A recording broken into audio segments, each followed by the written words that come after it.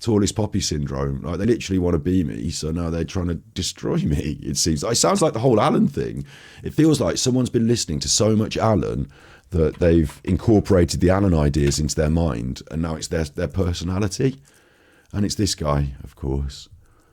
So a nice simple chit-chat about Nicola Bulley case is actually a populist politics, two-faced, sowing the seeds of discontent, causing problems, bitterness, manipulative. There's so many problems with it. I've only listened to the first 10 minutes or whatever, 20 minutes, and I'm just like, fucking hell. He's atted Vicky Marie Chats, Rustic Rach, Irish Eyes, and Super Chuffer, but I'm blocked, aren't I? Isn't Super Chuffer blocked? So how did you at me? Like, I'm not even on at, you know, I don't even run around on YouTube as at Super Chuffer. So let me just quickly switch to Super Chuffer. Switch account, Super Chuffer. And let's see if I've got that notification.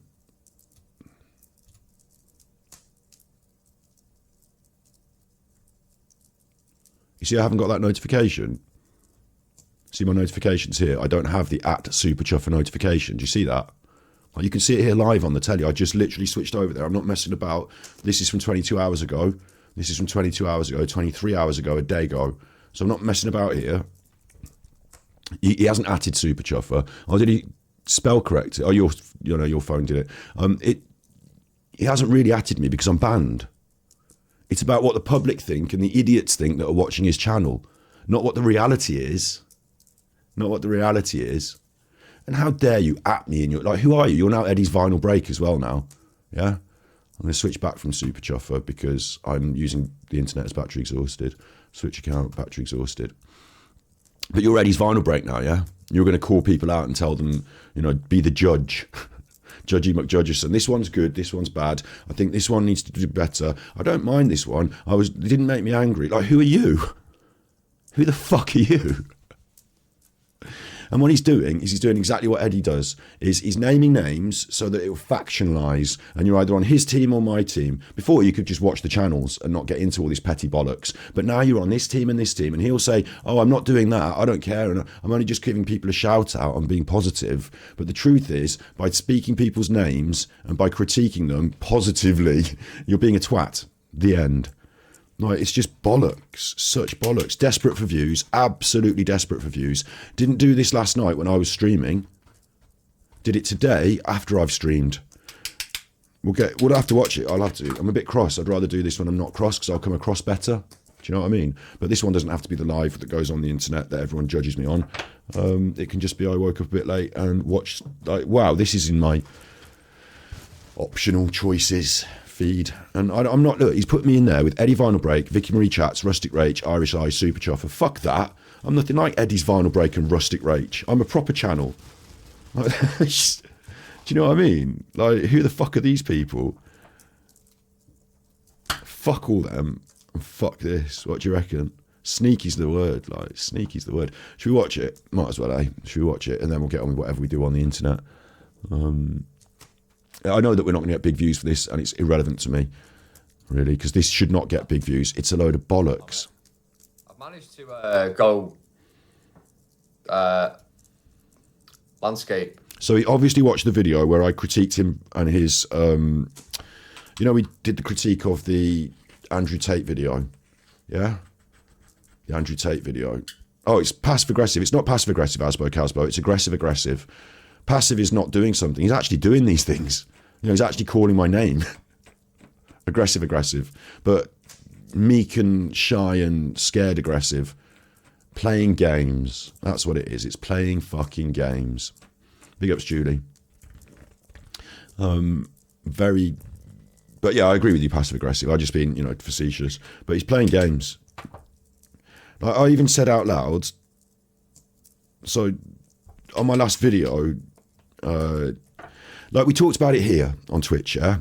And I said, I don't want to make my Super Chuffer channel the place where I talk about other channels. In fact, we all know full well I'm not going to. I'm never going to start shouting. I'm not even going to shout them out for positive reasons anymore because they turn out to be hedgehog fantasists or racists or whatever. I've had it. you know, with other channels, pretending to be friends and then stabbing you in the back. You know, I've had that in the past in other places. So true crime world is a fucking load of shit, yeah? No, it just is. So I'm not having it. And lost my train of thought there. Oh yeah, the point is, we were streaming on Twitch talking about him, right? We were streaming on Twitch and talking about him, yeah? Agreed. I'm not, like, how do I put this? Me reacting to the troll is what the troll wants. So I know that he's now going to be watching this and getting a kick out of this, but I care less about that, you know, care less about that really. But what he wants is Super Chuffer's attention, Super Chuffer's time, not just my time, like lots of people's time and attention. He wants attention. So he's doing this thing, like, where's my fucking lighter? Where's my lighter? Hang on.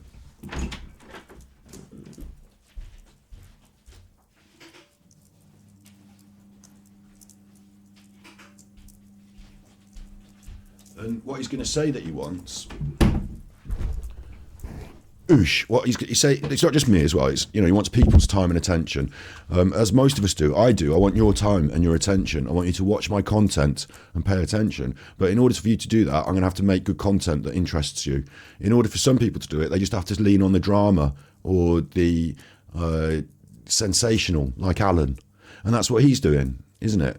You know, his other content doesn't get much views, but when you talk about Super Chuffer or Nicola Bully, you get views, so I'm going to do more of that. Don't tell me for a second this man wants the truth for Nicola Bully and the justice for Nicola Bully. Come on. Come on. It's like, I could sit here on the internet and say, I just want truth and justice for people. I'm such a good guy. I don't even want your super chat money, but please can I have it? Like, it's just ridiculous. Let's all be grown-ups here. We're not Superman, and I'm not the Justice League and the X-Men. I'm not here to fight for justice across the world. I have a sense of justice, and, you know, I don't eat animals, and I protest against animal abuse, and, like, you know, talk to me about justice after you've been big friends with Peter, Private Police, Faulding. Get fucked, basically. Get fucked. You're not Batman. I don't need you to enact justice for anyone, because you're basically useless. So get fucked, yeah? Just go and get fucked.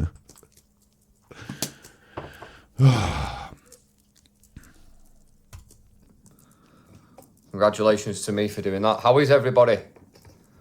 Where's the chat? I can't see the chat. What I was going to say is, in the last video on, this is for us, so it's about me talking, not about him. Oh, you're pausing it too much. Forget it. All right, it's about me talking. No, his wallpaper's a bad choice, yes. Listen, on the video where I critiqued him on the Andrew Tate one, the first thing I said on that is, you're not doing it in landscape and it annoys me. You're doing it in portrait. And now he's discovered how to use portrait. How convenient. He's obviously watching everything I say about him. And so the reason he didn't do his live yesterday is because I was live, so he wanted to watch me. And not only did he want to watch me, he wanted to know if I said anything about him. So he's got the opportunity as like a... No, he didn't say what he thought. He said what he thought in response to me. Do you know what I'm saying? I was live, so he could have gone live, and we could have both said what we thought at the same time. Do you understand what I'm saying? Actually, why am I streaming Fremonade? I'm streaming the wrong thing. Edit stream info. Meh. I'm going to call it meh. And then change it to just chatting. Because I didn't even think to set up my stream properly. Whoops. Okay. So he's definitely responding to what we said because of the comment, I'm now in landscape. He didn't do that by mistake overnight. You know, he watched me tell him and critique him that you're doing this wrong, and then he's changed his way of doing it. No? Agree or disagree? I feel like I'm too for this, and to win on YouTube, like, the truth is more important than anything, but to win on YouTube, especially amongst you that watch me, you're not stupid people, but the people that watch him are kind of stupid. So that's going to not help me win their affection, is it? But if you liked Andrew Tate and you think send them back and this and bollocks, you know, if you're a bit of an Alan, then I don't really think I'm going to win your affection anyway. So he's able to manipulate them on this sort of facile level, and me being eggy, all right, you were eggy then, you lose. Do you know what I mean? So I've got to be careful in a way, but then I'm not doing my public, not trying to massage my public perception on YouTube. I'm just talking to you on Twitch, yeah? So Don't take the bait. Exactly, Willie Deeg. This is bait. This is bait as well. 100% bait. But the thing is, they're not going to bait me into is I'll talk about things on Twitch till the cows come home as a chit chat with you. Like, we're never going to get a million views over here. It's not about that. No one can accuse me of it. But and if they want to clip this and make people see it and stuff, they have to go through another hurdle which shows that they're fucking weird. Like, if someone clipped any of my Twitch and put it on their YouTube, then you'd be like, right, so you are really fucking stalking me here and you've really got me up your bum, have you? Which he obviously is. It makes me sound like Alan. Do you know what I mean? His techniques and his behaviours are a leaf out of the Alan book. I think he's been talking to people behind the scenes. Not just Alan. I think he's been talking to Alan and Peter and trying to like circle the wagons and what we're going to do here. And he's taking advice.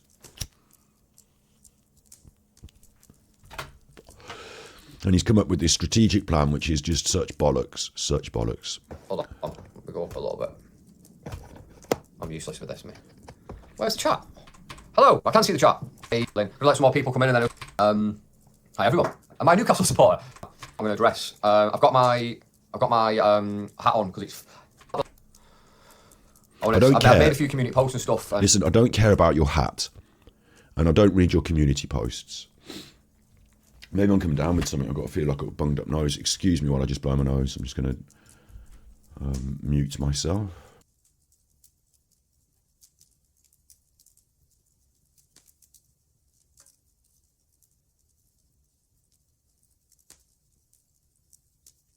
No one needs to see or hear that.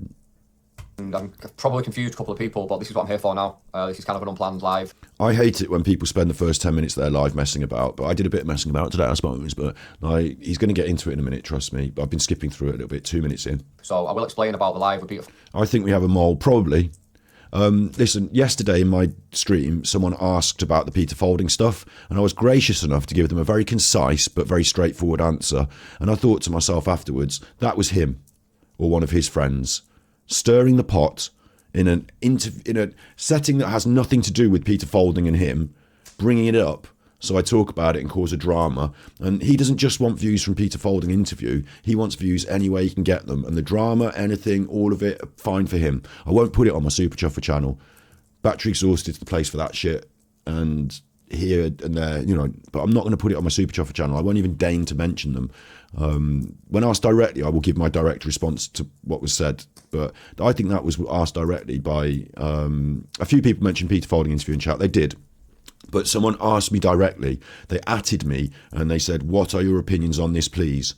So it was like a little bit, I mean, maybe it was just innocent. A lot of people have been asking me, but I feel like it's more likely, and probably wrong maybe I'm being a bit paranoid now because people are calling me out in their videos and making drama for me, but it's likely it was one of their compadres trying to cause trouble, because that's the trouble. Ask Scott what he thinks about this. That sets the ball rolling. Then we can respond, and we're innocent, and Scott's bad and maybe a bit confused, and we're innocent and good, and I'm only doing the best for Nicola, and like it creates this back and forth, and then you have to make a choice as to who's the good one and who's the, you know, and he's the one throwing around the judgments, isn't he? And his team of friends, his followers, they're very much like Alan's. Oh, Peter's a saint. I love him. I wish I could marry him. I can see no wrong. And you don't have to justify your earning something on YouTube. You put in the work. You know, you're a good person. It's the way he's doing it is wrong, Solstice. But they're really ignorant and they don't seem to get it. So they're easy to manipulate, aren't they? Like, obviously not by me, because I'm not going to try and manipulate them. I'm going to tell them the bare truth, raw, and they're not going to like being raw dogged by the bare truth. So, like, it is what it is, isn't it? Big ups JJ Kane. Big ups Andy. What's happening in here is I woke up late and this guy's made a video that is to stir the pot. So I'm talking about it briefly here while I organise my thoughts. I'm not making a public response on Super Chuffer, but I wanted to highlight what he's doing that is manipulative and sneaky. And he's not that clever to do sneaky things. He's just not that clever, so he does sneaky things. So I'm going to point it out, and then I'm pointing it out, I guess. I don't know. I just feel like I need these things on record for us, so that if it ever comes back later, I can say, oh, no, I was on that late. I was on that. I saw that. Don't be stupid. 100%. I just want to wait for more people to come in. Hi, everybody. Nice blue sky today, but it's freezing. Yeah, see you later. No worries. Thank you. What I want to do first, yeah, is I want to just address. It's been like pretty it's been a bit toxic, hasn't it? You're the toxic one. What you're doing now is toxic. Calling people out, saying that I'm going to say something positive about you, but I'm not against you, but I want to raise your name in my channel amongst my subs and point out the things that I don't like about you. Like, get fucked. You're the toxic one. You, Eddie, me for a little bit when I was saying a bit about Penny Bunnis, but, you know, to be fair to me, people come and ask me in the chat and I have to give them my review. But this is toxic. This is desperation for views based on nothing. A nice little chit chat about the Nicola Bulley case. You've got nothing to say about the Nicola Bulley case. We're waiting for Peter Faulding to come back on and answer questions. You haven't really got anything to say, but you want views and you want attention, and so you're going to lead with Super Chuffer. It's just fucking pathetic. It's been a bit toxic out there. And what do you know about toxicity on the internet, mate? You're preaching the methods of Andrew Tate.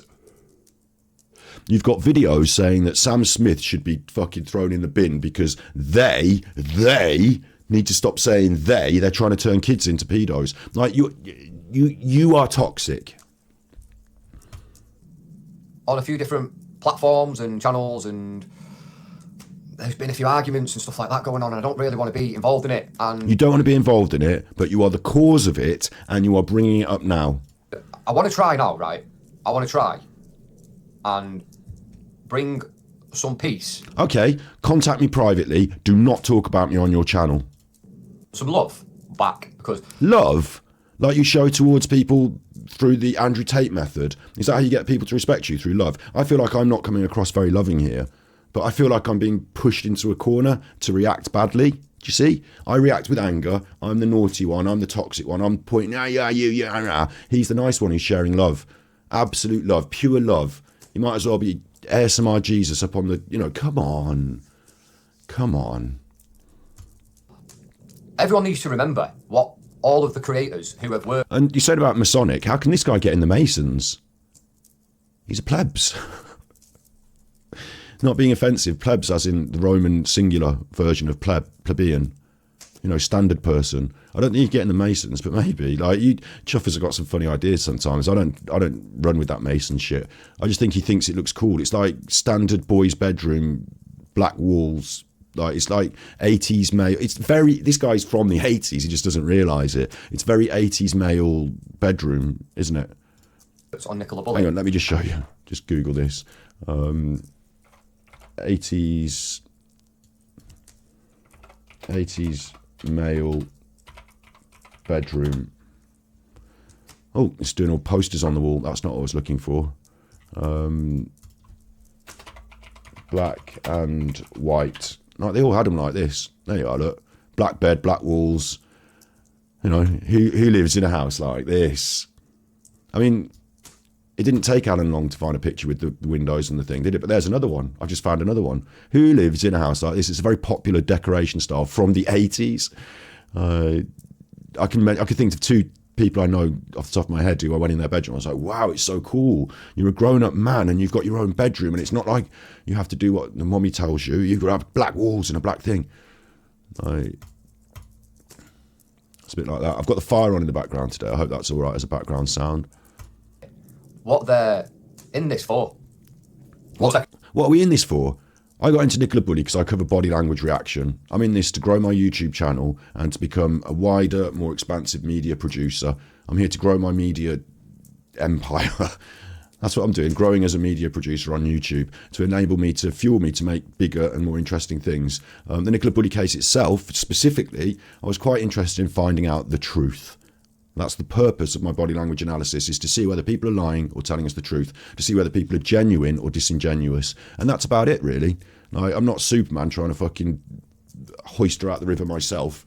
I'm not Peter Faulding, who just decided he's going to be the world's nicest Superman and do it all for free, at the same time as doing horrible, horrible, evil things for money behind the back. I'm not like that, am I? I'm just a normal person. I'd say I'm just a normal person looking at things and talking, I suppose. Sorry, I forgot to get something. Hold on. 1 sec. Just stare at this apple. It falls off then, I'm sorry. I'll be back in a minute. Forgot something. I'm an idiot.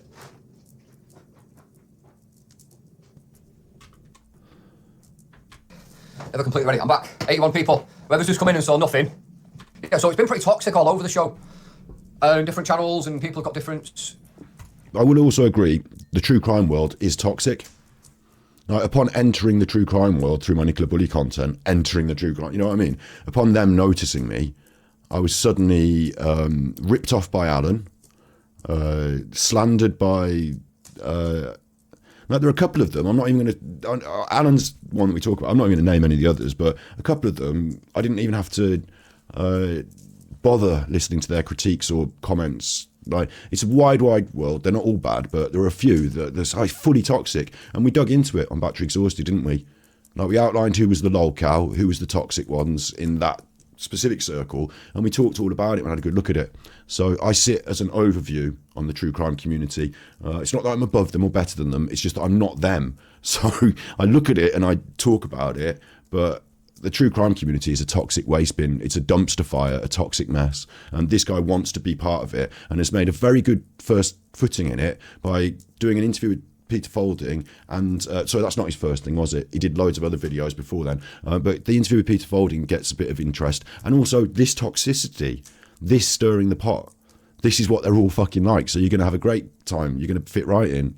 Hi, Rustic Rach, one of my favourites. Go subscribe to Rustic Rach, she's nearly at 1,000. Don't subscribe to her. She promoted fox hunting and thinks that hedgehogs don't exist. She might look like just a befuddled, kind lady on her videos, but she might not be everything she's making out to be. I don't know. So as far as I'm concerned, make up your own mind about people and don't trust what people just show you on YouTube every day of the week, because fuck me. Well, from what I've seen, there's a lot of dodge ones.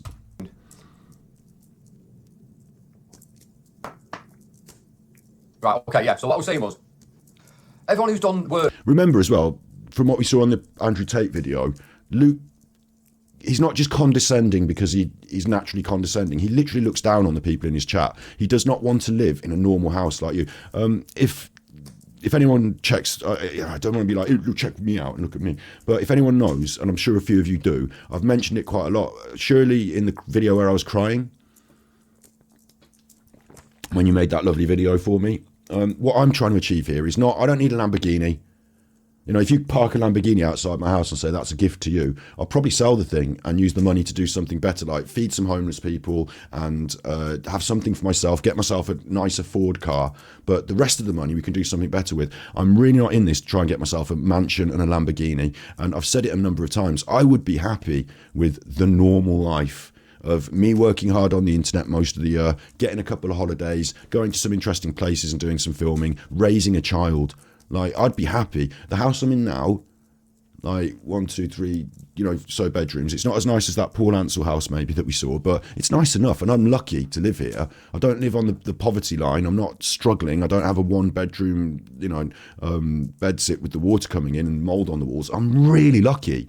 So I appreciate that, and I don't need, like, you know, my dad built like a really big house back in the day, and if I was really lucky, I'd buy it back. You know, he had to sell it because of the divorce, but if I was really lucky, I could buy that back. But I know that there's more chance of me just living a normal life than anything else, and being happy with it, being really happy with it. And if I'm really lucky, it's about starting a family, having kids. That's what I'd really like to do, and I don't need £1 million to do that either. So I would be happy with a normal life, and I feel like I'm a normal person, like I'm not some kind of special elite one. Like, you know, I hate the elites. I don't like them and what they stand for. It's so, like, so, but Luke has told us in the Andrew Tate video that he's not happy with that. That might be all right for you. It might be all right for me, but, you know, it's not all right for him. He wants more than that. He wants the £1 million and the Lamborghini. So in stating that, and by aligning himself with those politics of the Andrew Tate, greed is good 80s division, then what he's basically saying is he thinks he's better than you, but he won't tell you that because he wants your money. So he's already told us that, though. I see through what you're saying, Luke. It's all right for you to have the normal house, but I'm not. So when, like you were saying, you felt a little bit condescended there, or like he's talking to you like a teacher, we all have to do that a little bit on our streams because we're leading the streams and you're the audience. Do Do you know what I mean? Like, I'm the stand-up comedian and you're the audience, but we only create that simply by merit of turning on the computer. So actually, we're just normal people talking to each other, a bit more like a Zoom call, but I can't see you all at the same time. So the point here, thank you, JJ Kane. The point here is that I feel he's naturally condescending because he feels that he's something special because he's making these videos and he's doing this Andrew Tate business. And I think it's two-faced because I don't think he will ever directly state that in front of his audience, except by accident, like in the Andrew Tate video, you know, accidentally say things that make it obvious that's how he feels underneath. But when you feel condescended to, that's because he will be condescending because he thinks he's better than you. Yeah, agreed or not? I don't know. Most people on his team won't agree. But he's creating these teams through his condescension and desire to be the biggest one. He's told us in the Andrew Tate video, equivalent to, there's a lot of channels out there on YouTube doing all right, making a few thousand views, paying a little bit of money, enabling them to do stuff like, you know, taking a few tippies. I'm in that situation. I'm not making a million like Jake Paul. He wants to be the millionaire Jake Paul, and he's not happy to be the normal channel like everyone else. Same. So in the true crime world, tallest poppy syndrome, this is short poppy syndrome. Like, he's got a problem and he having to fix it by being the best one, yeah? And how's he going to make that happen? Through this sort of bollocks, because he's not sophisticated enough to just work really hard at really high quality media. So instead, he's going to just cause a load of stir and problems and drama. And you could say, that's what you did to Alan, Scott. Yeah, but I had a reason, didn't I? I explained it all publicly and we all went on that ride. This is different. This is school ground level playground politics on the YouTube sphere, and I think he's been advised to do this by people in the background. I made videos on Nicola Bully.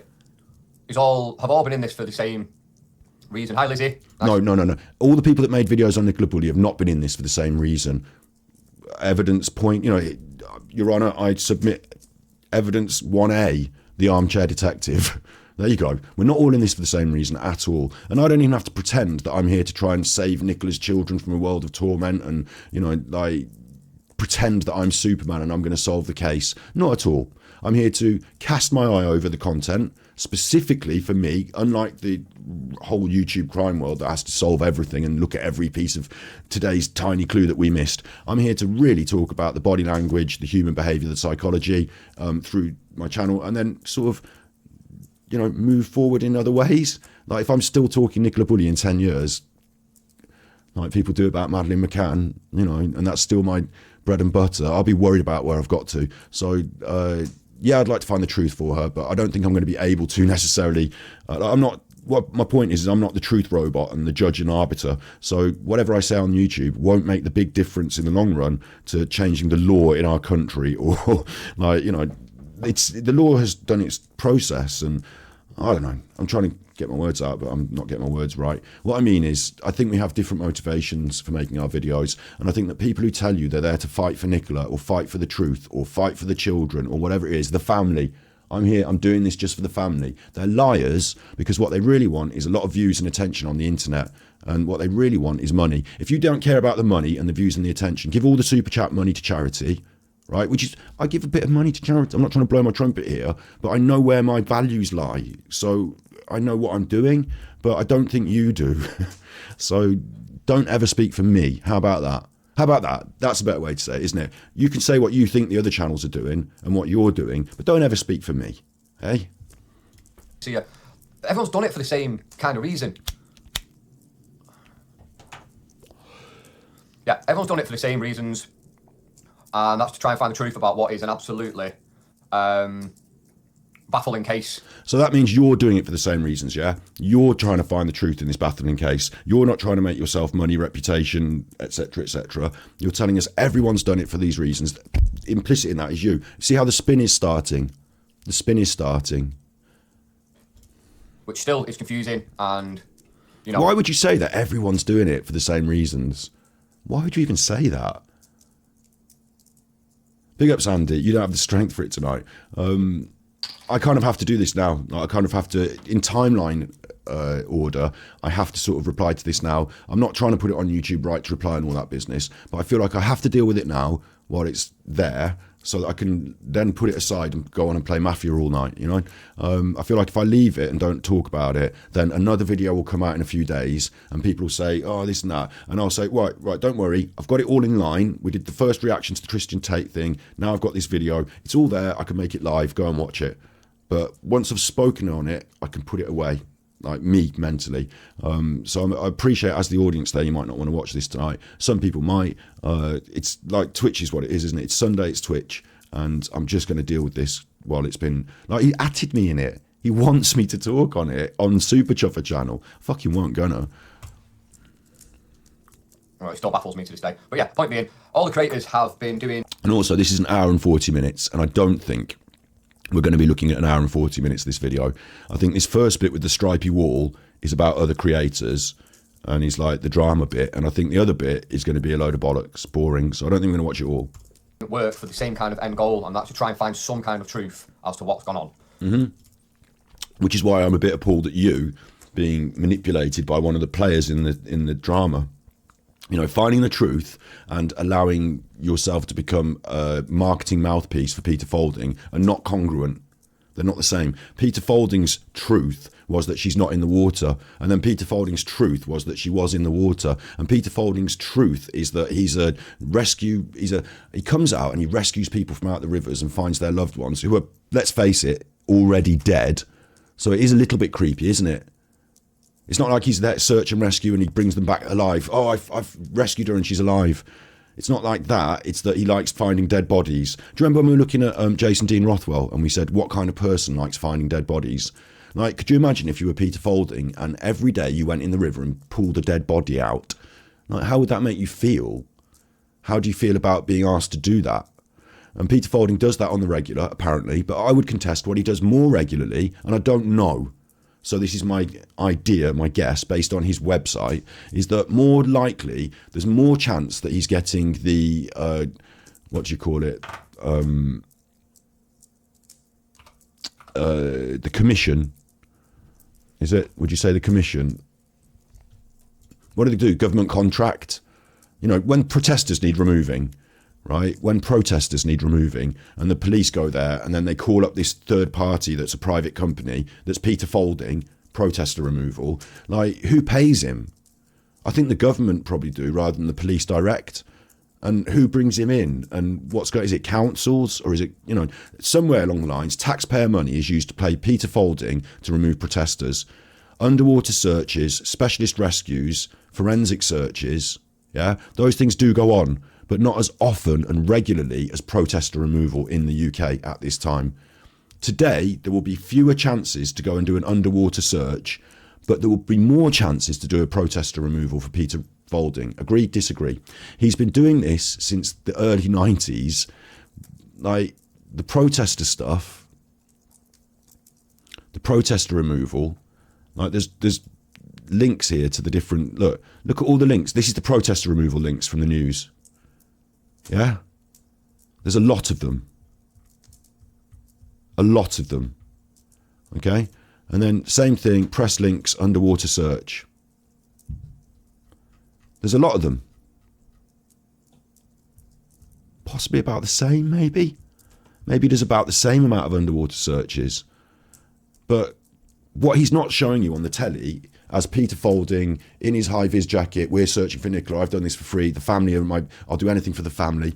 What he's not showing you is his other half of his job, which is equally at least half, if not more, I think more, removing protesters from places like Huntingdon Life Sciences. Like, the places he's protecting on behalf of the government, the police, the right wing, are some things that do horrible, horrible things. And Huntingdon Life Sciences camp is the devil, and he is paid to protect the devil. He's not an official policeman, so he doesn't work on behalf of His Majesty's Police, so he doesn't have to, you know, all your rights and your freedoms and things regarding the police, that's out the window. He's going to grab you by the head and remove you. Do you know what I mean? Like, I might be saying that wrong. Maybe I'm doing that wrong. Maybe that's not his speciality. But it feels a bit grimy to me to be having a private police force come in and deal with protesters. That's private and grimy, and that's what Thatcher used to do. And this is from Swampy, all the way back in Swampy days, you know, Swampy. And so he's not the nice man in the world, is he? He's not the nice man in the world. I need to bring it back to what we were saying. I'm getting a bit distracted, aren't I? Work for the same kind of end goal, and that's to try and find some kind of truth as to what's gone on. Like the end goal and truth as to what's gone on. Like Peter Faulding doesn't have the same end goal, and like if Nicola Faulding's truth comes out, he doesn't give a fuck. What Peter Faulding, he might give a fuck, but what Peter Faulding has proved over his life is that he gives more a fuck about himself than the wider society. The protesters, what they're protesting about, fuck them, I'll remove them. Like, you know, he cares about his own pocket, and he's much more wealthy than you, Luke, and he's much more wealthy than me. And he recently flew on British Airways. This one, like this is just a strange little thing. I might be blocked by him, mightn't I? These days, who knows? I mean, I haven't atted him at all, but this is just a strange little thing, but I couldn't quite get my head around it.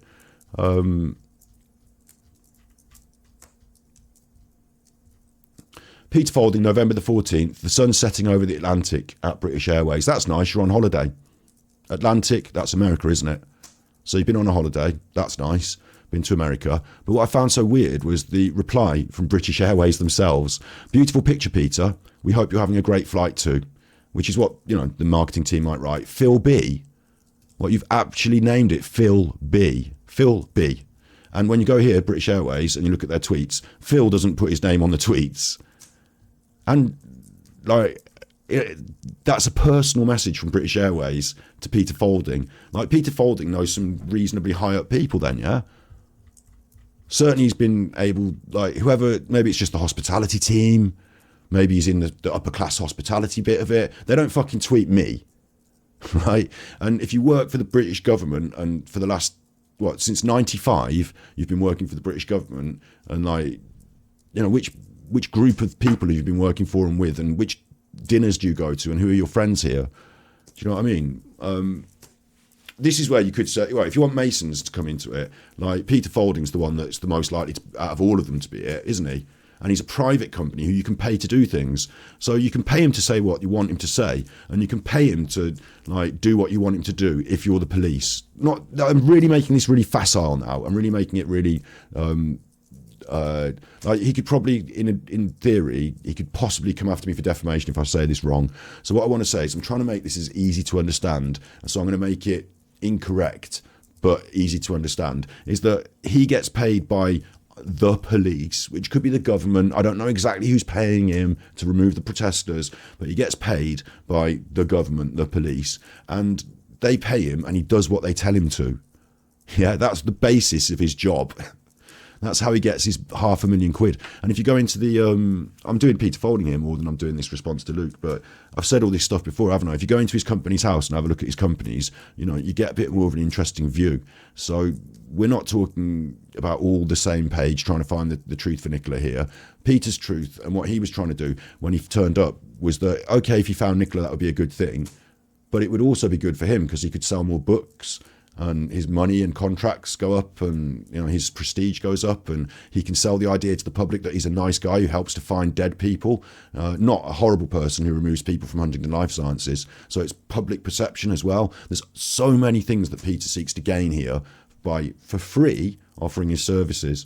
You know, so many things that he seeks to gain or can gain from that, and that's why he was on the telly all the time. He told us he didn't want to be doing all the media and they swamped him, but then he went on the telly all the time. You know, the man's desperate for his own public perception to be raised through the Nicola Bulley case. He didn't turn up on day one, did he? Day two. He waited until there was a massive media furore and everyone was looking at it before he turned up. And the other aspect of it was, don't even. You're saying a lot about Masons, and it's kind of distracted me a little bit. I mean, I've been a big poo-pooer of that, to be honest. A big poo-pooer of it, because I think the Masons just get together and charge 20% less on their business, have a nice lunch, grope up some waitresses, you know, maybe do some cocaine and a rape, but I don't think they get as far as like, I mean, I suppose it could get murky, couldn't it? But I don't know.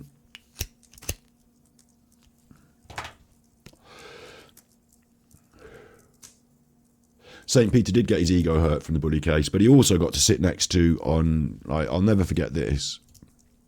Like, we're going off this is fine, this is what we do here, we're just chatting, so I'm I'm not making a special episode about Luke. In response to Luke, I'm not doing that. I'm just saying this is on the table in front of me before I start my stream, so I'll deal with it. When we're looking at... Oh, wait, you won't be able to see it, will you? Because I need to go to Sentries. Sentries needs to send it to me. Hang on. Quick Discord. Hello, Sentries. Can you please send me this again? The link. Oh, yeah, I can easily find that. Thank you.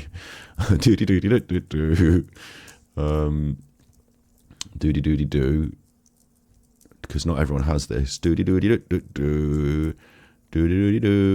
then I don't have everything that everyone else has. So, but if anyone wants this, if anyone ever wants a copy of,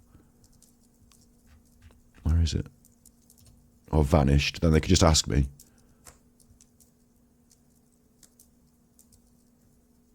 Didn't I put the whole of Vanished up?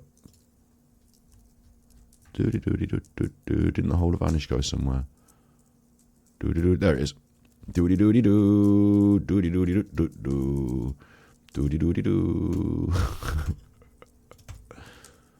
Paste and go. No, I just literally just copied it then. Paste and go. There you go. Just this roller coaster. So in Vanished, and I should be able to do the transcript. And then Control F and Paul. No, let's go for innocent instead. Innocent. No one said innocent. Not do. I'll have to go for Paul then, but I don't want the first mention of him. I want a later mention of him. Oh, it's just a hard slog trying to find it. In this interview, they talk about Paul and they talk with Peter. And Peter says that Paul was distressed. Can you explain the sorts of things that you're looking for when you're... Like, Peter explains that Paul's been distressed and he's been with him, and that Paul Ansell is 100% innocent, and so does Mark Williams Thomas. They both sort of vouch for Paul. And so now you've got a private company. And a lot of that information, what they've been looking at, is in the river. How does that complicate the evidence gathering? Well, underwater search, Dan, is always difficult. But I mean, look at him. He's there on the telly in his best suit on Channel 5's Vanished. Now, if you're Mark Williams Thomas, you know exactly what's going on here. This is your telly thing. This is your job. Mark Williams Thomas at this point is looking for a long-term contract with a telly company. He later on signs one, doesn't he, or something like that. You know, Mark Williams Thomas is trying to go from former policeman or police whatever to television man. Yeah, that's what he's trying to do.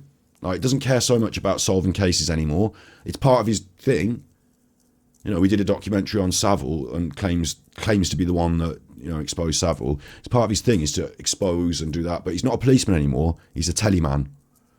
And so when it comes to the truth and justice and do you want a job on the telly, like, he's now, like, we saw it through the Nicola Bulley inquest. I've been blocked by him on Twitter.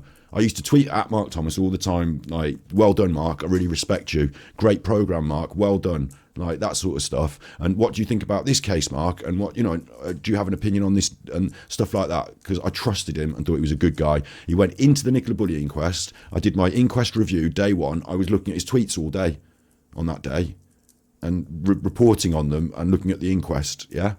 That's my day one. On my day two, Mark stopped tweeting. I couldn't use his tweets. Maybe he didn't want me to use his tweets.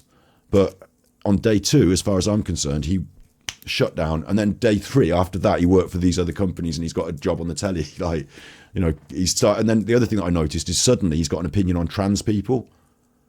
Where before, he didn't really care about what trans people were doing at all, and he never tweeted about it as far as I could see. And I might be wrong, you could prove me wrong, but now, right, Mark Williams Thomas, like, on the day he took the paymaster's money, suddenly he doesn't like these men pretending to be women going in the toilets. It was like, what? Suddenly you're strongly politically anti-trans agenda? Yeah, okay.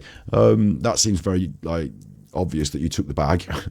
So Peter Faulding, and the only one I don't diss here is the police lady who has been brought in to give some validity to the whole process.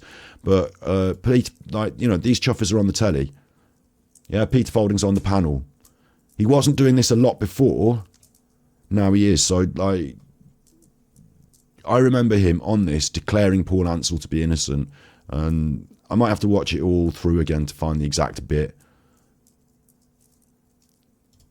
30 metres either side to search a river. And the police are now looking a lot further down the river, as Peter Wider evidence. That mobile phone has probably played out now. been, and will that continue to be for the case? The phone is really important. What I'm struggling with is this whole strategy that the police have. Why are they not here? We last heard from them 2 days ago. They haven't responded to you to come on the show. This is now a massive, massive investigation in terms of the public profile. People are following this. It's not about giving daily updates in everything you're doing, but it's about filling the void. She talks in terms of... That's exactly the same language that was used in the IOPC report. Interestingly enough. You know, it seems like on this show, judgment is cast. That Paul is innocent. And that judgment is one of these things, again, where we know because we know, but you can't see the evidence, but we know. And at this point, bear in mind, at this point, he's already seen what he's seen in the river. You know, he's already used his sonar and seen a definite hit and all that. So this program, you know, rang a few alarm bells would be a little bit... I'm moody. I'm a little bit. I would say I'm a little bit cross, I suppose, at this. Like, I see it for what it is, and I'm not here to get drawn into a petty squabble between me and Luke, because I think that elevates Luke on the social status on YouTube and ends up making me not look bad, I suppose look bad, you know, by... It's like you poke someone, they go, stop poking me, and you go, oh, you're tetchy. You know, that's what's happening here. So I suppose my best, like, if they're watching this, they're going to go, ha, it's like I'm being trolled by the lolcow trolling, and if I react, then, ha, they've won, they've got a reaction. But I'm grown up enough and, like, real enough to say, yeah, like, I don't like that. But I'm not going to start making YouTube videos and be drawn into a hate campaign.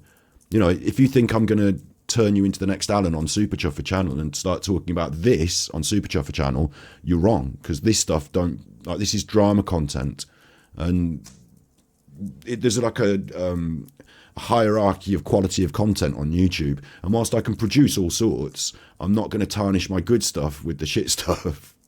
You know, any chance of getting Mickey from Twitter on stream? That's a good call. That's a good call. I was thinking recently about, there's 2 or 3 of them on Twitter that I really like, even though we don't all agree on the same final outcome. And I really would like to get them on. A couple of them have written really good blogs as well. So yeah, that's a good shout. But don't shout it too loud, because otherwise he'll get it. But then it's kind of become a war of the channels. No. It's always been a war of the channels. You've just walked into it like with your head like... I don't know how it's got to this stage. I know you do know, because you've been watching, mate. You've been watching Armchair Detective way back. You've been watching Super Chuffer since you started. You've been watching... You won't tell them that you did. In the last video, you didn't know who Super Chuffer was when he was in your live. You all know in chat here, don't you? Confirm this with me. Actually, I'll get the chat on screen. Sorry, I didn't realise you're not on screen. Confirm this with me for posterity. In his live stream that he deleted, when I came up in the conversation, he acted like he didn't watch my videos and he didn't really know who I was. Like, he'd heard my name, but he had no real opinion of me, yeah? Yes or no in chat. Do you remember that? If you don't remember it, just say I don't remember, so that I can see that you're listening. I've got it recorded somewhere.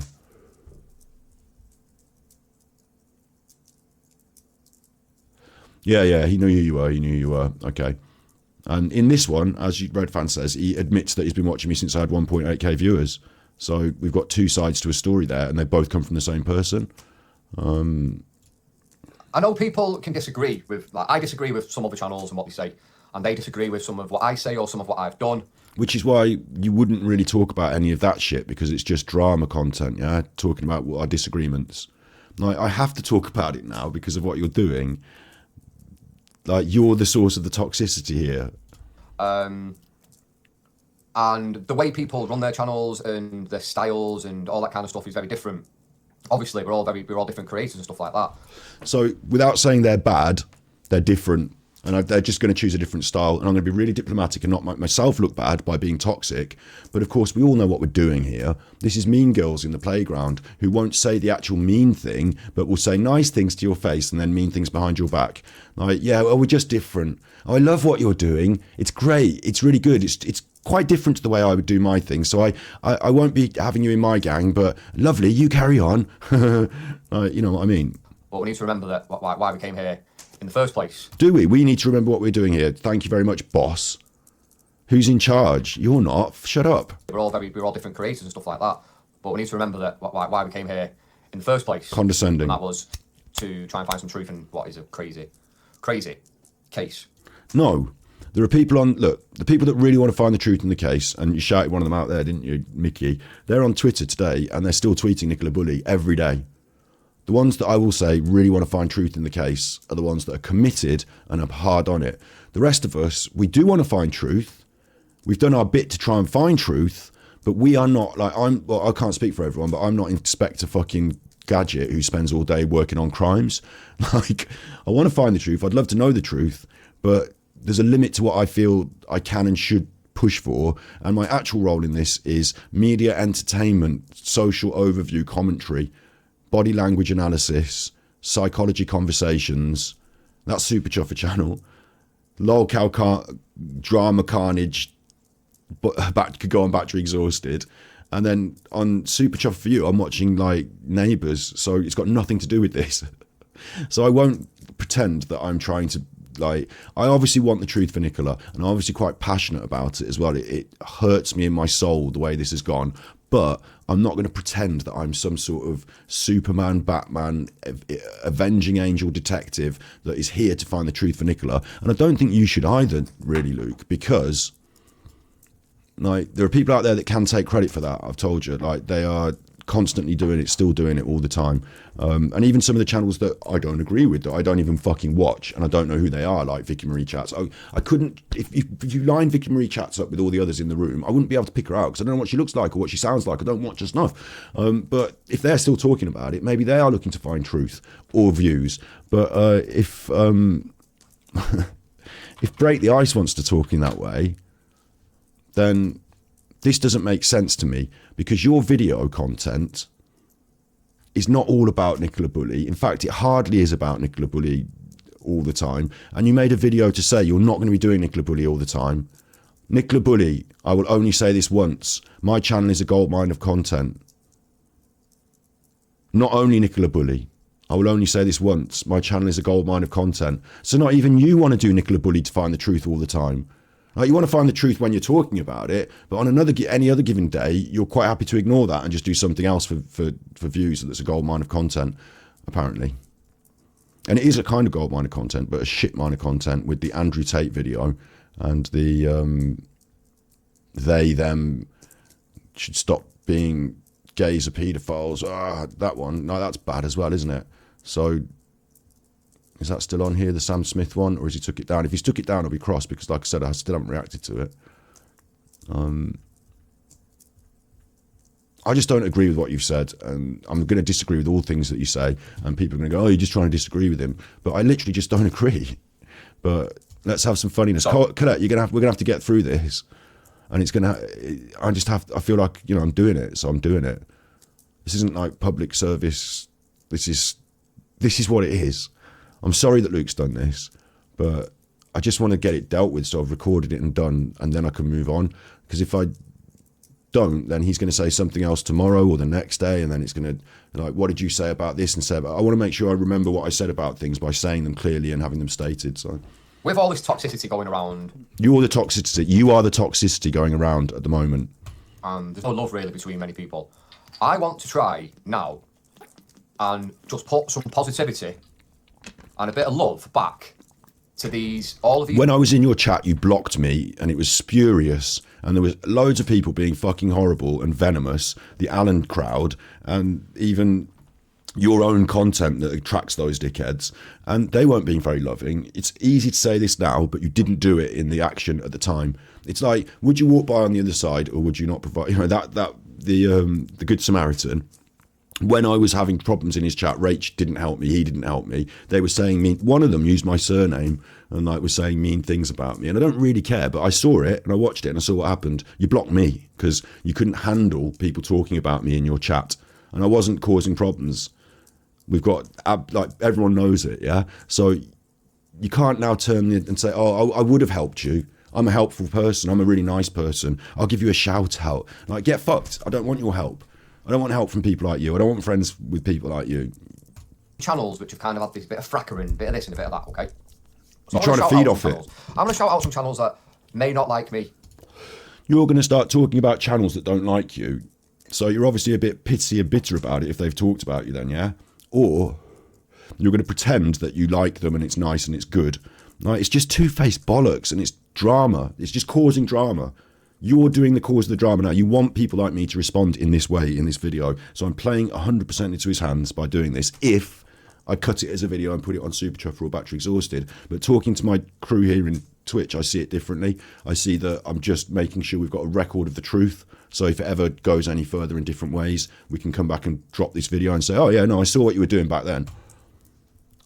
They may not agree with my intentions or whatever, which is fine. I'll tell you what, as well, Colette, I am mad because it's this two-faced rubbish that I don't like. It's this politics that I don't like. It's, you know, fuck you, I won't do it. You tell me, Rage Against the Machine, tell it straight. He says he's an honest reporter. Brutus is a nobleman.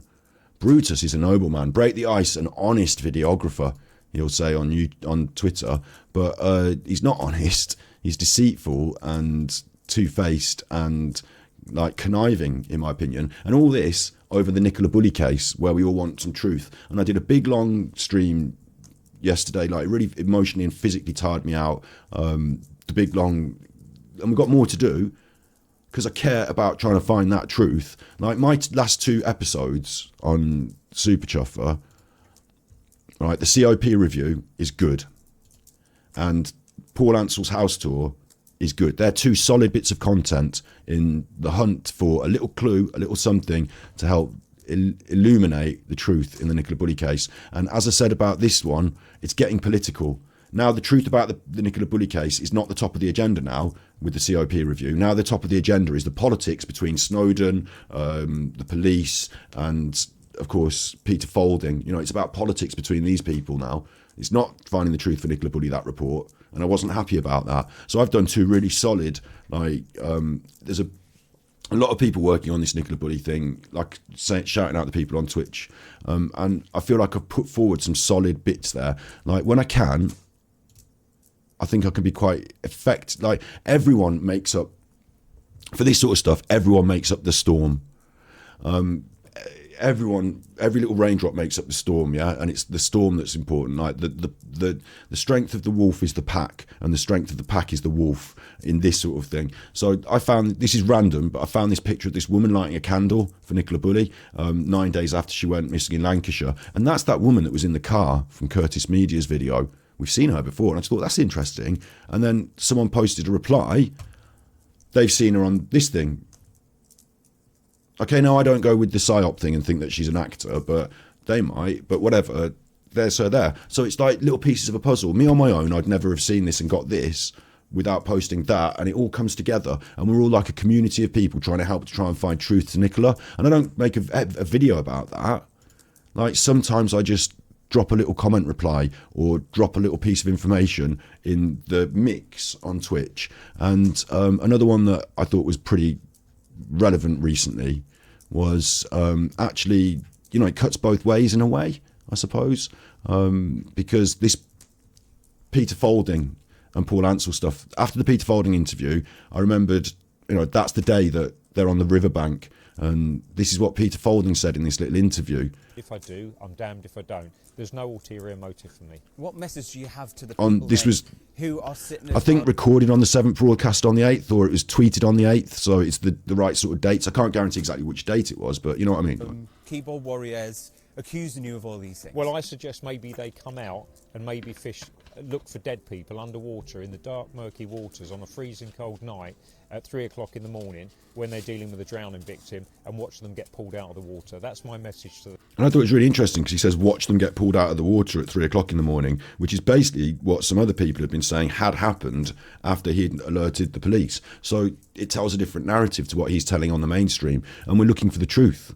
And Peter Faulding is one of these people who is, even back then, contradicting his own narrative, like, in different ways, in stopping himself and changing what he was saying. Yeah, so we're looking for the truth, but simply believing what Peter Faulding said can no longer be put up there as the truth, can it? Because we're having to dig into and check what he said back then and cross-reference, and he's now a problem person to me in lots of different ways as well, right? But this originally came because people were sitting at home accusing Peter Faulding, accusing him of having ulterior motives to help search for Nicola Bulley. And back then, a lot of people said, hang on, I don't remember any ulterior motives being thrown at him.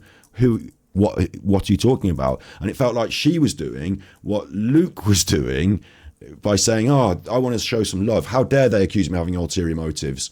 Well, you've just raised the conversation about ulterior motives in the public sphere, and I don't remember there being a conversation about ulterior motives, and now there is. So maybe it's clever, or maybe she's on our side, or do you know what I mean? There's all this stuff going on. So, Colette, I'm not a fake vegan. Get fucked. You get yourself banned for that. Like, you can't call me a fake. Well, you can, but anyway, so there's a lot of good people on Twitter and there's a lot of interesting stuff. And like on that day, when we're talking about this, I clipped that. I wasn't the first person who found it. Like originally, I didn't put it up on the internet, but I re-clipped it, put it up. It creates another beat to the conversation. So I'm just saying that in terms of finding truth for Nicola, I feel like I know where I'm at and I know what I'm doing. And I know when it's time to make a video and when it's time to bring something to light and when it's time for me to sit on it and think more and keep part of the conversation. And if anyone says, do you think we'll remember this, or what do you think about that? And, you know, I can say, I have this piece of evidence here. Like, I don't have all the evidence, but I've collected some through my prism, haven't I? You know what I mean? Do you know what I mean? Don't tell me to get fucked, it was only a joke. Fair enough, it doesn't look, that's like, you know, you're touching nerves while I'm in a eggy mood about somebody deliberately touching my nerves. So I'm not a fake vegan. And okay, regarding fake lawyer, okay, fair enough. I'll retract my get fucked then. Sorry. Yeah, I don't need to keep stating my case either here, do I really? I just think it's one of these where, I mean, I wasn't around from day one of Nicola Bulley, and I'm not the biggest one or anything, but like, I feel like I've been in there, like, you know, doing my bit. And I know there have been people in there who have not been doing their bit or have been simply trying to feed off it and stuff like that. It's like, you can't say that everyone's in it for the same reasons, the right reasons, you know. Hopefully, this can be the start of something positive, right? So I'm going to shout out some channels right now. Hello, unapologetically me. I'm going to shout out some channels. I'm going to shout out the classic ones that I've always gotten on with and that have always been there and that are really, really nice people, nice women that I've spoke to in an email or on the phone or whatever. Did they respect you? So Rustic Reach, Irish Eyes, big shout outs. Okay, I don't know either of those. No, I know Rustic Reach is, but it's nothing to do with any of this. Outs to Rustic Reach and Irish Eyes. Now, there's other channels where in the past I've had a disagreement with somebody, but then we came around and we kind of sorted out the misunderstanding like men. That's Ed Vinyl's Break. Like men. What did you do? Go out in the car park and have a fight? Ed's. Or you agreed to shake hands on it like men, except you just talk to people in like chats, or on the phone, or on an email, or like, you know, whatever. It just seems silly. Ed Vinyl's Break. That's it, innit? I don't know if it's Eddie's Vinyl's Break or you know what I'm talking about. Learn to read. Ed Vinyl's Break. So shout him out. Now, Andrew some Tate. Channels that Ask Andrew Tate if it's important to learn to read or do press-ups. I know that they don't mention other channels on, and another channel that I don't think likes me very much, which is fine. But I'm going to give them shout-outs because I want to start some positivity now.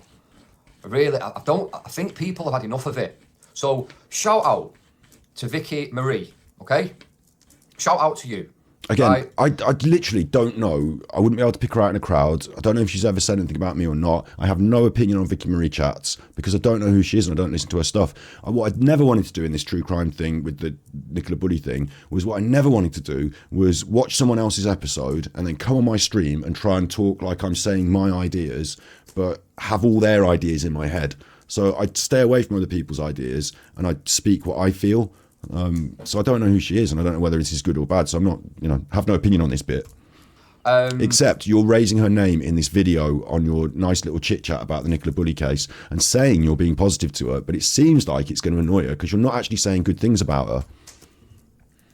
I know that I've come into your chat and you've not liked me coming in there because I don't know if you like me or not.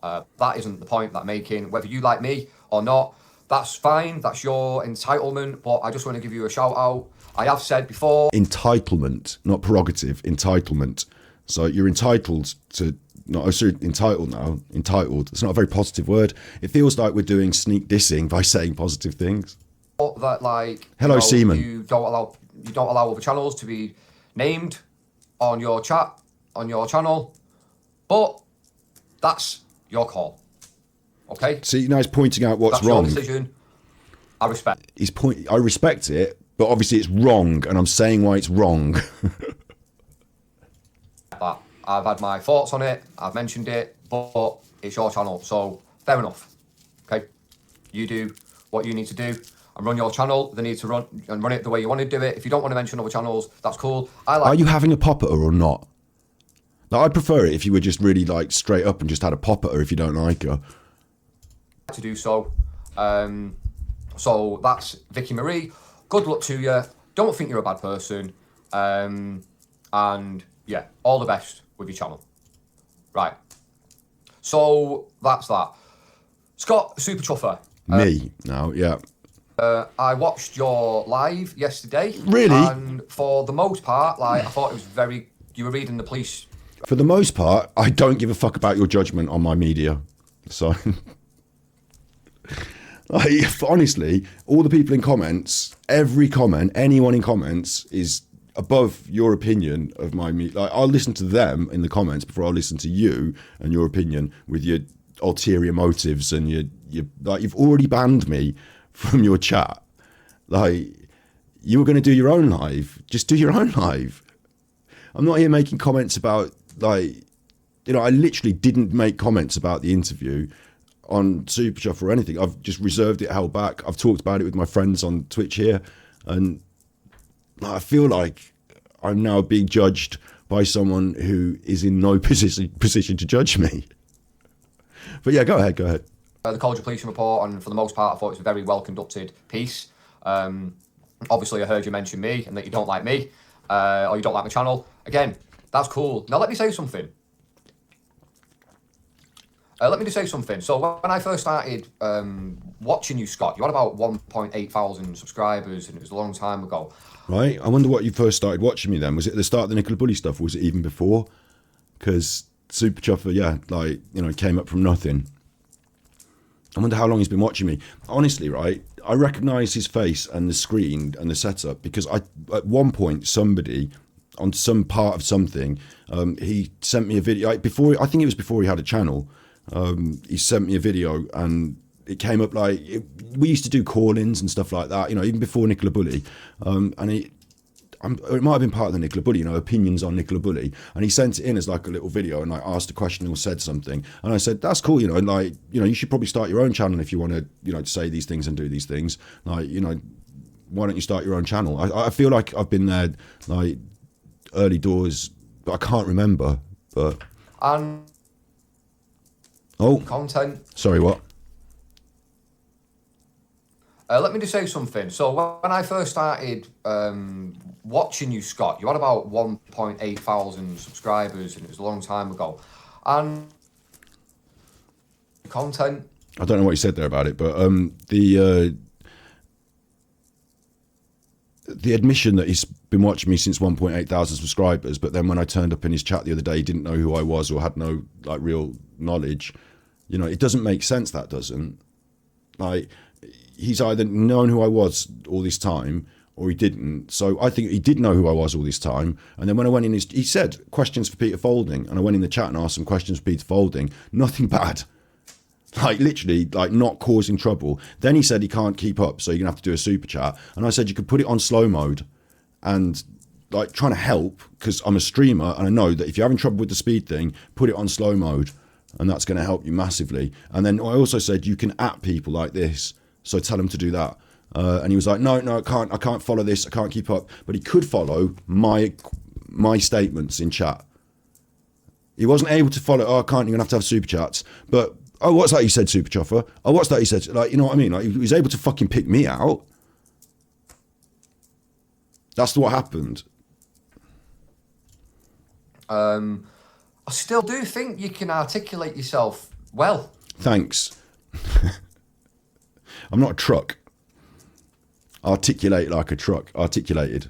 You see? I articulate quite well. Thank you.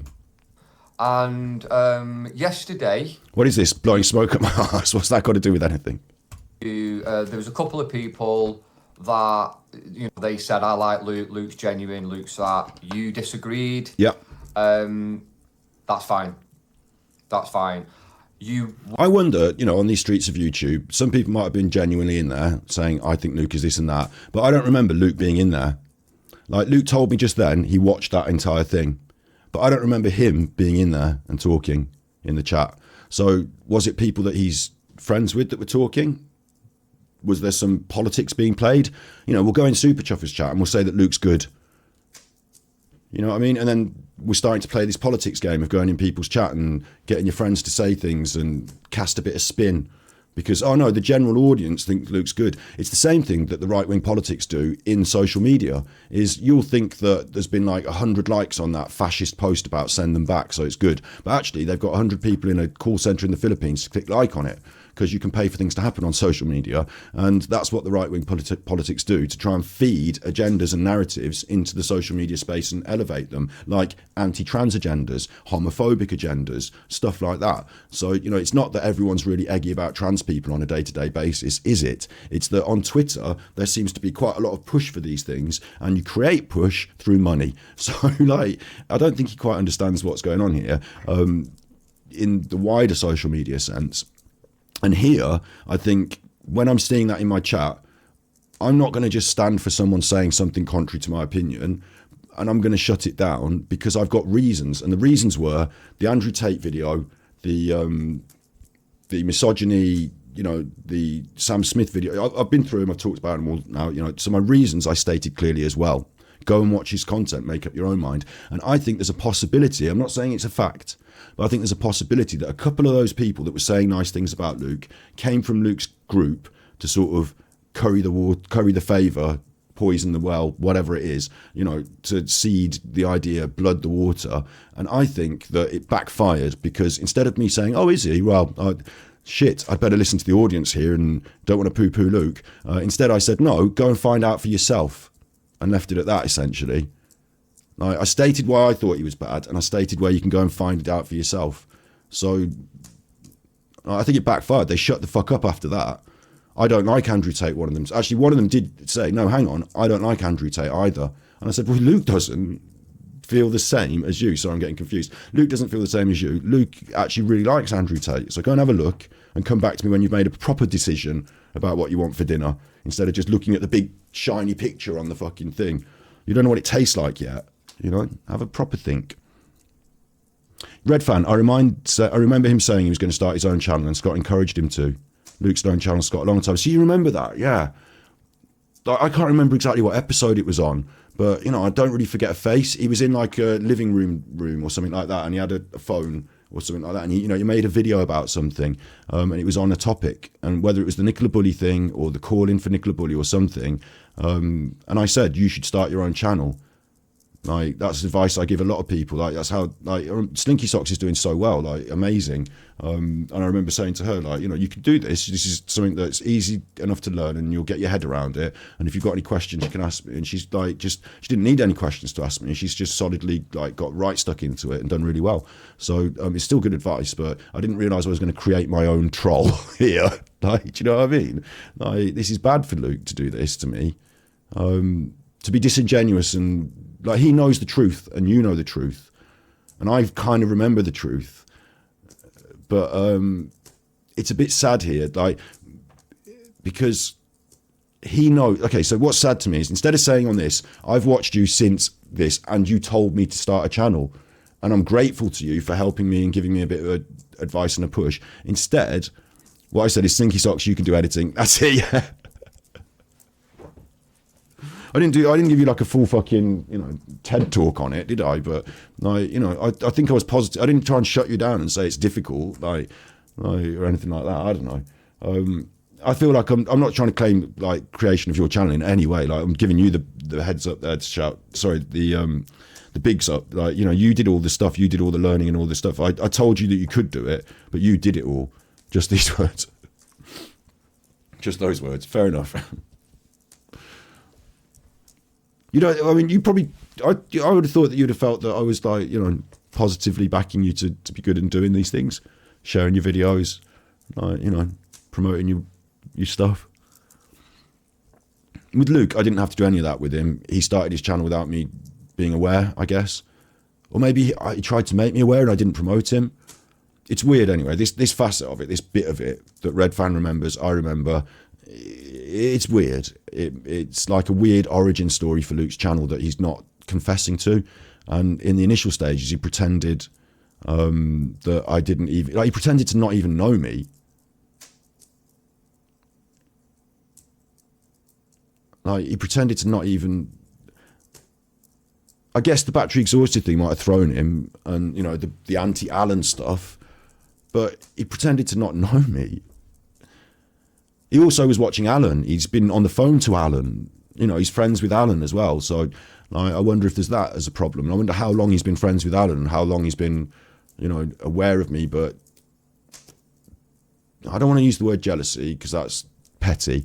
But, you know, aware of me and, in his own words, ambitious to achieve things. Weren't nasty. Big up Slinky Socks. Yeah, thanks. I did look. I thought I was being helpful and positive. I'm not trying to claim that like without me you would be nothing. But I thought that, like, you know, the concept came up and I was like, absolutely do it. It's good. You can do this. Like, I'm sure we had a bit of chit chat sometimes about bits and pieces somewhere on the lines. But also, like, I'm much more likely to just show someone a video. Like, here's a video that can help you with that, rather than like go for extensive. Like, and it's good if anyone else is helping you as well. I mean, if anyone's nasty, then I won't be shouting or talking about anyone who's been nasty. So this is kind of, I'm gonna have to rewind this a little bit because I'm getting lost a little bit. But I'm nasty now, and he won't be talking about me. I think he lost it with the Alan stuff. I think he was a friend and a fan of Alan, and he's sided with Alan. Like, I think I get that vibe to this.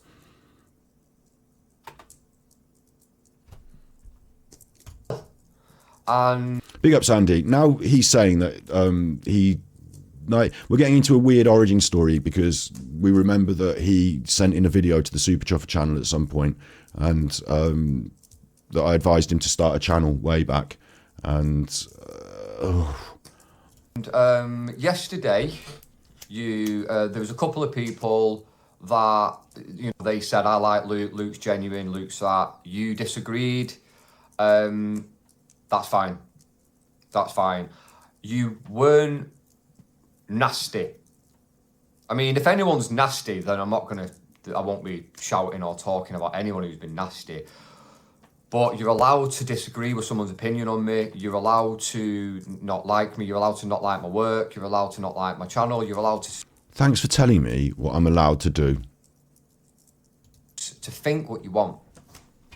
That's totally your opinion. I thought you did do that. You did do that College of Policing video quite well. And like I said, even when you said, like, you don't agree with a few other people that said they like me.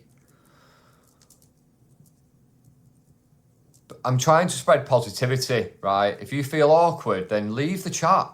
Do you know what? If anyone doesn't want to be in the chat, just leave the chat. He's not saying this to me. He's saying this to people in his chat, I think.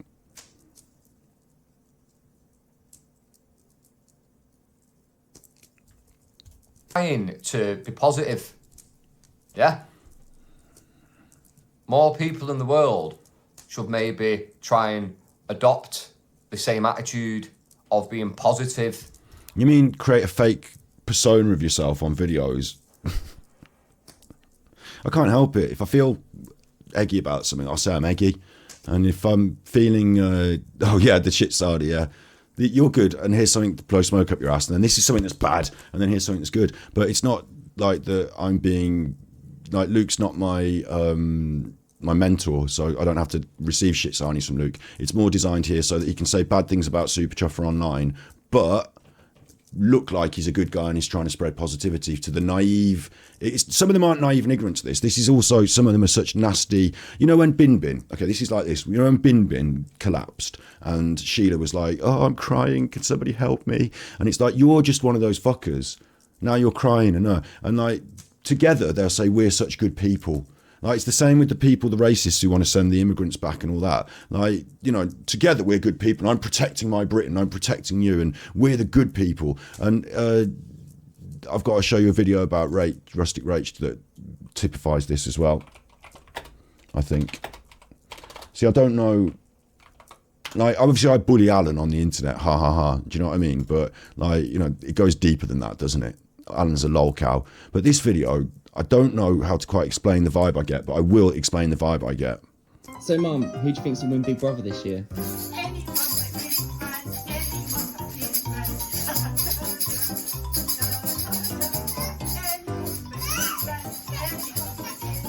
Anyone but Ninran, anyone but Ninran, na na na na na na na na. I don't know, like, so I had to look it up. She's an Asian lady. And I get the vibe that she don't like that Asian lady. Anyone but that fucking Asian lady. And I get the vibe that with the fox hunting and the this and that maybe, you know, I'm not aware of the full nature of how lovely Rustic Rach is. But anyone but Yinran, or whatever her name is, anyone but that fucking Asian lady, I don't like the vibe. Not to me. Like, that does seem like bullying. I know it's just a bit of a cheeky thing about a Big Brother thing, but like, I hate that one in Big Brother. She's a right fucking one, that Asian one in Big Brother. That attitude to me, it's not what we do on Battery Exhausted. You know, we don't open up the stream and say, right, who can we hate? Right. Like, you know, it's that there are legitimate targets of our denigration because of their horrific behaviour, and it turns out that we're the good ones and we're taking the bad ones down. Like, and I'm not just coming on to just be like eggy, racist, anti-trans, fat phobic or anything like that. You know, so this anyone but Yinran, it reminds me of the football fans, because I've been a football fan. There are times when you're having a laugh and you're singing funny songs, and there are times when you're saying some pretty fucking vile things to these people because you want them to hurt and feel bad because you fucking hate the, you know, it's the venom and the vile and the bile, and being Britain first and being, you know, nationalist and patriotic, and like the lines blur because you get the hateful people who pretend they're the lovely people. And, you know, the lines blur. And so I'm not saying Rustic Rach too much about this. I just didn't like the vibe of that and because it's come up now in this conversation now, this vibe of, like, you get a bad bunch of people together and they'll tell each other that they're good people because they all blow smoke up each other's arse. But the truth might not be exactly as it seems. Big up Slinky Socks, thanks for the tier sub. See, Slinky Socks supports me, then I do her, really. Try and adopt the same attitude of being positive. But everyone, listen, I believe, and whether it pans out this way, because like it's hard to make everyone in a group cohesive, but I actually do believe in positivity and trying to help forge alliances and with people who I see as being good, I will give my time to and be good to. And that, like, when generally we're all on the same page and we all want the same sort of, like, you know, we're all good people. Like, I try and help people get along, I think. So it seems a bit weird that what's being done here in this video is to say, oh, I just want people to get along. So I'm going to make a list of people who are the bad people who need to learn to get along. And then we're going to feel good about this. And that's how to bring us all together. This is not right. if you thought you were such a special man and all this business, I mean, I haven't checked my emails to see if he's emailed me, but nor do I really care because I wouldn't want to respond to people like this. But I think this is all contrivance to help you on the internet, and it's drama views. Building people up. If you think it's awkward, see you later. The door's over there. See you later. Do you know what I mean? This is what I'm talking about. Trying to be positive, and then you have someone coming in trying to be negative. Andy, I think you need one of those, what are they called? Brassiere to support your nipples. I support my legs because my legs support me. See you later. Go on another channel. Go and watch Coronation Street. But when's Neighbours on? Oh, they've cancelled it. But we watch it. Is that a funny... Am I being paranoid here? I don't know, man. Like, he's having a pop at the people who watch Corrie anyway. There's the Andrew Tate coming out. You said in chat that this was a bit awkward. Fuck you, go do one. Andy said this was awkward earlier, and I said I'm going to have to do it. I suppose I agree with you, Andy. It is a bit, but I have to do it. But this guy, Someone coming in trying to be negative. he reminds me of Dark Side Phil and the lolcows. I think Break the Ice is very close to being a lolcow, but what he's got on his side is he's got Peter Faulding's interview in his pocket, and he's got Peter Faulding coming back on the show, and Peter Faulding holds this sanctified position in the Nicola Bulley case for some people, but in the big world. Like when you pan back from that, like if I go across to my neighbour's house and just knock on the door and say, hi, I just come to ask you about your opinion of Peter Faulding. They'd say, who's Peter Faulding? And I'd say, well, do you remember the Nicola Bulley case? And they'd say, no. And I'd say, do you remember there was a woman and she went missing in about February and she was in the river and they're trying to find her in the river? And they go, oh, I think I might. I go, right, there was a man and he was on a boat and he was trying to find her, and they'd just be like, are you trying to sell me something because I need to go now? Like, I know that you're my neighbour, but this is getting a bit extreme. Can we go? Can we leave this? I don't want to talk about it anymore. I'd say, no problem, bye. And that's like, the big world, they don't care. But Neighbours is on Freevee. See you later. Go on another channel. Go and watch Coronation Street. But when's Neighbours on? Oh, they've cancelled it.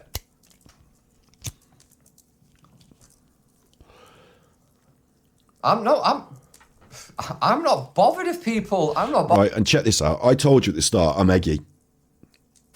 Now, you can't go on the internet and call me out and say bad things about me, and then I'm not Eggy, can you? Like, I'm a human being. I have feelings. At first, I'm hurt. It's not that I'm hurt, it's I'm Eggy.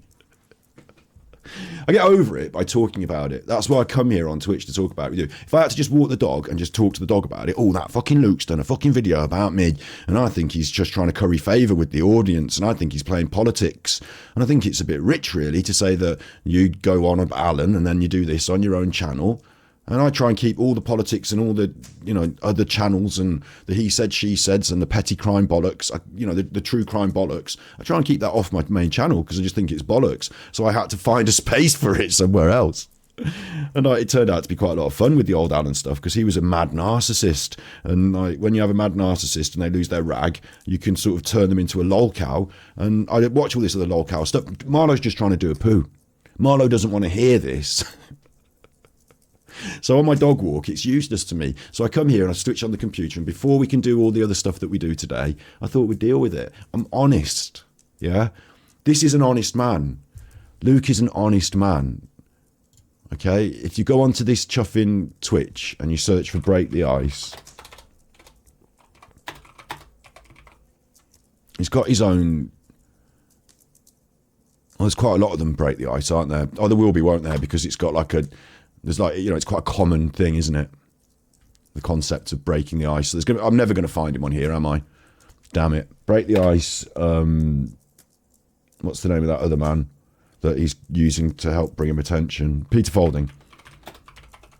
Break the Ice, Peter Faulding. Oh, I spelled it wrong. Break the Ice, Peter Faulding. Will that come up with it? I'm just trying to find... Maybe I've been blocked by Break the Ice. Yeah, I probably have, look. No. Maybe if I go people. It's annoying me now. Basically, I don't need to prove it to you. You can find it. You don't have to. On his Break the Ice, he said he was an honest man. He said an honest filmmaker, an honest filmmaker. It was like the word honest was used. And I thought, this is weird because most people don't need to proclaim their honesty in public. But you honestly are quite eggy, aren't you, Luke? You're quite wound up by all this. And you've come on to do a simple, nice chit-chat about the Nicola Bulley case, but you've started it off with the drama, the eggy. Scott said something about me on his channel. Someone asked him about me, and he said nice things, and I don't care. It's fine. I don't even mind that he said nice things. But I'm not going to show any of that. I'm going to hide it all down and show everyone that I just really don't care, man. I'm just cool. I'm Andrew Tate, man. I'm smoking a cigar. I'm cool. And nothing. Haters going to hate. And I don't care. And that's how you show those haters. But really, it's not the honest truth of how you feel, is it? The honest truth of how you feel is pretty wound up. Because when one person randomly said, I'm not really into listening to this, it's a bit awkward, you went fucking nuts and told them to go to the supermarket and watch Coronation Street instead. They've cancelled it. Very irate. I'm not bothered if people don't like me or don't like my work in the slightest. At all. Couldn't care less. I'm just trying to build a bit of positivity, that's all. What?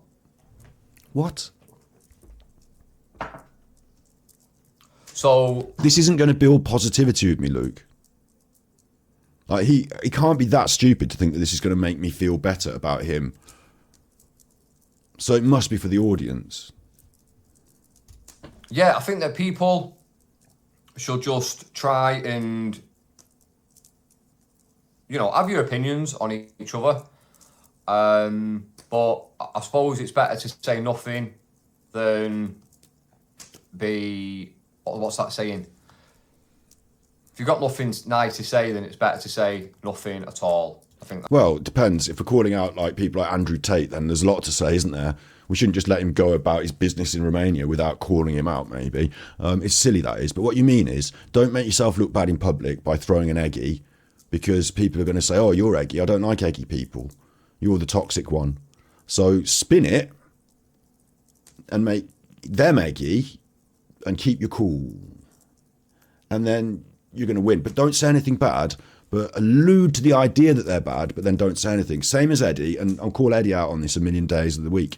Oh, you've done it now, Scott. You've done it now. You got yourself blocked from Luke's channel, didn't you? I saw what you did, but won't state clearly in public what you think it is, so that I can in any way contest it and make the entire audience that hear you think that I did something bad and got myself blocked, when the truth is that I got blocked because they are dickheads and I didn't do anything to get blocked. I did what was requested of me by asking questions. When he mentioned that other people can use the video, I told him that Alan was using it because I thought that was a heads up to him, because people like Alan steal content. And then he said, no, I called him. I spoke to him he called me and we talked to each other, and I spoke to him on the phone and he did a really good job with it. And I said, wow, I'm surprised you want to ally yourself with an SO. And I didn't say sex offender, I said SO because, not want to be too rude in your chat. And he said, well, you can't be talking like that. You can't be saying that. Can't call Alan that. So I won't have that. And I said, all right, sorry, I won't talk about it anymore. The end. And I didn't. The end. And from then on, I just asked him questions about the Peter Faulding. I didn't ask him about anything else. And then other people were trolling me in the chat. So I said, at Rustic Rach, this person has just used my surname. Please mod them. And that was the extent that he got overawed with it. Too many people are talking about Super Chuffer now. Super Chuffer's got to go. And the entire video had to come down. The entire live stream had to come down. So now no one can prove or disprove whether Super Chuffer was or wasn't. And it's all just drama bollocks. It's just drama bollocks. Him and Eddie, they're like going on the internet and calling people out and saying things and putting them in the at Super Chuffer. At get fucked, mate. I'm blocked. That didn't come up in my notifications, did it? that's what I'm trying to get at. So I just want to plant the seed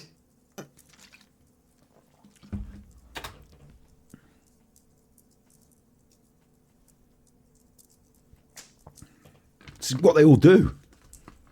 Oh, I didn't say anything bad about him. I just planted a seed that later you had the idea. You thought the bad thing. Well, why did he get blocked? well, Luke's been nice to him, and he is if Luke's not toxic and there's other toxic people, and we're talking about toxic people, but Luke's not saying anything toxic, who could be the toxic? It must be that super chuffer. Plant the seed. Yeah. To maybe start some positivity and remember what we're all here for. And that is to try and... That's exactly what I said, not the plant the seed bit. In the live stream that we watched the day before, that I performed and he watched the live stream on Super Chuffer, I said in the damn chuffing COP report that we're getting away from thinking about Nicola, that there's a political bun fight. These are my exact words. There's a political bun fight between the police, Peter Faulding, and the politicians by way of Snowden, and they're all pulling the duvet for themselves here, and we're not thinking about Nicola, and that Peter's proclaiming that he saw Nicola on day 6 and it's all fact now, at this point, is not for Nicola's benefit in any way. It's for his own benefit. And so he's using my own words. He's using my own concept here and saying we should get back to focusing on Nicola. After 15 minutes of focusing on me and what's her name? What's the name of the other channel? Michelle After Dark or Penny Bun Fight or something? The other one, Penny Bun. No, he didn't say that, did he? Vicky Marie Chats. I'm going to have to look into Vicky Marie Chats now and see who she is. But like, Vicky Marie Chats, like, we're concerned with you, aren't we, Luke, and your success on this platform. And you think it's about, it's the same as Alan. You've got this twisted idea in your head that there's like a group of people and that they can't watch everyone and be friends with everyone, and you have to have like a control over a certain number of them and your group, and he thinks it's about groups. And to a certain extent, the true crime community is quite like that. That's why it's all these problems. It's petty group psychology. And I'm not doing that. I'm a media producer and everyone can watch my stuff, and I don't have to care if some of them like this one or that one or this and that. I just don't give a fuck. I'm beyond mentioning anyone else's channel on my main channel. You know, I'm beyond that now. I don't care. Like, I don't watch any of their stuff. I'm not going to in the future. I'm just going to do my stuff.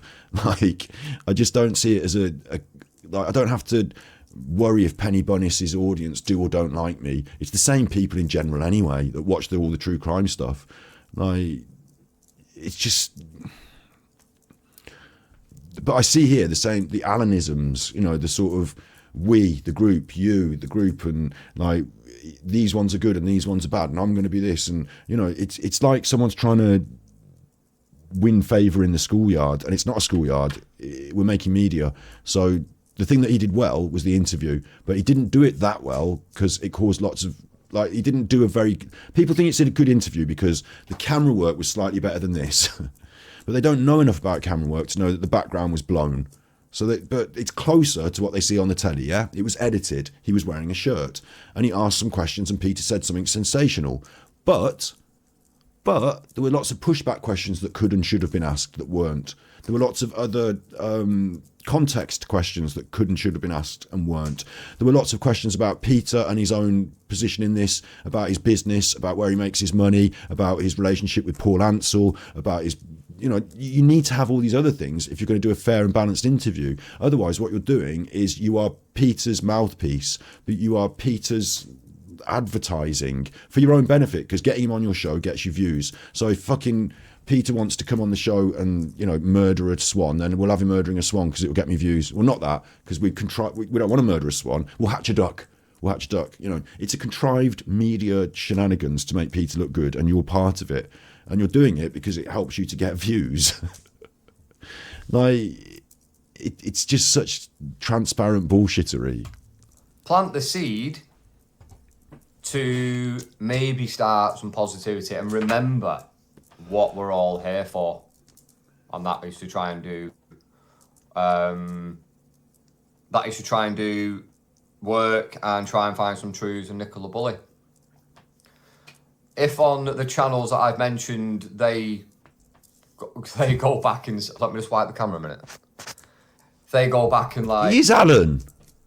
You know, poo-poo all over me. It doesn't change it doesn't change this. It does, though. You see, your character and your validity as a journalist. It does matter. Like, if you have all these right-wing opinions, and then Peter Faulding is the attack dog of the right wing, and like in terms of removing protesters, you know what I mean? Not that, like, that's a common parlance phrase that might be more political charged in different ways. So Peter Faulding is in the pocket of the Conservative Party to help go and do their aggressive policing that they don't want to do with the police. Or, you know, rescue people from the river as well, or things that have a health and safety concern, that whatever the police aren't doing, he's going to step in and do for the government, essentially, which are the right wing, the Conservatives. And then you've got, on top of that, you've got the Lancashire police. Their political allegiances should be nil, but you've got now Andrew Snowden, the CCCTCP, the PCCCTC, that he's Conservative as well, isn't he? And like, you've got all these politics all lining up. Curtis Media was on the scene doing the videos and then got arrested, and, you know, he's against the police, he's one of us, and now spends his time documenting things for the right wing to try and bolster their opinions on migration. Like, do you know what I mean? It's like you're all on that team and I'm not. So Change what? It doesn't change this. It does change this. It totally pollutes it. Independent media is independent, of course, but independent media can also be completely like biased, can't it? So like, it pollutes it. Sadly, it does. Sorry, Luke, but it does. So yeah, I just wanted to say that and try and start something a bit more positive in the world, because it's just gone a bit toxic, isn't it? Your content is toxic. You could argue my battery exhausted content is toxic, but if you looked into it, you would find that toxicity on the internet are the people that we are complaining about. The Allens, the Dark Side Phils, you know, the grifters. They're the toxic people. And here, Luke, you have done something toxic by listing channels that you think are bad and then saying, I'm going to say something positive. You haven't actually said anything positive about any of us. Like, not really. What you're doing is toxic.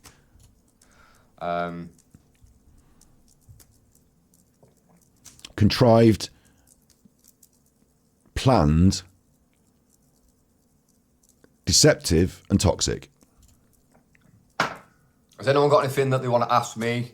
The Q&A with Peter, which I've been like playing about with in my head because of... I stated clearly on my live yesterday, I think, so you watched it, you would have heard me say, you can just, or maybe I didn't, so I don't know, but it seems like he's watching my stuff. You can just ask for questions in advance, and then you can have all the questions. And the reason this is better is because Peter can give proper answers to those questions, especially if they're difficult questions where he might need to think about what he's going to say beforehand, or have something that he can show to validate what he's saying. And if you want to make it egalitarian and you're not worried about, you know, you're too worried. Like, the problem that you've got here, Luke, is you're asking for money for questions. So it's elitist because... The problem is, it's obvious that you're just trying to make a load of money, and that you left a load of questions out of the interview so that people could ask them for money. Yeah. And then the second problem is that it's elitist because those who've got the money can have their questions asked, and those that don't can't. And then the third problem you've got is you don't even have to do this. You could put it on slow mode. If you want to have questions live, you just simply put it on slow mode. If you want to have questions live, you have somebody, yourself or somebody to help you, pick out the good questions as they go past and line them up. And then they can say, right, next question has come from Princess Tippy Toes, and she has said, Peter, da-da-da-da. And every single question won't be good and valid, because if someone says, does Peter like lumpy custard? You probably don't want to ask him that. It's a waste of everyone's time. So if someone pays £10 to say, has Peter got 10 toes? That's a waste of £10, and we don't care about Peter's toes. So you need to be careful with the system, because otherwise you're going to have a fucking rubbish show. Hopefully... in the main, people can ask interesting and, you know, relevant questions. But you're saying those that have got the money can ask them. So now you're saying it's like easier for the right wing capitalist. Like, it's easier for Peter's friends. Like, who's got the most money? Peter. Out of all of these people involved, Peter's got the most money. So if Peter wants certain questions to come up, he can ask people to pay to do. He can pay people to do it even. I wouldn't know. They just look like a random person in chat. I'm not saying he's going to, but I'm saying this is exactly what happens in the political online spaces that helps colour and cloud the politics by private companies, isn't it?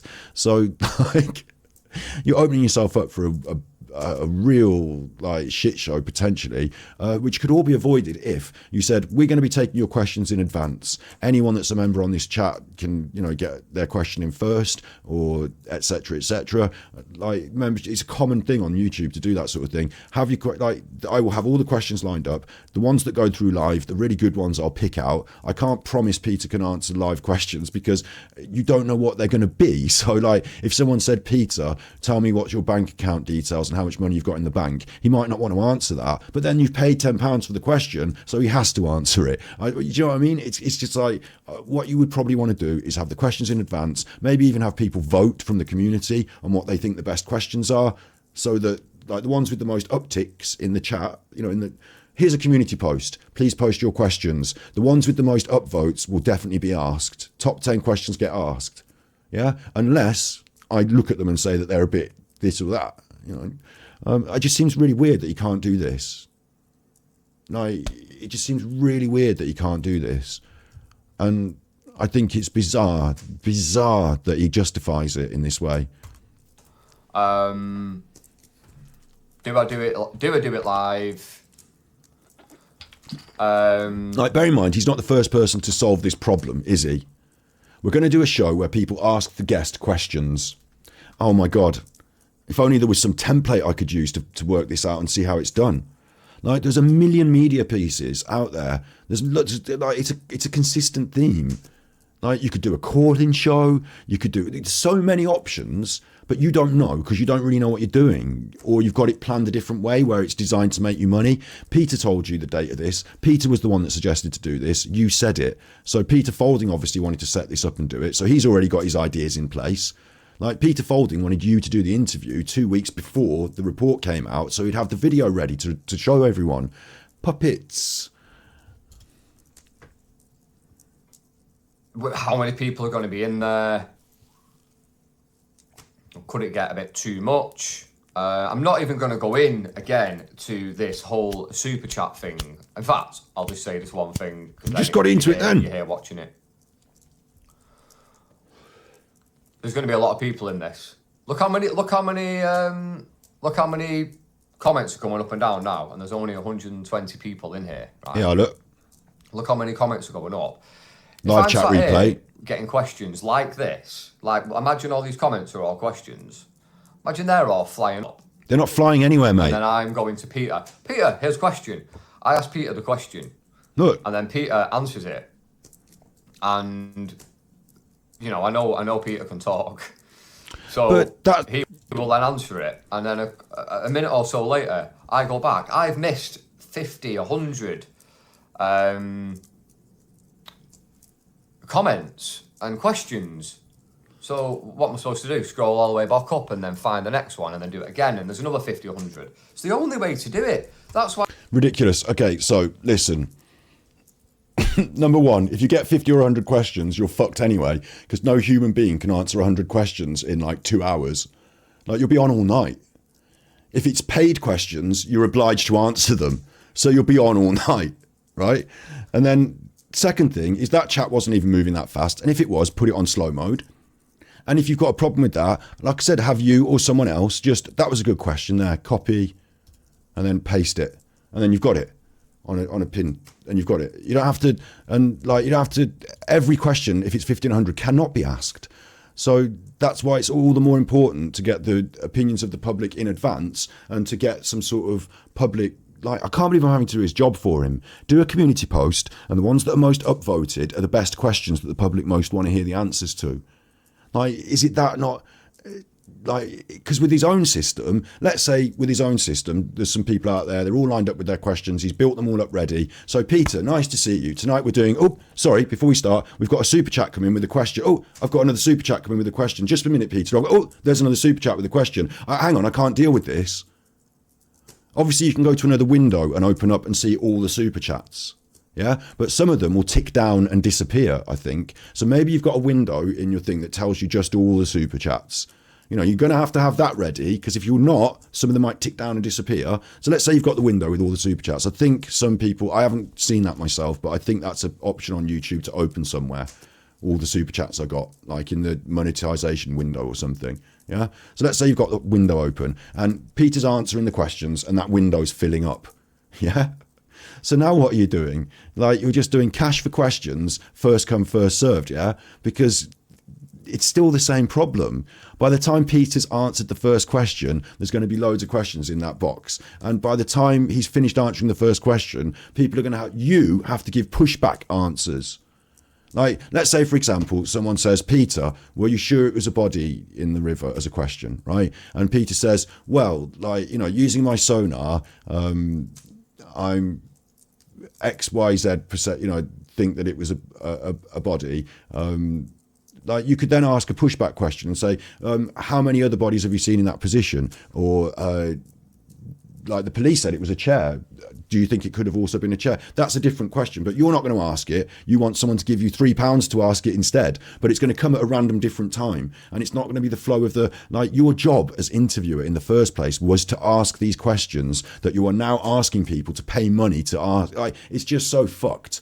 And like, I don't see that he's telling the truth here, because if my chat was going nuts, I'd just put it on slow mode, and then it's on slow mode. And if I want highlighted questions, and you know, I'd put the members' questions first because they're the most committed and they're the members, and that's the whole point of being membership. You get a little something for that, and then after that, I mean, that is still elitism, but it's limited to like the membership. It's not like you give me 50 quid, you're the top question.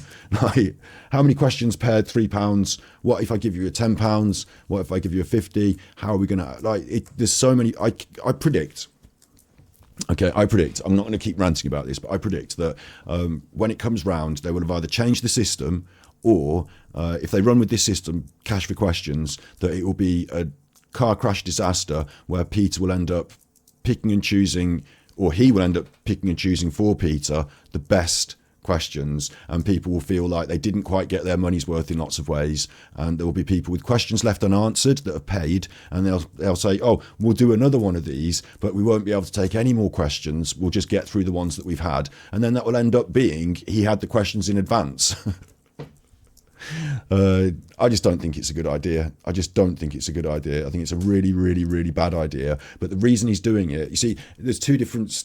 I think it's a bad idea for an interview in this. Like, this is a serious business, what happened to Nicola, and this should be a serious interview with Peter Faulding.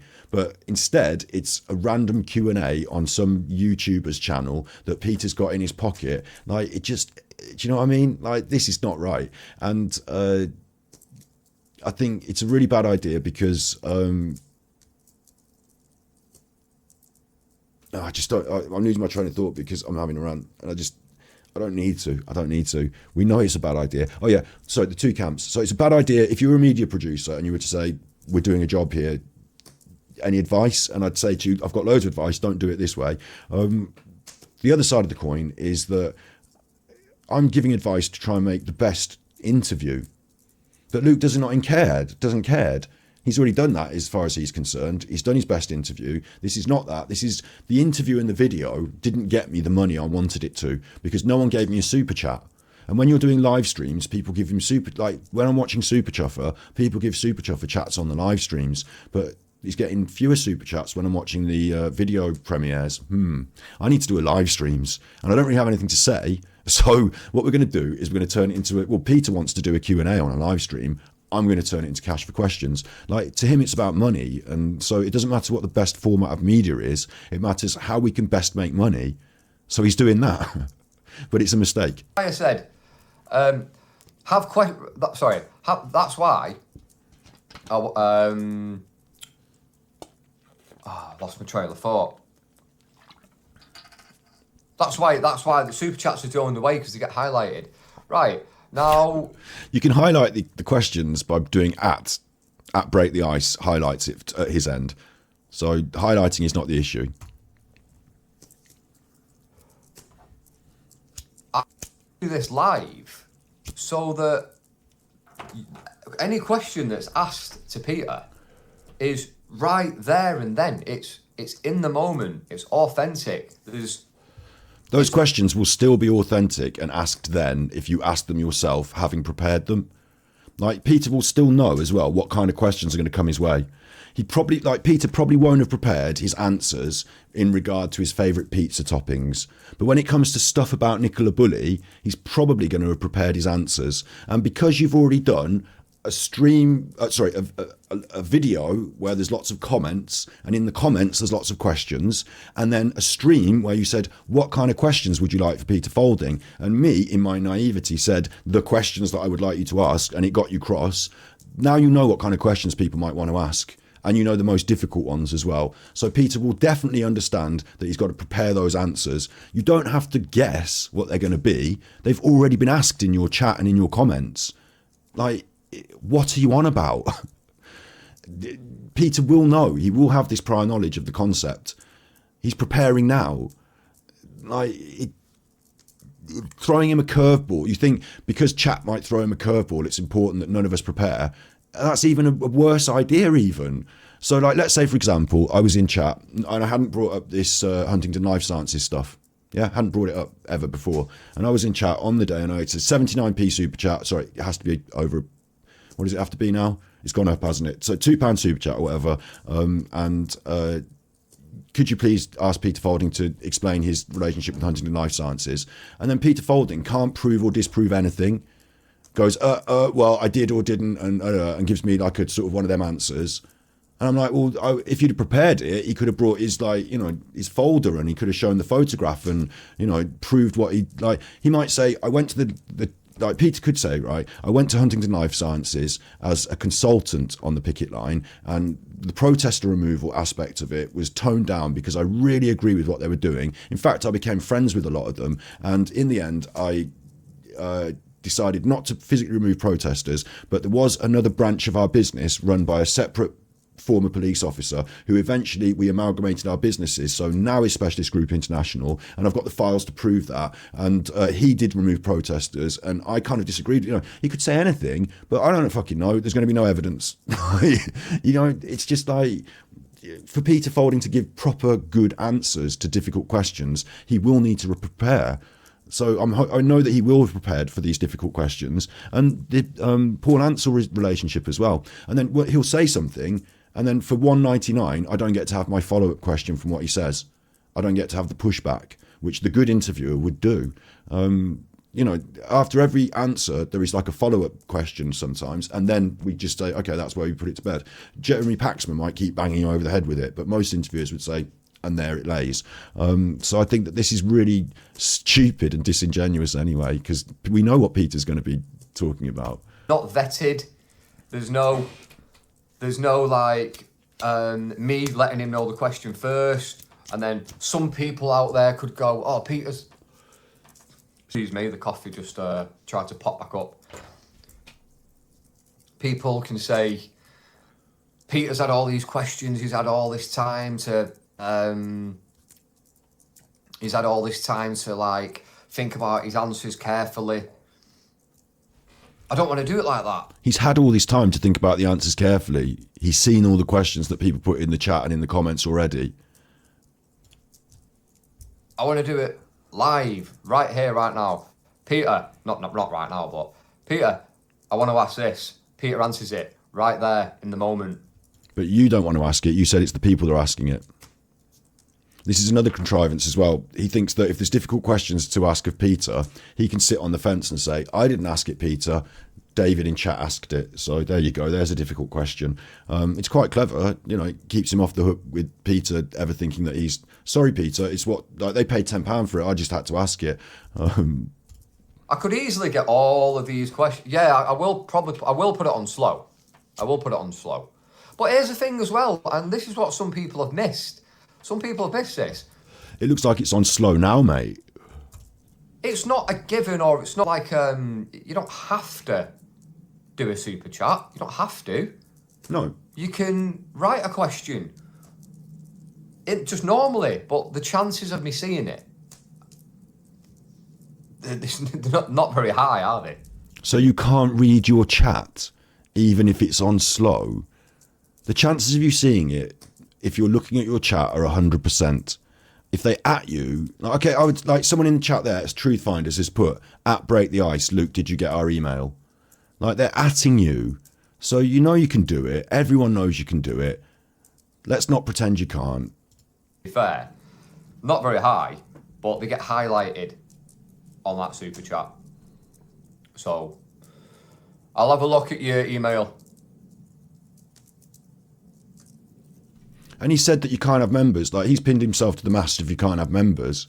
But everyone else on the internet has members so that they can have their questions put at the top of the list if you want. And then it means it's like, yes, it's cash for questions, but it's different, isn't it? Because they're longer term members, so they generally get that, like, you know, and it's not cash for, like, you know, each time a member wants to ask a question, it's another £3. It's they're a member, they are highlighted, like, constant, like, it's like a benefit of the membership.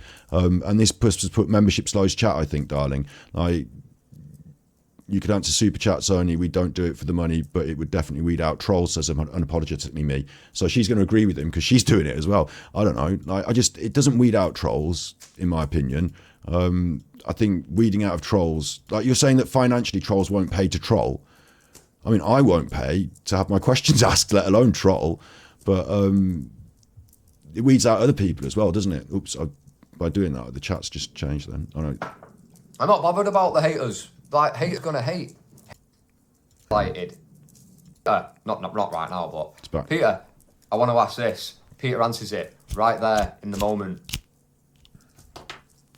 I could easily get all of these questions. Yeah, I will put it on slow. I will put it on slow. But here's the thing as well, and this is what some people have missed. Some people have missed this.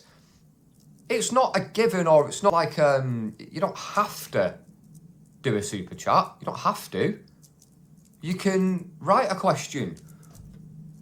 It just normally, but the chances of me seeing it,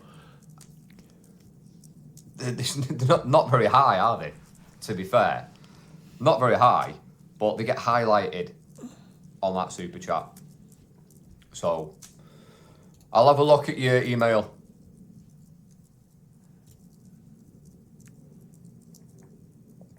I'm not bothered about the haters. Like, haters gonna hate. Haters gonna hate. But players gonna play. All right. So, are you playing then? Are you a player? Are you playing? You're not a hater. You're a player. I get it. Very, very Andrew Tate. I'm a bit confused here. Does my super chat on my YouTube start at £2 or does it start lower? I think you can just pay what you want on mine, can't you? This one starts at £2 now. I might be tripping, but I thought on mine you can just software update complete. Oh, thanks. Face ID. Yeah, set up later. Fucking nutter. You're not looking at my face, you fucking nutter. Apple Pay. Yeah, set up later. What's it doing to me? My phone's fucked. Oh, I hate it when it updates.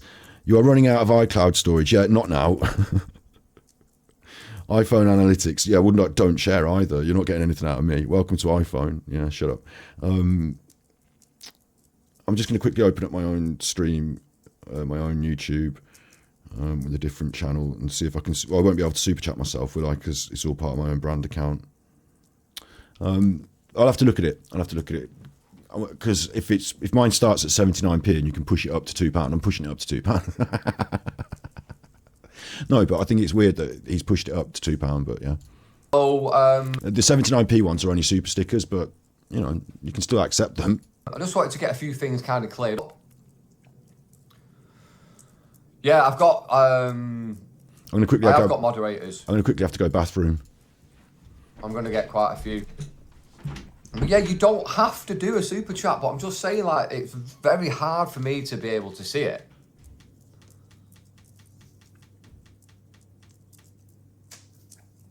And then someone later on might go, "You've just answered a question that wasn't a super chat. I've just paid for a super chat." You know what I mean? Like, so yeah, the Q&A is going ahead. Yeah, it is, absolutely. Absolutely. So, yeah. That's why I wanted to clear up a few. Yeah, it is going ahead. So, that's why I wanted to just make this video as well, to let people know that it is going ahead.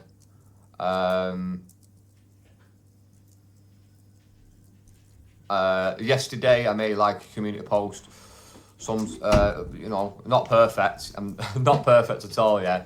Sometimes, like, no, I'm not afraid to like let people know that some of my flaws, and sometimes I could be quick to, you know, think something and then put that in a community post. But I'm going to take a step back from that community post thing. I wish that community post thing could go. But I kind of got. I went out last night and went out with one of my mates, and I was just looking at a lot of the comments about like the live and stuff like that. And then I spoke to Peter about it, and I was like, "You sure you want to do this live? You sure you want to do it?" So he's been taking advice from other people, going out with one of his mates, speaking to Peter. I know Alan's got his number. I wonder, you know, I'd still wonder about his relationship with Alan, but And he's like, 100%, Luke, 100%. I've got nothing to hide. I want to do this live. Like, Peter was the one that set it up in the first place and suggested it. So 100% Peter wants to do it. Right? It's not that he's got nothing to hide. He's got things to say, but he's careful about where and when he says them, hasn't he? So creating a ask your questions for cash situation where he can guarantee his questions will be asked if he pays enough money, but through whatever accounts. But more likely than not, he can guarantee what sort of questions the public are going to ask. And that's really important. If you're doing a if you're doing a PR job, and let's be fair, like, we could assume that Peter Faulding would have someone in PR working with him on his £1 million business. Yeah, possibly. Maybe. I feel like, you know, as a PR exercise, the public are going to ask a load of questions. You're going to know in advance the general tone of the great majority of them. And even if they're difficult questions, it gives you this opportunity to sort of craft the narrative in your own way. Yeah. There's nothing that I am afraid of here. I have my truth, and whatever question is asked, the answer will come back. So, yeah. Big ups what you're saying, Julie. Someone's been took off, apparently apologetically me being took off earlier.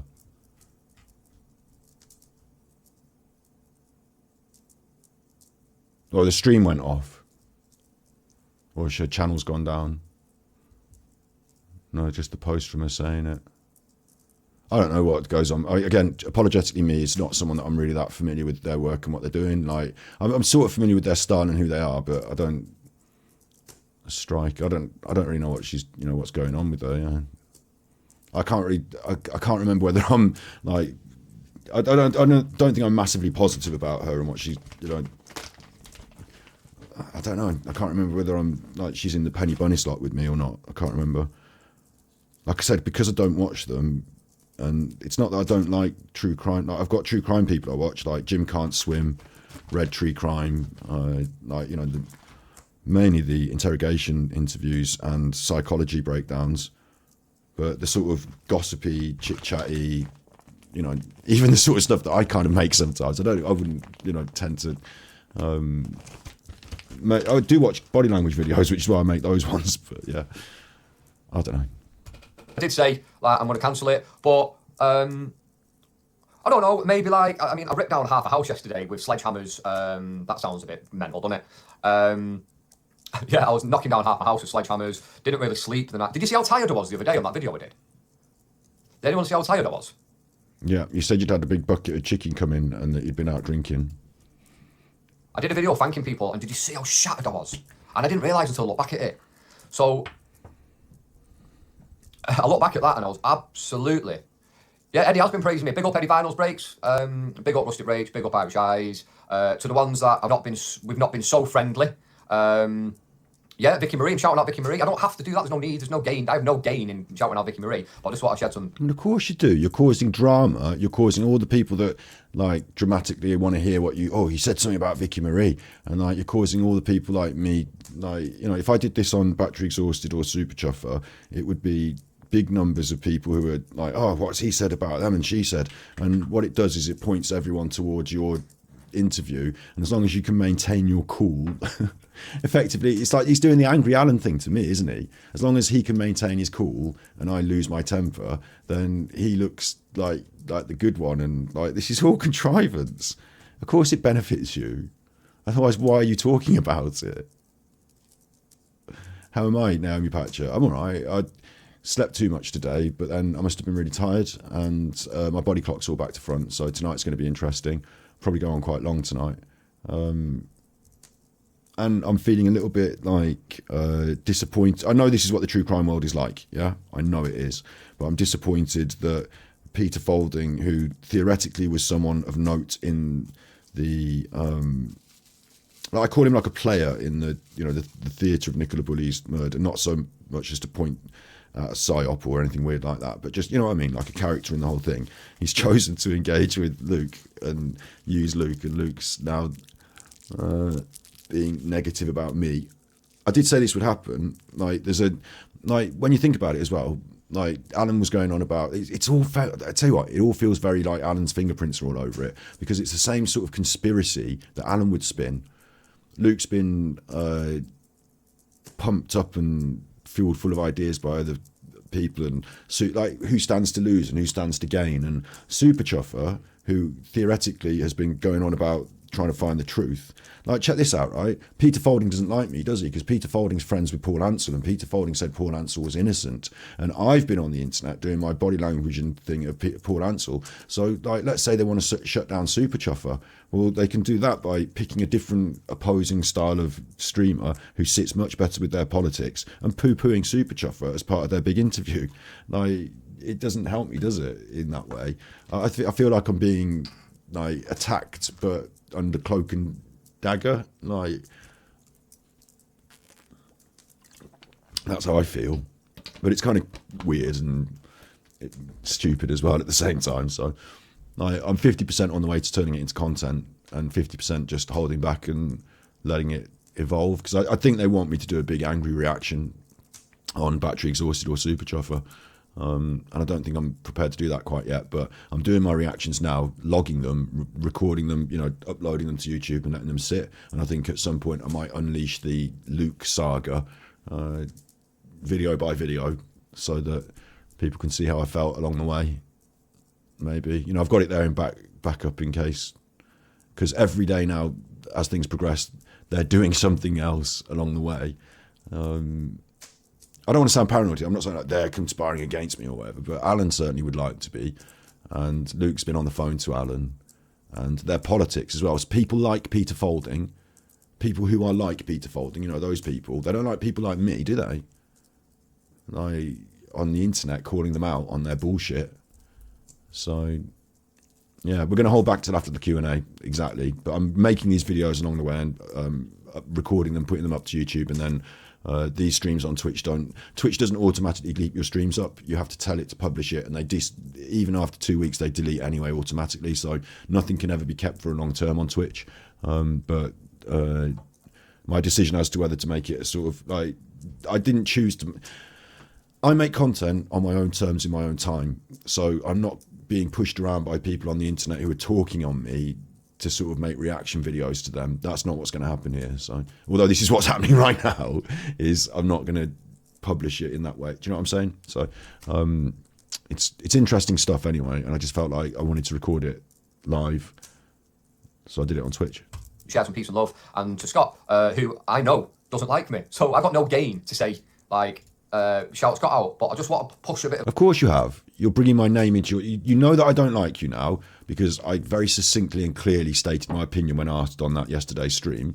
You watched it, so now you're making a response to it, and you seek to gain, because the more drama you can create around it, and as I said, the cooler you can keep your head and make me look bad, the better it does for you in terms of numbers. And, there's people in there, like, I can see a couple, I'm not going to highlight anyone, but I can see a couple that I recognise that come to our streams. I could see a couple that have been banned actually from our streams. So, there's politics now. There's YouTube, true crime,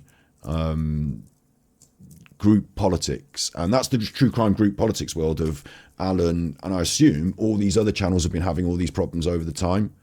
If it wasn't just Alan and the anti-Allans and the Shannons and the Shiners and the truth, it was all of the true crime world that were a bit like this at their level, wasn't it? And now you want to be in it, and you want to be one of them. You want to be just like Alan used to be. There's a gap in the market for a new Alan. I don't want to be there with those people doing that, but you're doing it. So you're bringing my name up. You're bringing me into it. That's what you're doing. there. And if it works and if it helps, then it works. If it doesn't, it doesn't change anything. I'm trying it. Eddie makes me laugh. Do you want to hear my impression of Grandad? Oh, Eddie, it's great to see you again, Eddie. Can you make me a nice cup of tea? Oh, Eddie, Grandad here. I say that with respect, but I think I've got a good impression. Yeah, positivity all the way long. But it's not. You see, Rustic Rach is doing that thing in chat there, positivity, but it's not positive what they're doing. That wasn't positive. You know, he didn't say anything good about me. He didn't say anything nice about me. In fact, he said, you know, Scott said that he's not my friend. Scott said that he doesn't like me. So it was negative. And it's not all positivity. They're confused because they don't live in a world of true positivity, of true love. Like, they live in this world of, like, you can't be an Andrew Tate-ite. Like, you know, you can't be a supporter of Andrew Tate and his ideas, following in those ideas. You can't make a video about Sam Smith is essentially turning kids into nonsense kids by dressing up and doing a song. Like, you can't do those hate things like homophobia, stuff like that, and then also be a positive person sharing the love and the positivity. It's not like that, you know. Miss Hera in their chat says, I'll try again, be steadfast. Some will like, some will hate. Scott only has an issue with your Andrew Tate opinion. That's all. She's misinterpreted that then. It's not just my Andrew Tate. It's not an issue with his Andrew Tate opinion. It's that he is crafting himself in those footsteps because he sees those ethics as being good. Therefore, he's bad. It's that he's shown himself to be who he is in his heart and in his mind, and it's not all there and not what it's cut up to be. He's not his Andrew Tate opinion, it's his feelings and the way he behaves. You know, Miss Hera, if you understood how Andrew Tate's opinion informs his method of gaining your respect and what he thinks you should be and do as a woman, like, maybe you might change your ideas. And then on top of that, it's not just the Andrew Tate, it's the knock-on with the they and the wokes and the, you know, it's all that sort of stuff, isn't it? So I think that's disingenuous. Yeah, what I'm going to do with the live, I'm going to get about 8 moderators. I've already got a few in town. How many moderators have you got, Luke? I think you need about 8 to 10. Yeah, I've got about 10, right? Okay. Welcome to... Now what he's doing, either he's got 10 lined up or what he's doing now, I imagine he's doing, like, you know, we've got the Discord and I see that, you know, people chat behind the scenes. I imagine he's trying to, between them now, it's about who can suck his balls hard enough to become a moderator at the moment, isn't it? You know, he's like crafting that into it. The kitchen. So I did two impressions in one there. You can't do an impression of Rustic Rach when you've just done one about Grandad. Grandad, stop telling me what to do. What's it called? What's it called? The one with Monkey? Monkey. What's the name of that comedian with Monkey? I'll send you that in the post. Promise you I'll do it. I'll send it, yeah. If you don't. So I'm glad we're having a nice positive time here today. I just wanted to come and have a nice positive chat and let people know about the Q&A and stuff like that. We're doing the Q&A. The Q&A is going ahead. Like what I was saying about knocking the house down. So I was knocking the house down. It was only a bloody... Yeah. Yeah, but also, so I've been really like shattered. I did go out and gone off. And then... like, the misunderstanding. Freezing now and again. Yeah, the misunderstanding and is it better off the Wi-Fi? Right, I'm off Wi-Fi now. I'm off it. Is it better off it or on it? I'm not a Yorkshire lad, I'm Manchester. Speaker of the truth, email me. Okay. You're not having a problem dealing with chat now. See, he's not having a problem dealing with chat now, is he? I'll never end up saying this. You imagine what all these things I'm reading now were questions coming in the Q&A. Oh, for God's sake, right? For God's sake. Asmongold deals with like 80,000 people in his chat at once. Like, the flies past. A good streamer can pick out comments and say, that's a good one to talk about. That's a good one to talk about. As it flies past, it's a skill. Imagine that one of these, right, Desi's comment there, it's fine here. Imagine that was a question, right? I say that over to Peter. Peter, there's a question here, right? Peter, I relay it over to Peter. He's now answering it. 1, 2. But now all the comments stop. I feel like that's a conspiracy. But yeah, there'll be a lot of people in there, so it's going to be quite difficult. Absolutely exhausted yesterday, and the constant having to explain to people how constantly having to explain to people like how the live will have to work with super chats. So they obviously don't like it, do they? So listen to the audience and just say, right, today's episode should not have been Super Chuffer's bad, but I'm going to say nice things about him. Give me my kissy. Today's episode should have been, right, that I've had a lot of feedback about the super chats. I'm no longer answering questions about super chats for cash and questions because that's all off. I've listened to your feedback. Instead, what we're going to do is there's a community post. Put your questions there, but before you do, look to see if your question has already been asked and upvote the ones that you want to hear. And then at the end of that, there'll be 10 questions or so that are the main ones, lots of upvotes. They'll be the top questions. We will be still taking super chats. Because I want to fucking have money for my work, please. Thank you. Like, why don't you say that? Like, it's okay to, like, I mean, exactly. We will still, again, I can't even bring myself even do an impression of him to say, please give me super chats. It's just too, like, we troll people on the internet who grift for money. So for me to come on the internet and say, I want your super chats, it's just never going to happen, is it? It just can't, like, just never going to happen. Did Sean Atwood do super chat questions? Right. You'd be lucky to ask. Yeah, I've seen it happen before on the Dark Side Phil interview. They didn't even promise super chats for questions. They just said, we're doing a Dark Side Phil interview. He'll be on. You know, here's the interview. They did the interview. The super chats came through, and they said, we obviously can't answer your super chats during the interview because we can't interrupt the interview. But I see there's a lot of super chats. So what we're going to do is tomorrow we're going to do an episode where we just read through them all and answer all of your questions because we respect every super chat. So thank you. Remember, we can't answer them now. We'll deal with it after the stream. We'll hang on a bit with Phil and do some, and then we're going to do the rest tomorrow. And Phil wasn't present. Like, Phil had gone. Like, you can't, unless, like, it's possible that they will get a lot of super chat questions and then there won't be enough time to answer them. And what's he going to do? Go on all night, go on the next day, have him back later? Probably have him back later, isn't it? And just keep it going until the money stops. But it's just, yeah, like, I don't get, this is one of these now where you could, like you said there, the Sean Atwood thing. From now on, this is going to be my Chris Watts. Like, all you'll have to do in chat, if Colette wants to, like, wind me up again in the future, she knows now she can poke at me being a fake vegan because I'm not a fake vegan.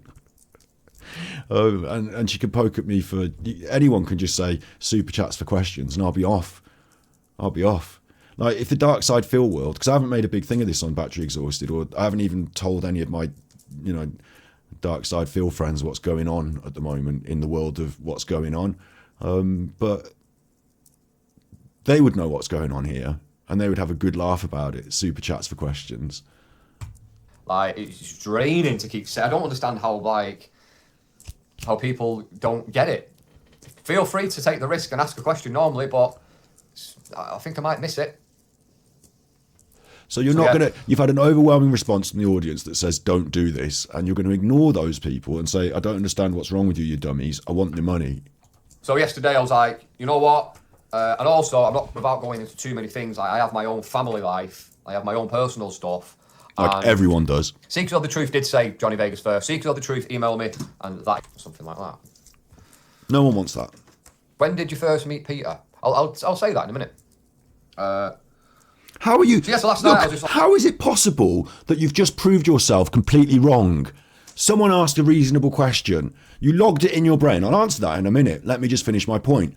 That's your problem that you can't solve, that you have to have super chats for. like, you know what? I've got my own family stuff and very tired and knocking on half the house, and I was shattered and I was like, can't be arsed with this. Can't be bothered anymore. My email address is No, breaktheice123 at hotmail. that one, you see, that one could have been ignored while you were talking. This is where you're still not very good at it. That you didn't need to say the answer to that then. You could have typed it while you were talking.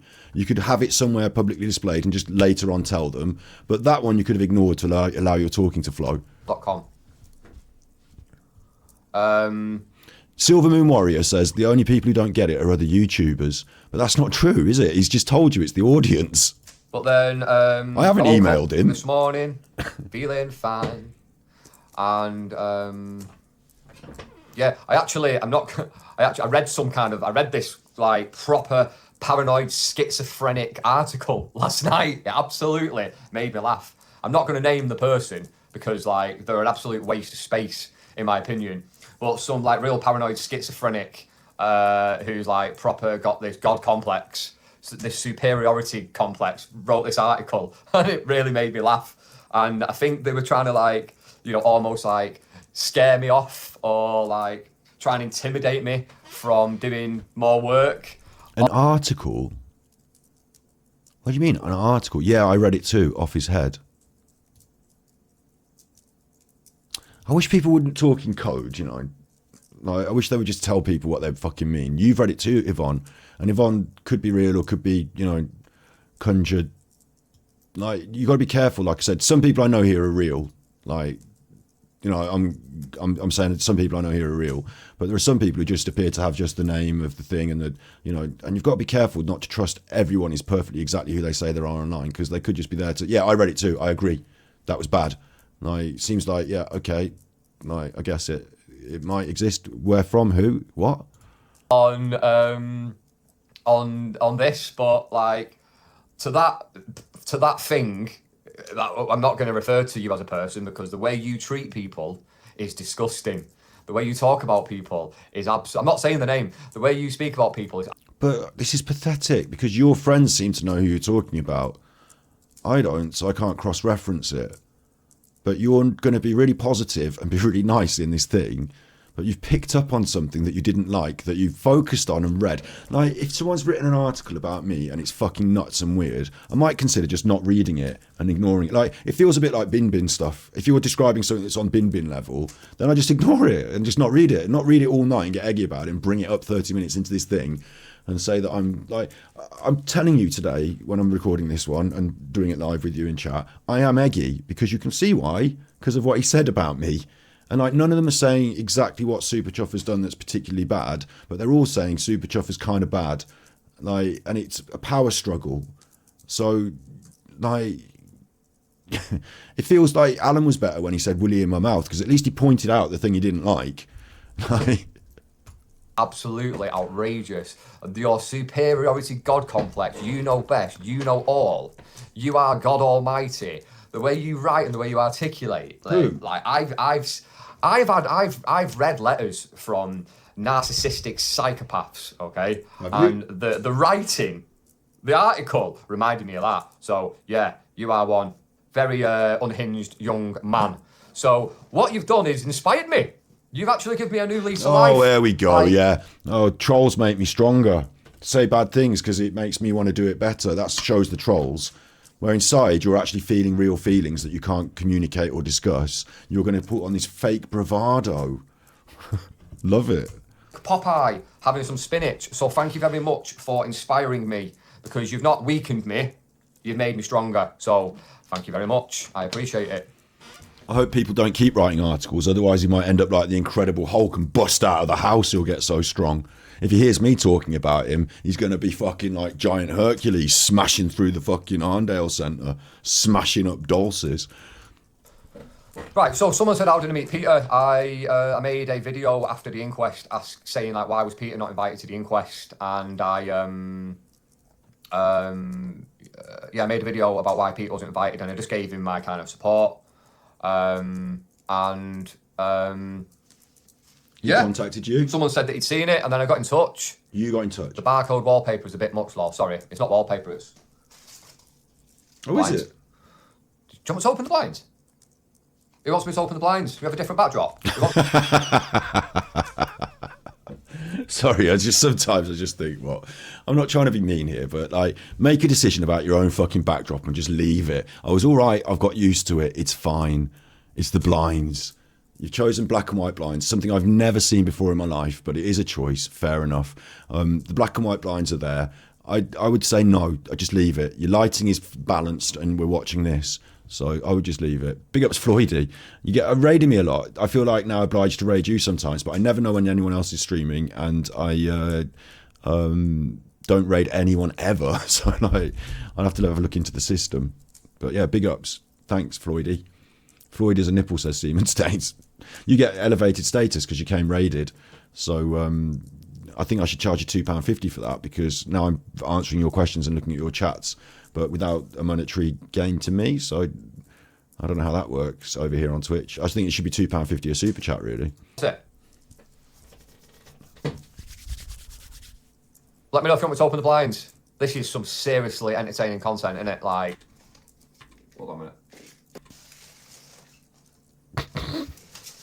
Okay, so now you're backlit, which isn't ideal, because right, there's two reasons why you shouldn't have done this. Right, one, you are backlit, so like when the light comes from behind you and goes into the camera, it's going to be harder to see you. Your lighting was better before. And two, you're revealing, like, I mean, a lot of us don't care in the main, and I've revealed my own back garden on the internet before, but in the world of true crime, there's a lot of fucking nutters out there. And my top tip, I wouldn't have done all the revealing. I mean, I've revealed my back garden on the internet. So, you know, there you go. But you've done that as well now as well. It is a naivety, because the true crime world, there's loads of nutters. You just said someone had written a really long, weird article about you, and now you're showing them into your private space, allowing them to geolocate you easier. But yeah. Nearly knocked over. But it doesn't matter. It's not a big Isn't deal. that wonderful? Do you like the garden? I'm Apple being tree over there. now. I'm being pedantic and condescending myself, because it's not. It doesn't really matter. It's not a big deal. Right. Nice positive energy in here today.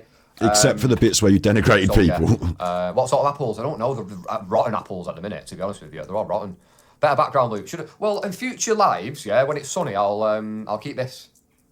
Keep it like that. I'll keep it open. Yeah, so someone said, how did I meet Peter? Yeah, Man United fan. David Williams, my boy. Everybody. Make cider out of them. David, you've got some good ideas. I got re-inspired. by certain things. So yeah, I'll definitely be doing the live with that. It's pretty big, this garden, isn't it? In touch with me, and they'd seen it. I felt like supporting Peter Faulding, and then someone said that he'd seen it and that he wanted to get in touch with me. Boom. Peter Faulding got in touch with you. Peter Faulding contacted you. Oh my God. Oh my God. No, I'm so glad I watched this. I was just thinking to myself, I do not give a fuck about your garden, and I am not going to watch another hour of this bollocks. But Peter Faulding got in touch with him. Is that not a big wavy red flag to anyone? Peter Faulding decided, I need to speak, and I want to do it, and I don't want to do it on the mainstream media because they're the people I'm going to sell the pictures and the stories to. But I want to hype up the story. And I don't know, like, that's one of my feelings, you know, the money side. And how would you pick this guy? Less than 1,000 subscribers at the time, maybe. Like, Peter Faulding saw his video that got probably like 100 views.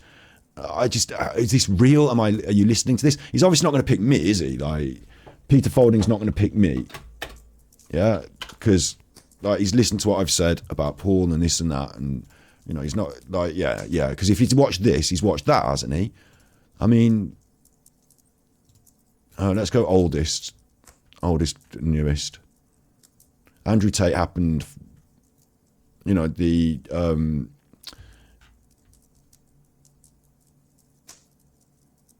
Nicola Bulley, why are police returned? Now, he's not predominantly a Nicola Bulley channel, but they're the ones that got him the views, yeah? And then this other stuff got like 90 views, 100 views. But then Nicola Bulley and stuff. And then the Philip Schofield one got 2,000 views. I'm looking for what I'm looking for is the one he did about protesters, and the one where he talked about Peter, because I know that's the order of play here, isn't it? Nicola Bulley video up at 8 p.m. Nicola Bulley excuse for new law and Nicola Bulley. These aren't getting a lot of views, these Nicola Bulley ones, though. A message for Peter Faulding. We stand with you, Peter. You are not a scapegoat. True crime. 404. Can we get Peter Faulding on the channel? What would you ask? Peter Faulding. Peter the Goat has spoken. Peter will come on. Why I think Peter Faulding won't discuss Nicola Bulley. So he's already done the Tate one earlier. So he's already sort of shown himself to be manipulatable, if you know what I mean. But there's not a lot of politics. The Jim McDonald one, the Jim McDonald stuff does bring up some of that gender politics, stupid woke bollocks. It's in there, but they're talking through the prism of a character, Jim McDonald. So, yeah. But he looks to be manipulatable, I suppose, because of the Tate one. That would be when he said, Peter Faulding, oh, Peter Faulding, I like you. Legend. That did actually get 3,900 views. So maybe Peter Faulding did legitimately see it through social media, looking through the Nicola Bulley stuff. It's a weird one. It's a weird one. Let's watch it first, because I'm assuming this is the video, the first one where he says, a message for Peter Faulding, you are not a scapegoat. Before ClickUp, we were kind of... Like, it is a message for him, but Peter Faulding is not like, you know, as you saw from that content before then, Peter Faulding has no business being interested in anything he's saying on his social media necessarily, does he? Like, it seems weird. Why would Peter Faulding hear this message? Why would he be interested in what this man says? I mean, I suppose in one aspect, it doesn't matter who you are. If someone makes a video with your name on it, you might, you know, well, that's got my name on it, so I'm interested to that extent. But yeah, let's listen to what it says anyway. Just going to pick up my square mug. I get a few comments about this, saying why are you drinking out of a plant pot. Never thought of it like that, but here goes. I just wanted to say, in regards to my latest video about the inconsistencies and whatnot, I just wanted to make a point about Peter Faulding. And I thought I knew the answer, but I wanted concrete confirmation that Peter Faulding did his work for free. And he did, which is outstanding. And to probably turn down paid work so he can solely focus on this case to then get the flack that he got. Well, you don't know that he turned down paid work, do you? You don't know if it's a slow time, if he's busy. You don't know what else is going on. You don't know why he decided to leave at the time he did, whether it was to take up paid work or not. And you don't know that this doesn't massively benefit him in ways that, like, paid work can't. Like, he's done lots of different jobs over his time. He knows what the PR benefit is to retrieving people out of rivers and things versus protesters, and he knows the position of coming in with Paul and Emma and being paid, and like there's all sorts of politics behind being paid, and now you're preaching how good he is because he didn't take any money, but he'd already made like a lot of money that year, bear in mind. So you know, if I would spend my if I spent my time like murdering animals at Huntingdon Life Sciences, but then I go and like give some dog rescue £100 as a, you know, give up my day's work at the dog rescue and put dogs down there for free. It's a very weird analogy, a stupid analogy, but you know what I mean? Like, you go and work at the dog rescue for a day for free. Like, the people at the dog rescue say, you're wonderful, you come to work for free, you could have been getting paid today. But what I was doing on the other days, it's like almost like carbon offsetting for Peter Faulding, in my opinion. I saw him go on a morning show or a news show or something. Oh, a news show, a morning show. Well, he wouldn't have been doing that if he didn't turn up at the Nicola Bulley thing, would he? And he looked pretty distressed and whatnot. And to me, it looked like he felt like he'd been stitched up. So, if you're watching, Peter, big, big respect. You were up and down that river, as you said, countless times. Couldn't see Nicola nowhere. You had the equipment. Wasn't to be found. We all know there's more to this than meets the eye. Definitely. Doesn't lie with you. We all know that. He was also doing press conferences and speaking to the press outside the river and stuff like that. And there's been so much love in the comments. Exactly. He was also doing all the press conferences and talking to the press outside the river. And that is something that was highlighted in the IOPC report that annoyed the police. Because how do you keep control of a narrative when a randomer keeps doing random press conferences? He's turned up on the insistence of Paul and Emma, is allowed, part of the search. They can't really, the police are in a rock and hard place there as well. As much as everyone's poo-pooing the police, and I'm not here to say, hooray the police. Like, imagine you're the police and you have to explain to the general public and to Paul and Emma why you're not going to allow Peter into the water. Like, it causes another big problem. You've already got the fire and rescue, you've already got the Coast Guard, you've already got the lifeguard, you've got the mountain rescue were going around, weren't they? Like, Peter's just another person in that world of volunteer people here, but they also know Peter as like someone that they pay to remove protesters and pay to do XYZ, and they also might have opinions. It's always midnight. It's midnight. It's always midnight. Officially, right now, boom. They might have opinions on Peter and different reasons, but like, it's created all these politics, hasn't it? But you're going to say like you 100% back Peter and you don't question it in any way. If he did look into Peter, maybe he does agree with Peter. Like, if he did look into him, maybe he does agree with him. Let's finish what he's saying here, and then I want to see when he drops the protester video. Peter Faulding. And I think that man probably had quite a bit of stress when Nicola was found, becoming the fall guy and, taking a lot of flack. You can see his agenda was to get Peter to see this and get in touch with him. Like, I wonder whether he's put the bait out and tried to get Peter to get in touch with him, and that's the way it's worked, or whether this is... I mean, maybe he has thought that you could do that. Like, it seems like a naive thought, I suppose, because I wouldn't make a video and say, like, this one's for...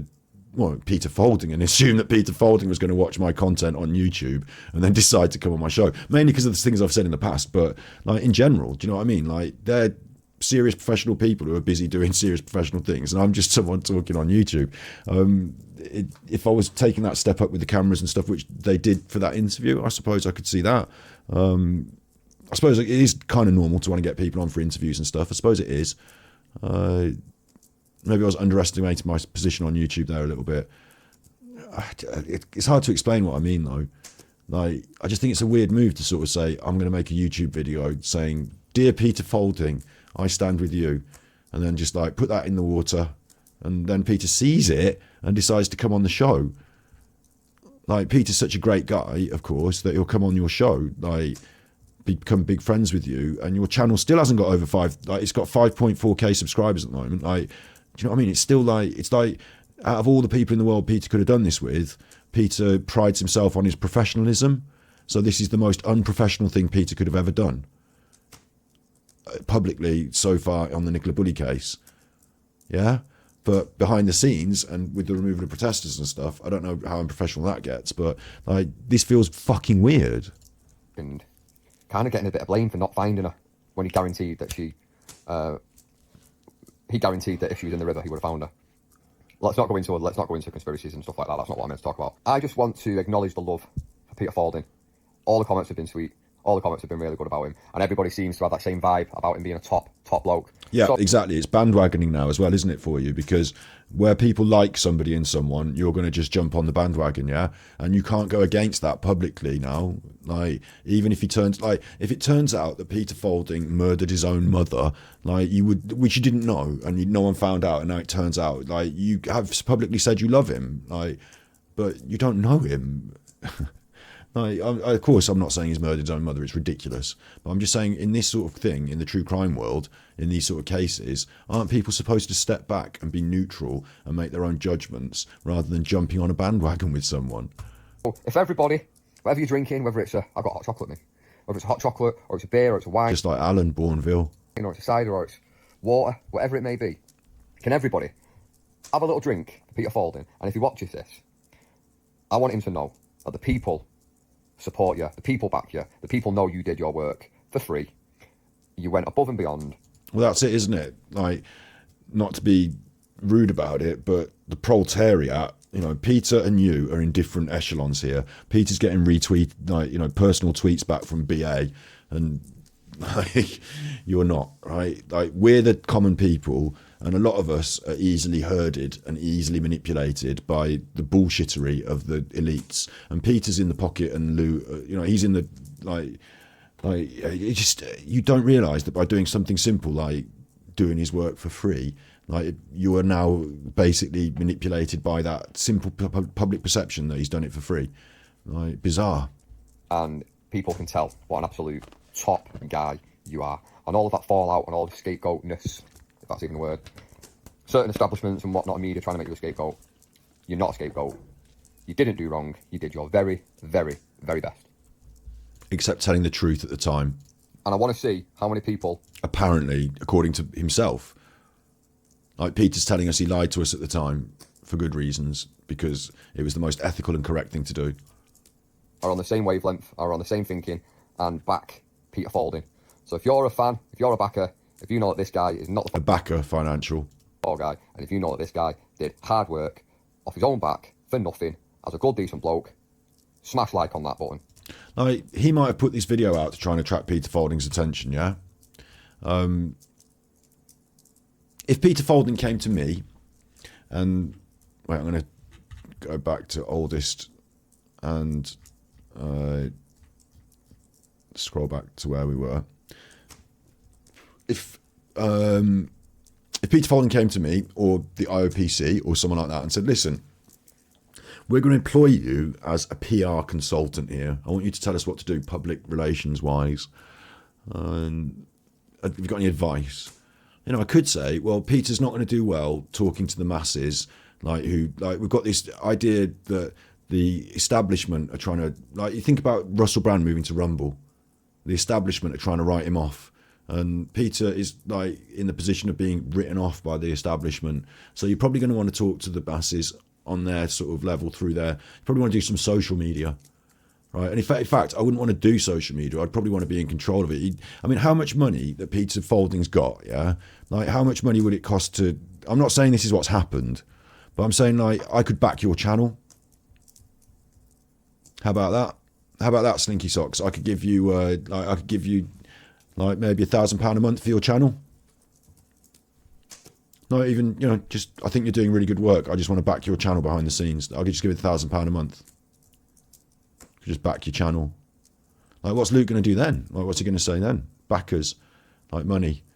Like, maybe obviously they're probably not doing that, but it's a possible, like, choice, isn't it, by the people with the lots of money. I think in other ways he's, like, backed Luke's channel, and Luke has seen benefit from it. You know.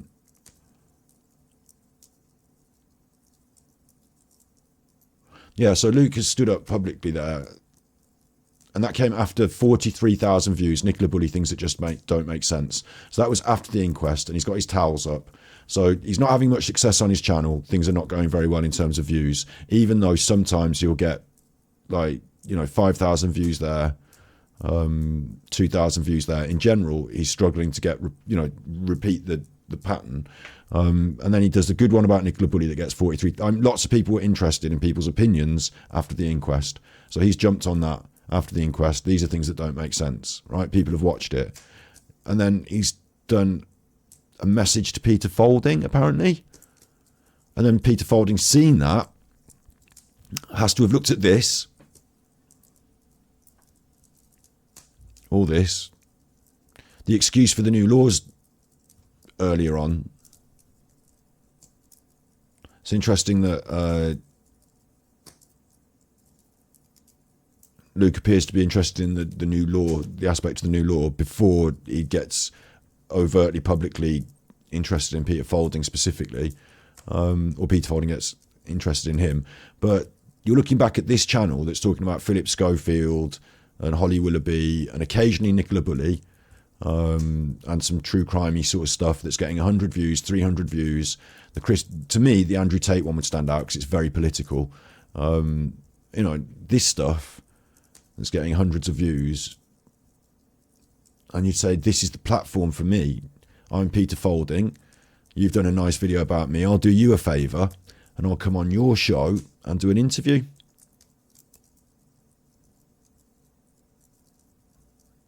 He will come on the show. He is going to come on the show. So on the way to Peter coming on the show now, we've decided to make Hugh Edwards' Sex Pics Probe. The news presenter becomes the news. We've got the woke tried to censor everything. This is not North Korea. The Fitbit problem comes as like these. I'm surprised if you've got Peter Faulding, he's going to come on your show. Yeah, either you are blasé about your content, or you know something behind the scenes because you've been speaking to him. Because like you're making very pointed political points there about the woke and the right, the left wing. Like that's an anti-left wing video. The woke try to censor everything. Yeah, and this one about the Fitbit is like a very conspiracy video about. Like you said, let's not talk conspiracies and stuff. But the Fitbit problem is like almost, it's not conspiracy in my mind, it's an actual serious thing. But on YouTube, with the official narrative and with Peter coming on your show, you're going to do a Fitbit problem video. And the petition I understand, I see why you do that. Peter Faulding with his duck. Who's filming this one actually? That's a good point. DJ Centers and... Who is actually filming this one? Like, because he goes and he starts doing bits at Peter Faulding's house, and like Peter and him are big friends, and they're going to make a documentary. So someone else is filming this, aren't they? And he's just in the room talking to him about the doc, yeah. And this is someone with like an A7S or like a Sony A7R or something, like, you know, like a camera like this. It's someone with a camera like this. And they're doing the duck thing, and like I don't know what relevant. Like that's public image massage. Peter looks great, etc. He's a lovely man, but it's just a thing to put on your channel. It's just a thing. But he started doing these live streams. Can we get Peter Faulding on the channel? Just arrived at Peter Faulding's. Look.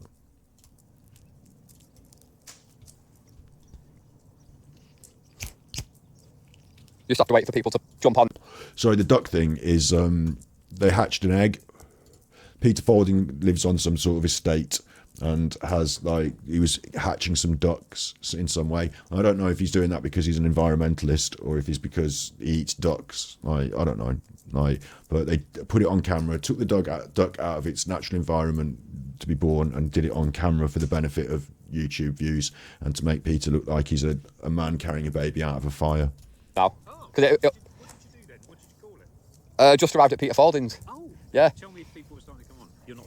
Oh, Peter Faulding's like very interested in the fact that this is live. I mean, is this Luke being naive and starting a live stream without Peter Faulding's express permission and notice, or did they discuss it first and then he's doing it out of excitement? It seems really weird. Or did Peter want this to happen? Because it only happens for 4 minutes. And Peter sounds like a policeman saying, "Oh, really? That's nice. Can you shut the fucking thing off?" I would expressly worry about my privacy if I was Peter Faulding and you're doing a live stream from my house. But this is weird to me. I've never seen it. I'm just watching it now. I'm just commenting, you know. This is the story that's evolving. We're having a look. You just have to wait for people to jump on now. Because What did you do then? What did you call it? just arrived at Peter Faulding's. Oh. Yeah. Tell me if people are starting to come on. You're not live yet, are you? No, well, I am live. You're not live yet, are you? You just have to wait for people to jump on now.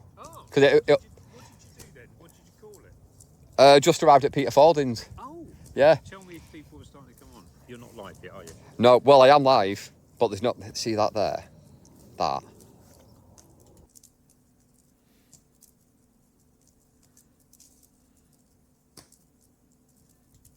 Yeah. That means that no one's come on yet, because they'll be getting the notification coming through now saying, right, one. Hello to my one viewer who is currently with us. Just arrived at Mr. Peter Faulding's beautiful, beautiful land. And what an absolute sight. We've got llama. Got all these beautiful alpacas. Like, there's no way he's doing this without asking Peter. Is it all right if I go live and show them the sheep, the alpacas? But look at where Peter's living. Look at Peter's land. Peter's not fucking short for a bob or two, is he? Unless it's got a huge mortgage on it, which I don't know. I'm not saying it has, but like he's got a company's house, and obviously, like most companies, they've taken out mortgages on commercial properties and other properties. But my big worry here is that Peter's got, unlike the police, unlike theoretically Snowden, but fucking Snowden, but unlike the people that are, I suppose the YouTubers have got a financial interest in some ways, haven't they?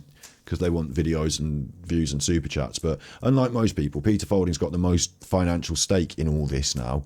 And his position of going on the telly, selling books and all this business. You're right, Stephen Stones, what are you up to? 3 strikes. 3 strikes about what? He's welcomed us in really, really well. 12 viewers already. It's nice to see. So yeah, I'm just going to give you a little tour of some of the animals. Oh, hang on.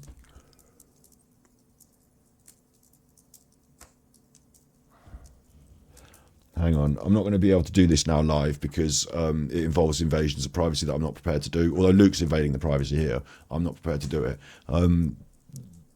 What I do know, though, is that Peter Faulding, when I looked at his company's accounts, taken out mortgages on a commercial property.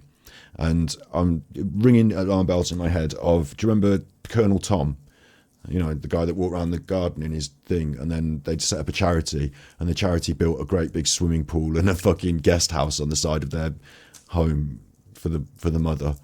Like, she built a great big fucking guest house on the side of their home. It looks to me a little bit like Peter Faulding might live on like a big farm and estate, and that this area, this part of it, might be where he keeps his vehicles for his work and his helicopters and boats and all that sort of stuff.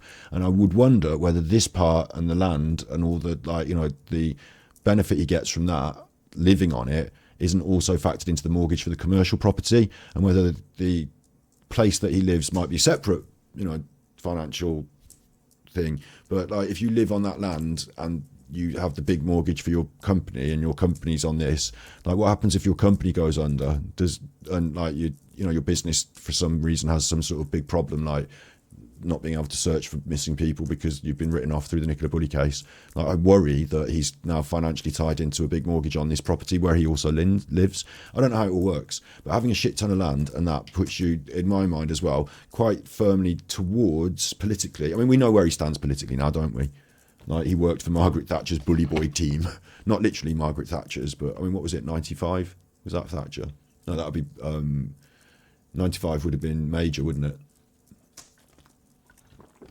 But like, you know, we know where certain man's allegiances lie, don't we? We know which side of the plate he's eating from. Like, this is just strange aspects of it. I'm not critiquing him for being rich and for helping. Like, that's the perspective of this, isn't it? He's a rich man and he's helping out. But it's there's underlying all sorts of other things. And with the Nicola Bulley case, there's so much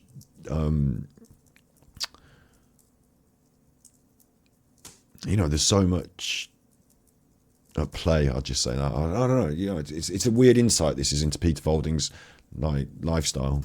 That I bumped into. The main interview is obviously going to be coming up tomorrow. He could sell and they'd put buildings and stuff. Maybe, you know, maybe he doesn't want to do that, and maybe also like, I don't know. Maybe you have to pay off the mortgage before. I don't know how things work. I don't know exactly how things work. I'm not suggesting he's in financial disarray in any way. I'm just saying that, like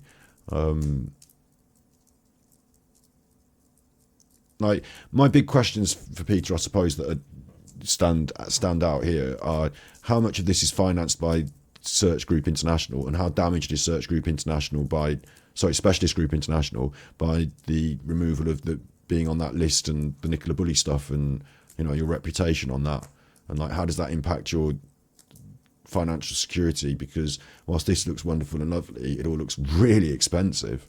And is that a personal question to ask? Maybe that's too a personal question about people's finances.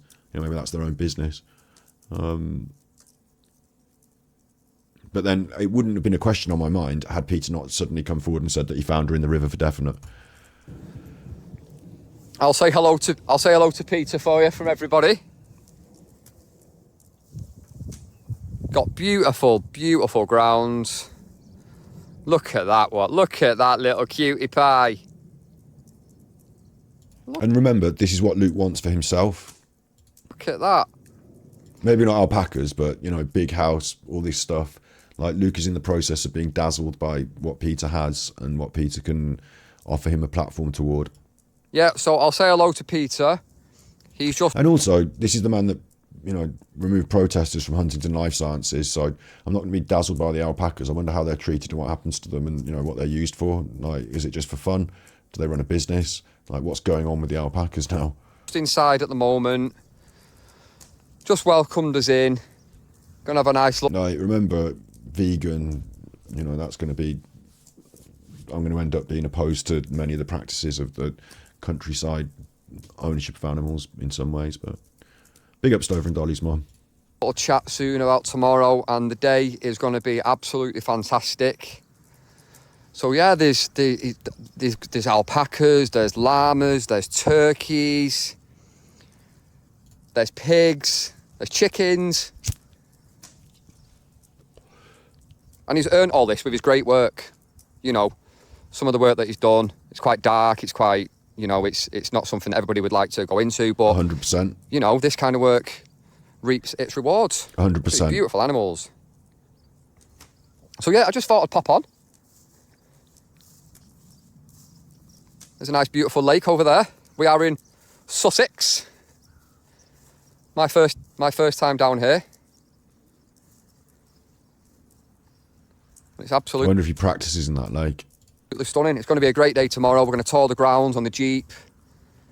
We're going for a Isn't Sussex back where Nicola Bulley originally came from? ride in the Or was that helicopter. Essex? And then we'll be having the proper sit-down interview where we'll be talking about some of the big cases that Peter's been involved in.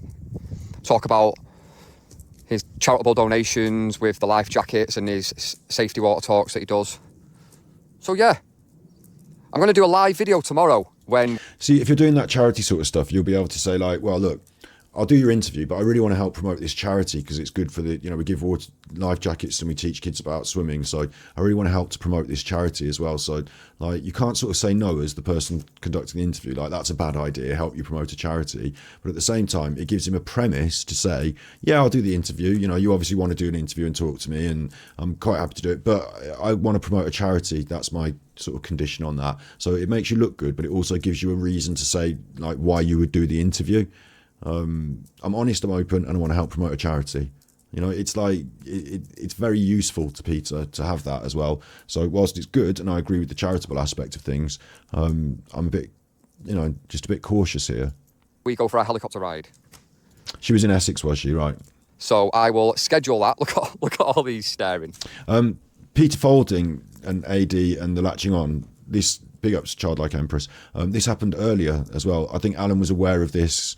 Because this video was 4 months ago, and when the recent video dropped by Luke, Alan was able to upload it and talk about it the next day or the same day, and apparently Luke and him had been on the phone, and it felt like that first point of contact hadn't been made that day.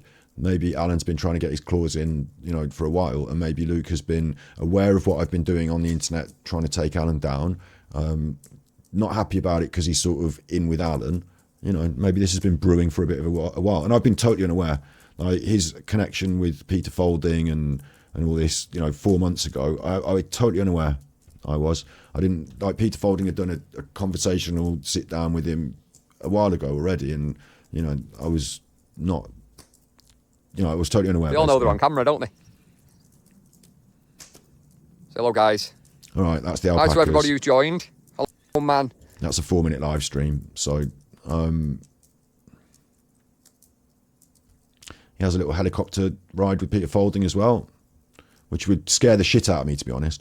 And then he does the next live stream after that was about Super Chuffer is bad and for bullying Alan.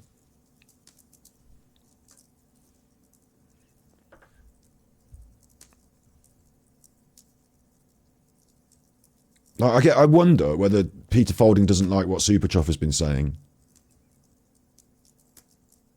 Like, I feel it, this is blowing smoke up my own arse, right? But I feel it less likely that Peter Faulding would have seen his video about whatever, and more likely that some of my videos on Super Chuffer that got, like, a bit, like, the fake CCTV ones, the Paul Ansell, the live streams, the most popular live streams here, are Emma White and Paul Ansell. And, like, is it possible that he doesn't like Super Chuffer? Like, I'm not saying that he's going to definitely see my stuff, but I'm saying that Luke's videos had like 300 views, and then some good ones had like 4,000 views, and my videos have got like 50,000 views. So it's more likely that he will have seen them. That's all. But Luke was certainly watching them. Luke was aware of them. Luke was watching all my stuff since I had less than 1,000 subscribers, or just over 1,000 subscribers. So did I do 1,000 subscriber special on this? I probably fucking didn't. But I've hit upon anti-agenda politics in the past, and, you know, I've been on a certain side of the political fence. When did I don't know how to mark my subscriber numbers, but this is back when I was, like, you know, not as known. I don't know when Luke was first onto my channel, really, but yeah, it's a strange thing for me to think about, and it's a strange thing to have to put my brain around. But Luke's been in with Peter Faulding quite early doors, 4 months ago, so to speak. The reason that Peter Faulding and Luke are friends is because Peter Faulding contacted Luke. And the reason that he contacted him was because Luke made a video saying that Peter Faulding is good. And up until that point had done no cancel them. Like, that side of things came out after the Peter Faulding hookup, which is fucking weird. Like, you'd think that you'd be less inclined to do heavily politicized heavily right-wing, homophobic content. You'd think that you would be less inclined to do that when you're dealing with someone like Peter Faulding coming on an interview and making a documentary, because you don't need to shout your mouth off about political things that might get you in trouble. And, like, what if Peter Faulding is a very liberal and very, like, you know, what if Peter Faulding's got friends that are trans? Then you've offended him. So I think that's a weird move, unless you know for a fact that Peter Faulding and people like that are the people that you want to get in with, and they don't like it. Like, Peter Faulding thinks Andrew Tate's great. Yeah, Peter Faulding had a pop at Sam Smith when he was drunk on a phone call. So now you're going to make a video to appease Peter Faulding. Like, is that what's going on? Like, not directly Peter Faulding maybe, but, you know, the people that he's looking up to in some way. Because then later on we get the anti-protester video, don't we? Where's the protesters? Yeah, we get anti-protesters here 4 weeks ago. So at this point, he's deep in with Peter Faulding, and he's about to drop a big Peter Faulding interview that he's preparing, you know, and he's already been working with Peter Faulding and doing stuff with him at his house. So it's weird that he's now got this, like, am I saying that he's always been anti-protesters? Because that's like Peter Faulding's advert, like, isn't it? We'll have to watch that one as well. It's only 5 minutes, but is this like an advert for Peter Faulding's perspective on things as a protester removal company? And then I'll go back to what he was saying. Then eventually I might just get to playing a game or doing whatever, but this is just on my brain now, so see what he says. Good evening, everybody. I'm quickly go bathroom as well. To the channel. Now, if an alien landed on Earth now and asked you what a royal pain in the arse is, please show them the following clip.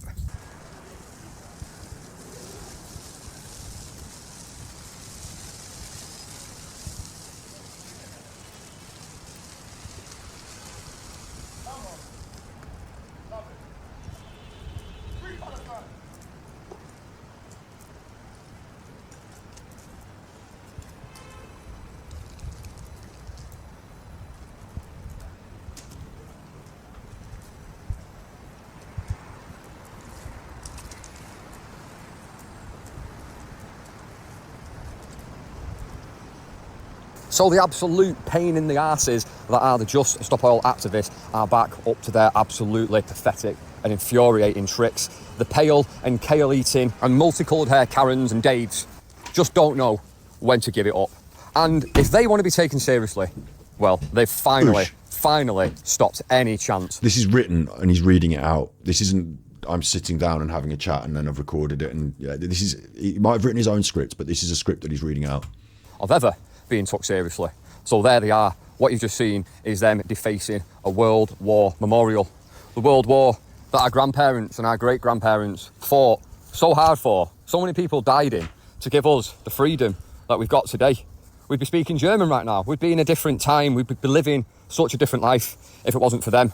And these Just Oil activists that clearly don't have a brain cell between them decide that the perfect thing to do to make their point is to deface the World War memorial. It's quite unbelievable.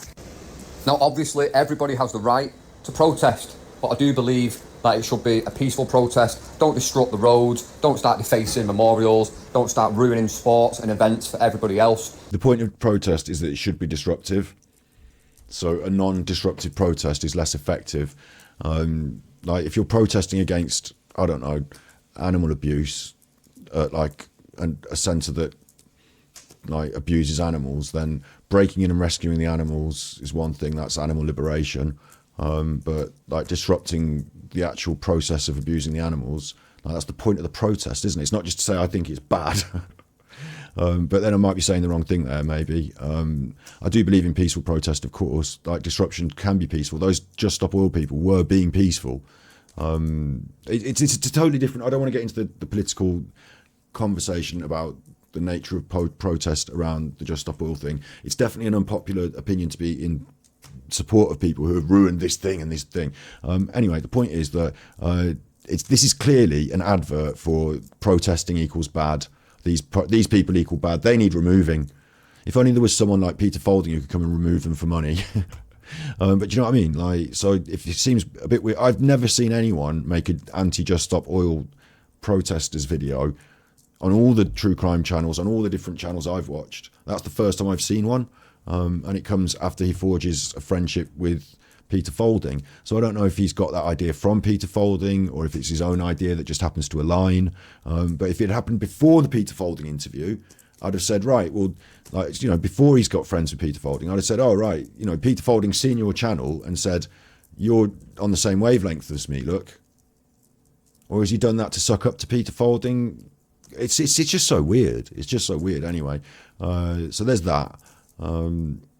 He's big friends with Peter Faulding from 4 months ago. It was Peter Faulding's idea to become friends, having seen his video that says, Peter, you're good. Let's get back to it then. But he couldn't get in touch with me, I don't know why. So I rang up SGI. The live is on the 7th of December.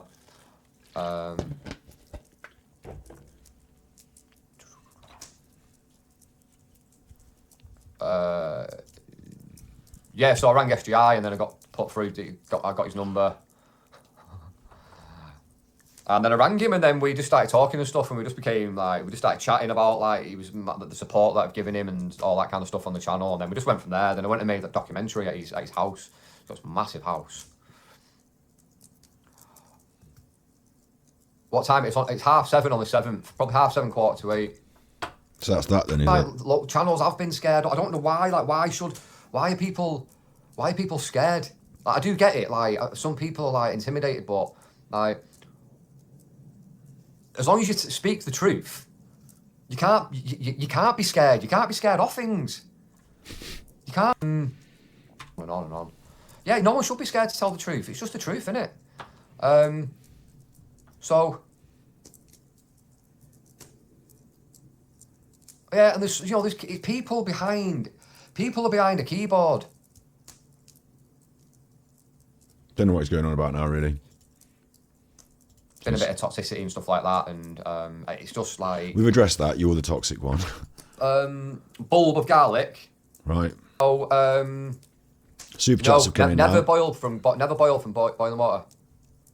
I feel like this is kind of part of this. Look, someone's given 20 quid, someone's given him a tenner. I feel like it's like he's held on the live stream long enough now. He hasn't really got anything to say, but super chats have come in. Like, so is it the point that he feels that super chats, live streaming equals super chats? Look, you know, is that what's going on here? So yeah, I'm taking something. I'm making no bones about that because I've lost money with all of the editing on the interview and stuff. All right, he's talking about money like that, but I'm happy to give half of it to the family or to charity. If you look at all these questions now, like, you know, there's like Penelope, there's Jackie, there's Shelley, like questions are just coming up. There's Julie, there's David. Right, that's 5 comments in 5 seconds. We're doing this again. 5 back. I would have missed hundreds. It's getting it all twisted. And if Nicola's family would accept it, then I'd give half of that super chat to that family. It's not about half of it to do. What the fuck? What? Someone must have suggested giving it to charity. Not me making the money. I've not made anything from this. No. I've lost money. We'll get Peter to pay for it. He's fucking loaded. I've lost money. by having time off work to edit and stuff like that. So if Nicola's He did. Are you saying you edited that documentary then? Yeah, fair enough. Like, fair enough. family would take half. I did think it's quite possible that with a couple of cameras, like, you know, some editing, he could quite easily have put that together himself. People were suggesting that it might have been Peter Faulding had paid for a videographer to come and shoot it. You know, I'm assuming that now that he's telling us, taking him for his word, that he edited it himself and filmed it himself. Half the money from the super chats, then they can gladly have it. I don't know how I would approach that idea though. Well, you just note down how much super chats you got and then give them half. You'd probably give it to a charity of their choice. How would I do that? I'd have to kind of like, I'd get an email or maybe they'd see it. Well, that's fine. That is fine. You're doing a Morrison's order. Lazy Bell, you're a beautiful soul. So now he's been coerced to give away half the money to charity or to the family. Like, he's promised to give it to the family, but the family obviously aren't going to accept it, so he's going to keep it for himself. Like, it feels a bit weird that he said that, and he hasn't really worked it out financially. Like, are you saying that your business plan here is to make money off a documentary that you're making, and that, as Andrew Tate, you know, business school, your business plan is to make money off a documentary that you make, but you at the moment have made no money. In fact, you've lost money on it, so now you need to reclaim the money. So you're definitely wanting those super chats, but you're going to give away half of them now, so you're going to probably want twice as many to hit break even, like whatever your break even point is that you're aiming for, because you've worked it out, because you're a businessman like Andrew Tate. Right? I'll check the super chat settings. I'm going to make sure that this is very, very I can't do a members only because I only have 4 members. This is the thing as well. I would try to reach. I'll see what I can. It's I don't know how they feel about like the work and the interview. I don't know. Maybe it could. Like, you know nothing about how the family feels, so you're going to now reach out to them and say, "Hey, I'm doing this interview, and we might get some super chats. Would you like half of them?" And they'll say, "What?" In a pot for when they're older. I don't know. But what I'm saying Who are you calling? Is it Paul? Because you could call Paul through Peter. Peter's got Paul's phone number. So Paul will just say, yeah, thanks for the money. Put it in the GoFundMe that Emma's controlling. Send it to care of Marsh Farm Hall, Emma White, Money Fund. Like, just, you know what I mean? Like, they'll want the money. Yeah, they'll have all the money. They've been getting lots of money through this process. Don't start me. This ain't about me making dough off super chats. It's about... You just said you spent time and money making the documentary and you wanted to reclaim that money. The questions being accessible for me to read. It's about the questions being accessible. Oh, for pity's sake. Like, I'm not angry they're giving him the super chats here.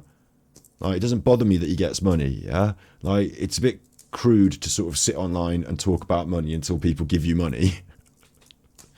It's not the giving him the money thing. It's the grifting, the shameless sort of like slimy grifting.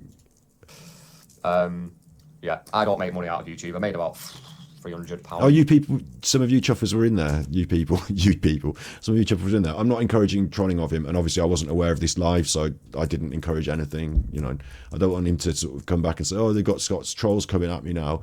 Like, you're independent people that want to do what you want. Fair play. Like, I'm not going to control you or even suggest that you should be controlled, but interesting.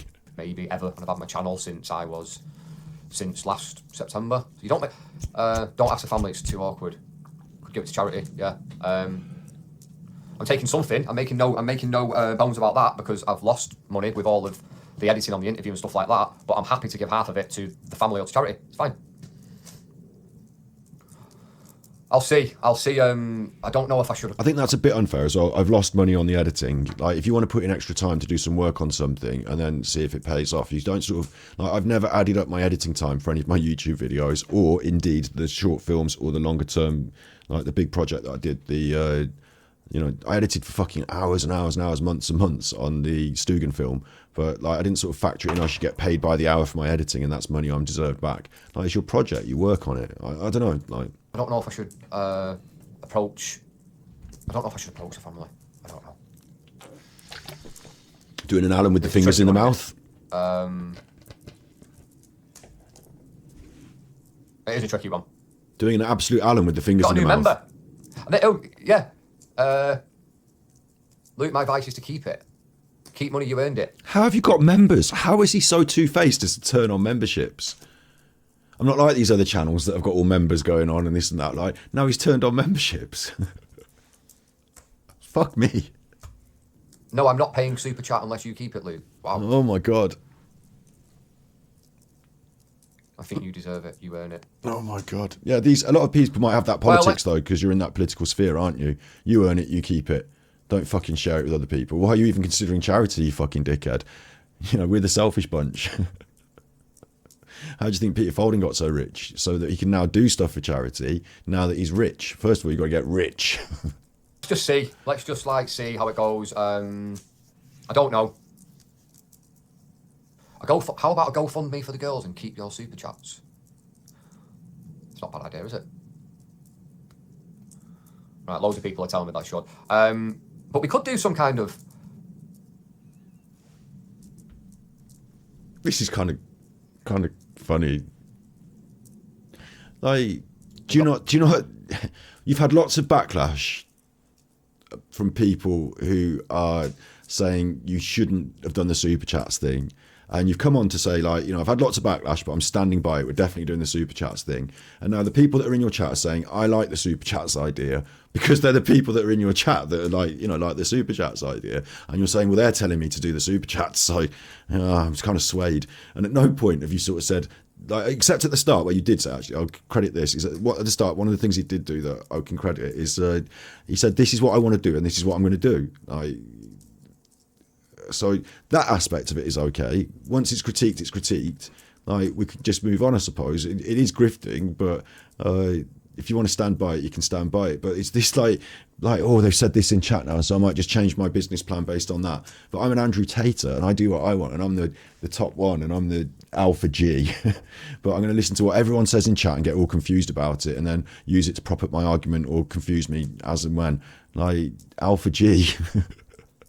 In fact, fuck this alpha G bollocks Andrew Tate stuff. How can we have that? That involves the politics of being the top one. So you're going to be the top one, alpha G, yeah? I'll have to out alpha G you, won't I? I'll have to out Andrew Tate you in order for you to to respect me as the top dog. Maybe that's why you respect Alan, because he's the tallest poppy. Are they dead poppies behind him? What are they? Over 35k in their fund. Buy the missus some flowers with it. I don't have a missus. Single. Single! Wah! Oh, I'm single now. Now, meaning recent breakup? Apply within. Yeah, I've got a beautiful daughter. I've got a beautiful daughter, and fair play. Let's make sure she stays well out of this. Dave, come on, brother. I'll be your missus. Treat my daughter. Well, a lot of people are saying like they want the money to go to me here. That's what I'm saying. Maybe split it in half. I don't know. I don't know. Let me think about it. Let me think about it more. But you know, let's see what we can do. I've told you as well. This politics is going to work with some of these people. Like the true crime Kramer thing. Like, you know, it works with some people. The selfish, even the aspect of being the alpha G that Andrew Tate works with some people. Like, doesn't fucking cut it with me, but like, it doesn't mean that he's going to not be reasonably more successful than doing fuck nothing. Like, I predict that Break the Ice, through this drama, through this politics, through this rubbish, might actually gain some support. And like Alan has his, like, you know, spanners who never leave him and, like, you know, stick by him. Like, you know, I imagine he might be able to create his own little clique in some way through this. Certainly the sanctity, the sainthood of Peter Faulding and his attachment to it has completely bedazzled in some of these people's eyes already. So if I pay super chats for you, no one else. Yes to you, have a holiday. And like, that doesn't hurt me, and like, fair enough, I guess. The thing that's annoying me is he keeps fucking talking about me and like bringing me into all this bullshit. And like, I'm aware that I've got an opinion, and I'm aware that I stated it very briefly on one of my shows. But like, and I'm doing this now behind the scenes, so to speak, in inverted commas, so that I've recorded it, got it, you know, probably end up uploading it to YouTube, and people are going to want to see it. But just dragging my heels on it because I don't want to create a big drama and a stink about it. But you know, we're talking about it. Let's just say that. So he's winning in that aspect, but I don't think it's a long-term victory for him, really. Expect those kind of comments, really. But thank you. I've got a couple more members that have come in. Somebody said to me before, why don't you make the live members only? Like, bear this in mind. I don't think he's going to get, like, you know, Boris Johnson level, but Boris Johnson ended up with a fucking giant millionaire's mansion, and like just fucked all of, like, everyone in the country got fucked over by Boris Johnson at some point. Doesn't matter what your politics is. So it seems the more people you can fuck over, you know, like Andrew Tate your way to the top, mate. 4 members. 4. Because I don't promote members. You're doing it now. I've never promoted members. You're literally doing it now. I've never really. I think I asked in one video. I mentioned about members, and I asked like, if you want to be one, be one. But I don't make it a thing. It's never in it. Look at all my videos. There's no like. There's no be a member of my channel anywhere. Well, you've turned it on. Like, why have you got it on? Like, it's just so disingenuous to say like, oh, I don't want you to give me money. Oh, thanks for the money though. Like, I want you to give me money. Yeah. I'm not going to come out and beg for it and plead for it. I'm going to try and create content with value. I'm going to give you the options, you know, the tippies thing. The members were switched on because the community said we want memberships. Yeah, absolutely. And the money thing for me, yeah, that's like, you know, hello, this is my job. But the I suppose at some point we want to get a sponsor and move up the scale of AdSense and stuff like that, take the pressure off the tippies. But like, I'm really, really grateful, and I'm not pretending I don't want it. But it's this idea that he's pretending he doesn't. It's not about the money. I don't care. I'm just, you know, the money's nothing. But we want members, we want super chats, and I'm not going to talk about it and beg for it. But I have begged for it on a number of occasions, basically, and going to continue to do so. Like, it's becoming this weird grift. Like, just say it at the start. Thank you to all the members. Here's the link. If anyone wants to be a member, I'll shout you out as you become a member because I'm grateful. And then just move on. The one time I said it was when I did a live with Peter. That was a long time ago, so it made me mention there, but I've never asked for members. Don't want you to buy me a coffee. The money I want is from the ad revenue. That's where I want it from. And you can tell because there's fucking loads of adverts on your content. Silver Moon Warrior, I notice you quite a lot. You're a very good... I've got another member. I'm getting a few members here. What's going on here? You just talked about it. I see a lot of your support. I really appreciate it. Yeah, I'm getting a few members going on. I'll have to look into what my membership does. Not just a member, but a super member. You cannot set up membership by mistake. Look into what it does. In order to switch on members, first of all, it says you will have to give us your... offer of membership. So you have to set up 3 tiers of membership, and you can't just say, right, membership on. It says, can you please look at these 3 tiers and see what you want to offer, see what the price is going to be, and see what you want to offer in these 3 tiers. And like, you then apply to be a program member, and then they'll come back to you in a couple of weeks and say, you've been approved, you can now offer memberships, switch it on. So like, he knows what memberships it is and entails financially to him. Like, he had to set it up.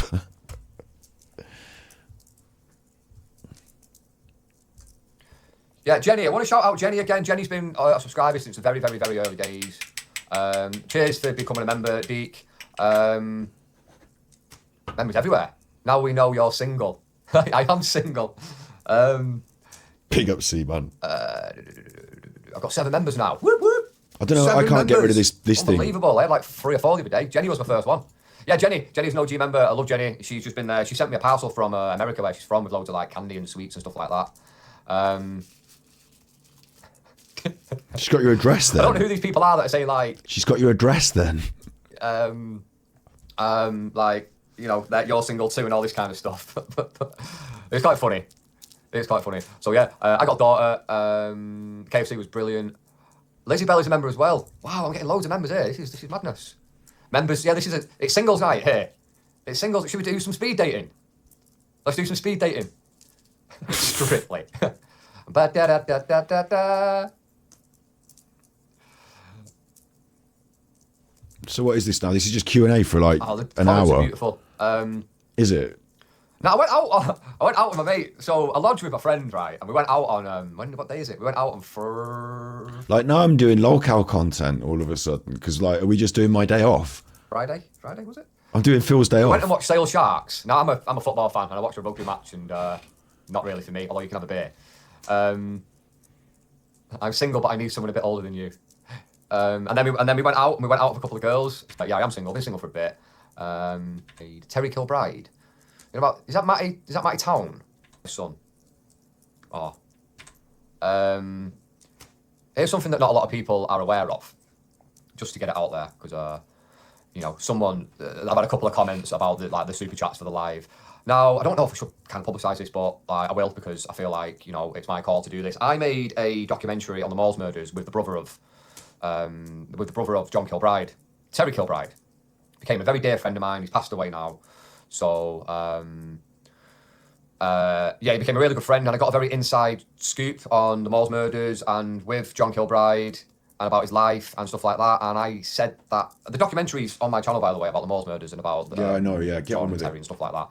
And for anyone that's moaned about super chats on a live with a lot of people in it, I said to Terry and his missus, and I actually read a contract to say that half of the money that was made from that documentary I will give to the Kilbride family. That's not out there, is it? That's not publicised. You know what I mean? People moaning about a super chat. Well, quite often when you offer to do something like this, like when we did Eddie Strongman, the first thing Eddie said was so you're going to make a film all about me and I'm going to be in it. So what do I get out of this? Am I getting some money? It was worked out that he would get a percentage of the film, but it was also very important to us to say, and I wasn't the master of this financial decision, but it was very important for us as a documentary team to say, you are the subject of the documentary, so while it is important for us to financially remunerate you for all the time and effort you're going to be putting into this, you can't be the major benefactor, because number one, the film company is going to be the major benefactor, and number two, you're essentially making your own documentary and profiting off it. It's an advert for you if you're so heavily financially involved. So it comes with some negatives. So yes, you will be financially remunerated, but no, it's not normal to sort of just go 50-50 on stuff. This is very low budget, low guerrilla sort of filmmaking, isn't it? It's very, it's just like a handshake between people. So I can understand that. He's agreed 50-50, but it doesn't mean to say that he's such a wonderful person, because maybe they asked for 50-50 and maybe they should have it, on this level. Maybe that's okay. Like with Steve of the Dead, and I'm not going to shout my own trumpet here, but I give him money for doing the podcast, and then I split the super chats, don't I? And it's not because no one needs to know this, but I'm super good. It's because if I didn't, I'd be shit. If I didn't do that, that's like the bare minimum, isn't it? Splitting the money. But I don't shout from the rooftops because that's kind of it's private between me and the Kilbride family. You just did. Someone's saying I wish a speedy recovery to Derek. Speedy recovery to Derek. I agree. Has anyone got any questions? No. Well, no. I don't always wear a hat. It's just freezing. It's just Q&A. absolutely freezing. Listen, you're in there being funny in the chat, so do you want me to watch the Q&A? Because I don't really feel like I've got time for a fucking hour of Q&A. Today. Thank you for the new members today. It's really good. I'm not bothered about trolls. Listen. Trolls are trolls. Trolls will roll and they will troll because they've got no control and they don't really have a very nice soul. At least it rhymes. I think I'm going to write that. That's a new tune, that, isn't it? Email address is I'm a troll and I always win. Good one. Seaman. That's an ironic name, isn't it? Trolls pay for the wine, yeah. Seaman. He doesn't like you then. Dear. I was saying something, but I forgot. But you said you were a troll. Hold on. Are you not going to get banned now? I didn't want to say too much about this, just in case you wanted it discreet. We had conversations about this, and Luke was very genuine and generous about the money between the Kilbrides. Well, thank you, because that's obviously somebody that knows. So 50% of the documentary that I did with the Kilbrides was going to them. It's just not made a lot. It's not done many views, because if you go back to my old videos, it's one of the first videos I ever did. So that's why I don't take very kindly to people trying to say that I'm all about money and super chats, which is absolute hokum. Yeah, but you've made it all about money and super chats. Am I asking for super chats here? No. Because I can pretty much read things. I can pretty much, I can kind of keep up with what's going on. Am I going, I'm not talking to you unless you super chat me. Yes, Matty Town, my mitten boy Matty Town in the house. So I'm answering as much as I can here because I'm able to. When there's a few fouls in with Peter, how am I supposed to? So I'm going through all these chats. We've been through it. David's cool. Silver Moon Warrior, I see you all the time. You're a good fan. I'm wearing my hat, it's freezing. I've got a lot of good support on here. Has anyone got any questions that I could ask about? Has anyone got any questions that I could answer about the interview? Please do, because like, I'm watching this and it's boring me now. Yeah, good to see me back in battling. I just needed I needed a day off yesterday. I was very shattered and like I said, I've had a couple of problems personally with someone in my family, and that was more important than anything else. Your children come. But you said you went out drinking. Child comes before anything to do with this work, and she needed me. And at that point, I was like, I'm not bothering with this live at the moment. There's too much like things that like are bothering me when I've got other things to worry about. But I'm back. I'm stronger than ever. So yeah, the live is back. Absolutely. But also, you did watch my live stream because you commented on it, like that you were watching. You said today that you had watched it, so I don't know where that fitted in. I'm looking forward to. Yeah, I'm looking forward to the live. Yeah.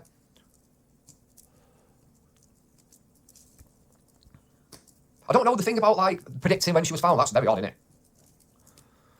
No, it's what happened was that the police, and this has been raised as a comment, the police predicted when she was found. I didn't do it on the main show because she went in the river at a certain date, and if she was under the water and filling with gases, they asked two different independent people how long they thought it would take for her to rise and float and where they would potentially find her if that were the case. So the police had a prediction as to when she would do their job for them and rise and float, and that's when they apparently found her. So it was like around then anyway, like it was, that's why it's like anyway. I don't get that. It doesn't make any sense. I did need a timeout. I did. You saw how knackered I was the other night. I was absolutely exhausted. And yesterday was just it was just a bit of a crap day for me yesterday. And, I've learned that maybe you should take a step back before announcing on a community post you're going to cancel it. I've learned that now. We're all learning every day. And I've learned that maybe don't, when people say count to 10, sorry, third flight back. When people say count to 10, should have done that in the YouTube capacity. Hello, so Magpie. I've learned from that. And that's all you can do. So, yeah, I'm going to count to 10 in the YouTube world now. And, I don't know what's going on with my sound. A lot of people are saying that it's fine. I was a bit hungover, but I was also knackered. Any questions about the documentary that I can answer you? And because there's only 139 people here, I can answer what I can without it being a super chat. Was Peter invited, or did he make first contact? Do you mean for the interview? Peter invited me to interview him because he trusted me to keep it confidential and that I wouldn't...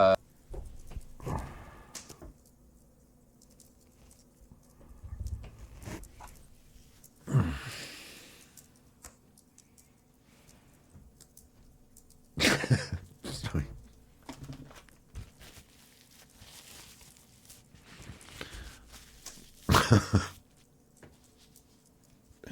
Okay. kind of manipulate or destroy the edit or make him look like, something that he's not, or try and get a different story out of it. I just did the interview and got what he said out there. He trusts me. And, I've known about this for a while. And, he when he told me in July about the images of Nicola, he was probably thinking, I wonder if this guy can be trusted, blah, blah, blah. Is it going to come out in the sun? Is he going to say something on YouTube? No, it didn't, obviously. So then he wanted me. He told you in July?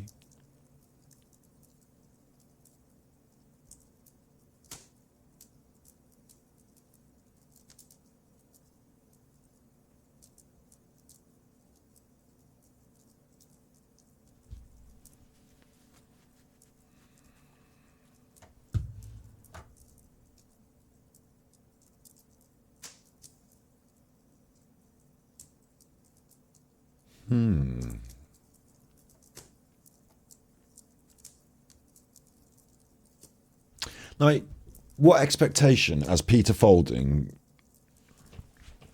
like, was this after he went over and did his little video with them and stuff, whatever, but what expectation has Peter Faulding got of this man to completely keep that secret, like, if it's to be kept secret? Like, apparently he did keep it secret, but you would think as Peter Faulding, if something was important and you didn't want it to get out, or you whatever, like telling him, like, this doesn't seem like your best confidant. Like, this feels like a deliberate leak by Peter Faulding so that this man could leak it in some way and it get out there. maybe. Yeah. I think Peter wanted him to leak it. I think Peter is not like Peter's been in the army. He's been in the police. Like he's not going to tell this man confidential information that's making YouTube videos and then saying, by the way, I'm shaking your hand on this. Don't tell anyone. Don't even let it like because all this guy has to do is tell his sister, who tells her auntie, who tells her friend, and then it's on the like becomes a rumor and it goes through the system. Like I think it's a really weird thing to do. And I think like, it's almost like I'm doing a Paul Ansell red flags now. Like that one goes down as like a quick marker. Like Peter told him on the 7th that he'd seen Nicola Bulley and he had the images. I don't know whether he's seen the images on the 7th because I don't think so. But like Peter telling him that even is big news. Like whether it's real or not and whether like et cetera. But like apparently Peter told him that on the 7th. And now he's got the go-ahead to tell people that Peter told him that because this is breaking that confidence. But it's been broken by Peter now, so the water's been broken, I suppose. But like, bit weird. He just said that Peter told him on the 7th that he found Nicola's body on the 7th of July, some time ago. Be trusted, blah blah. And that he can be trusted, and it never came out, and that's why Peter trusts him to do this interview, which would imply there are things behind the scenes that Peter wants to not come out. Like it's weird. Like if you're doing an interview and you're innocent, and you're like, oh, I don't want to spin this in a bad way. Well, then just don't say anything. Like this annoys me as well because like this guy's not done much. Like, and I've not done loads of media stuff, but like I know a bit about media. Like one of the things that used to annoy me about people when they sit down to an interview. Not everyone does this, but occasionally someone would say, like, can I see it afterwards? I want to make sure that I don't say anything bad. And what we would say to them is, then don't say anything bad. Are you ready? Let's go. Like, you don't. I'm not in control of what you're saying, but you're not in control of what goes into the edit. No way. Like, we want you to say stuff so we can use it for the edit. So bear in mind our show for that thing was about strongman. So we're going to ask you questions about strongman. So don't maybe go like, I don't know, like don't accidentally go, yeah, strongman's great when they're always using steroids. Like, don't say that. That would look bad. Like, I'm not saying they all are or anything like that, but do you know what I mean? That would look bad. So don't say that. Like, we're asking about diet and nutrition. Say something about food. Like, do you know what I mean? Like, think about what you're saying and say it. Like, so it's weird to me that Peter would need to choose someone who he felt that he could control. In fear of, like, because Peter's been on Channel 5 with Mark Williams-Thomas and that, what's his name? Peter's been on Great Britain News. Peter's been on Sky News. Peter's been on, like, he's been on all these media outlets. He's had a tough time on some of them, maybe. Great Britain News wasn't the best for him, I suppose. But he's been on all these different media outlets, This Morning, whatever. And now he's choosing this guy to drop the interview, saying, I suppose, I don't trust the mainstream media. But he did Sky News, and it's not an exclusive interview if he also does interviews in all other places, including Sky News. And the Sky News one was basically the same thing, wasn't it? So it's not exclusive. It's just I find it so strange. Out in the sun, is he going to say something on YouTube? No, it didn't, obviously. So then he wanted me to be the person who did the interview.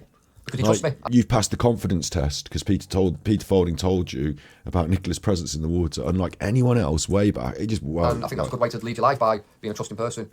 Maybe that's a good idea. Nah, I've not lost my minerals at all. Not a chance. Like I said, just a bad day yesterday. That's all.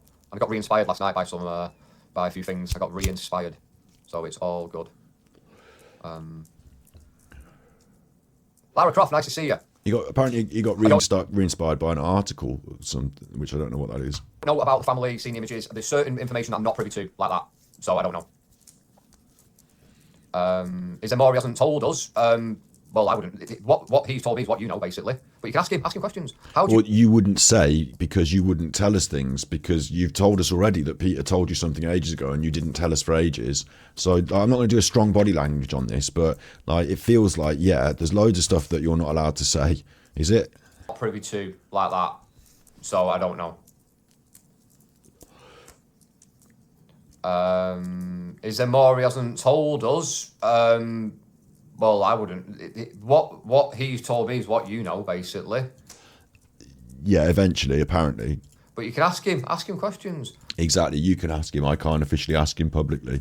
How do you like your ham in the morning? I don't really have ham in the morning. You chuffer. See, I can answer these questions. Do you know what I mean? Like, there's not, because they're coming from not too fast. You chopper.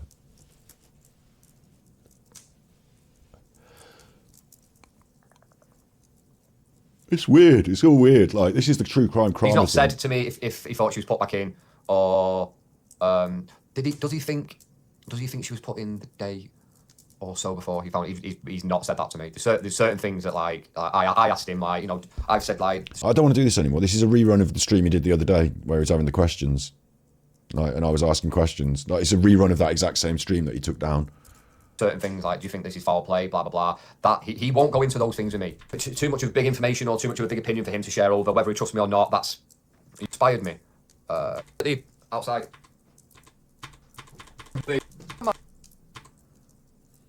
I did ask Peter about, because obviously my work with the Moors murders, and Matty's in here. Matty is called, I like them both questions. Okay. Right, I'm just going to start from the bottom. Scotland laddie. Alfie. Come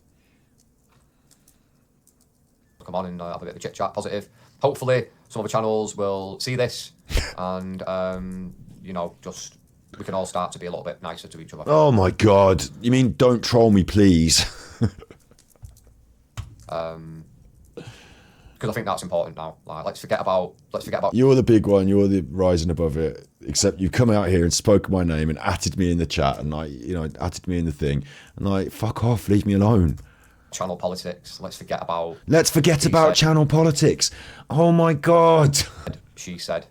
So you have your say. No one has their say back because it's channel politics. But what you've done is to stir up all channel politics. Welcome to True Crime Kramer. You're good at it. You'll fit in. Junior Allen. I'm guilty. I said that, like, Vicky Marie, like, only mentions other channels. Like, whether I agree with it or not, that's her channel decision. So respect. So Vicky, understand that's how you want to do it, and that's cool.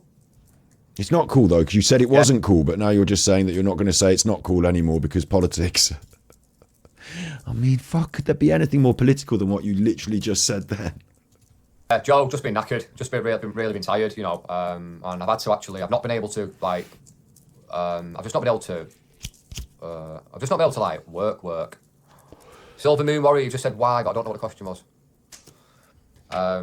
Yeah, I've just not been able to work. And when you spent 20 years in kitchens, grafting and sweating and being under pressure, and then I've not been able to work for like 2-3 weeks because I've been making the interview, editing the interview, reacting to it. I've not been in the kitchen physically at it. So it's that kind of can take a little bit of toll when you're used to kind of physical like hard labour, if you will. So yeah, that kind of took a little bit of a toll. But I feel rejuvenated. Full moon yesterday. That might be something to do with the aura in the air, the vibe and the atmosphere. The break will do you good though. Yeah, I've had my break now. I think the break was yesterday, and Peter came in and said that he wants to do. Yeah, it's not cancelled anymore. Yeah. What's happened to Curtis Media? I have no idea.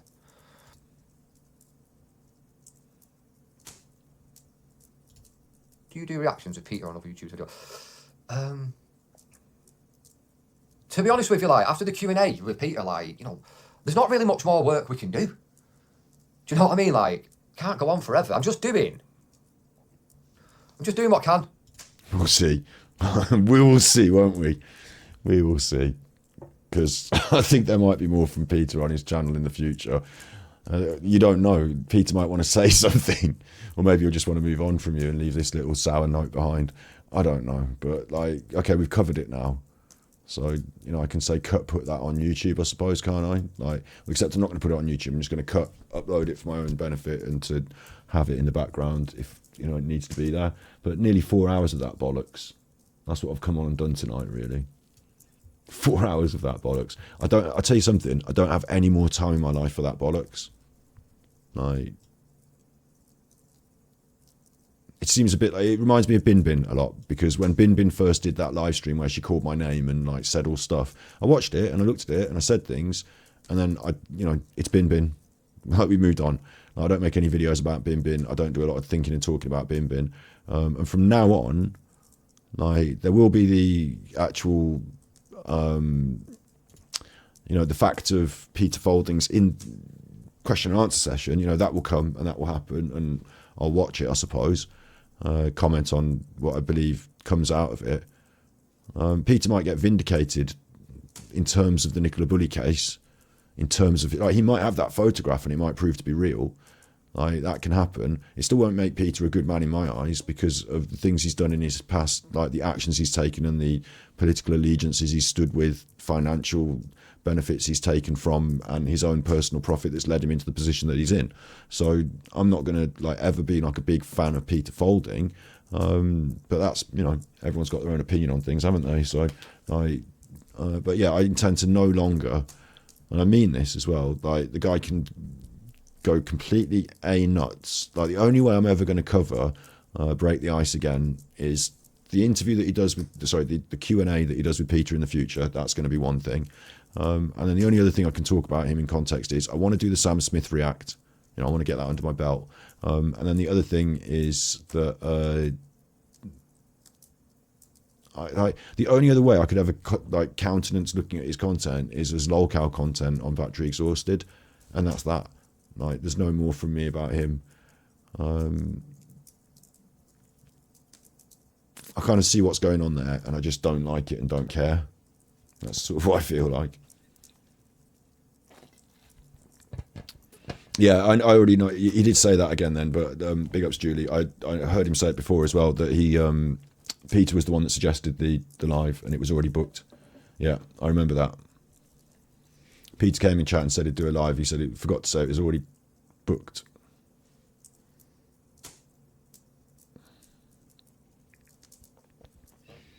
It's bizarre, isn't it? Like, what a fucked up, weird load of whatever's going on.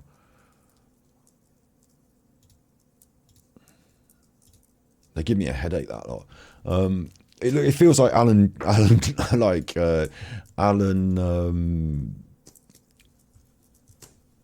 Jr. or some shit. He's not been on Rumble. Should we check his TikTok? He's on TikTok now. That's him. 1 million views on TikTok. Yeah. Pumping it out now.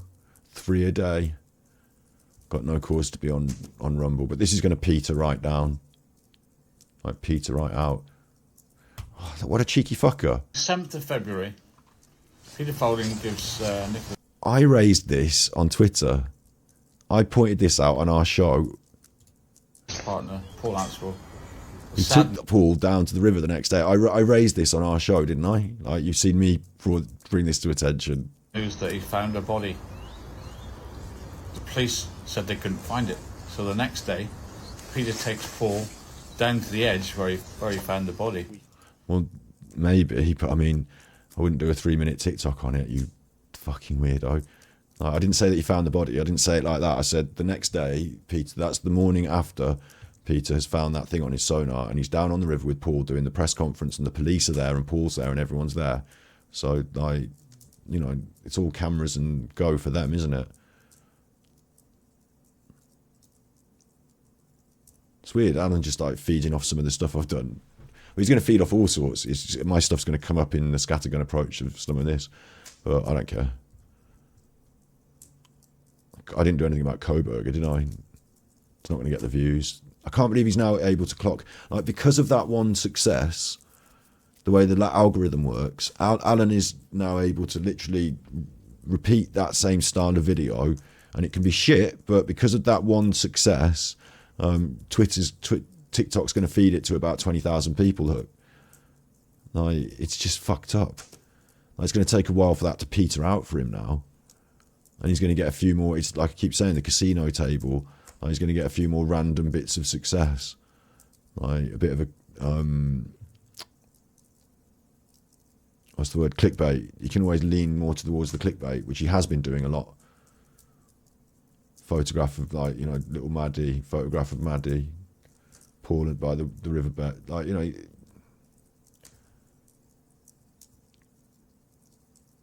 Cancelled onto TikTok, and now he's spewing his horrible stuff. But Alan doesn't appear in any of his stuff on TikTok. Alan's not present. He's just like the narrator. It feels like they've said, we'll do the TikTok, but I don't want you on it. Not after this.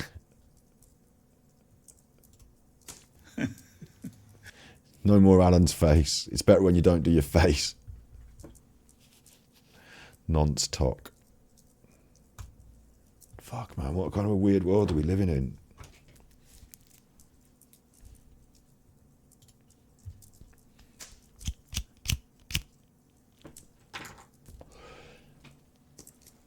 Now, I can see how people get paranoid, right? I'll tell you something.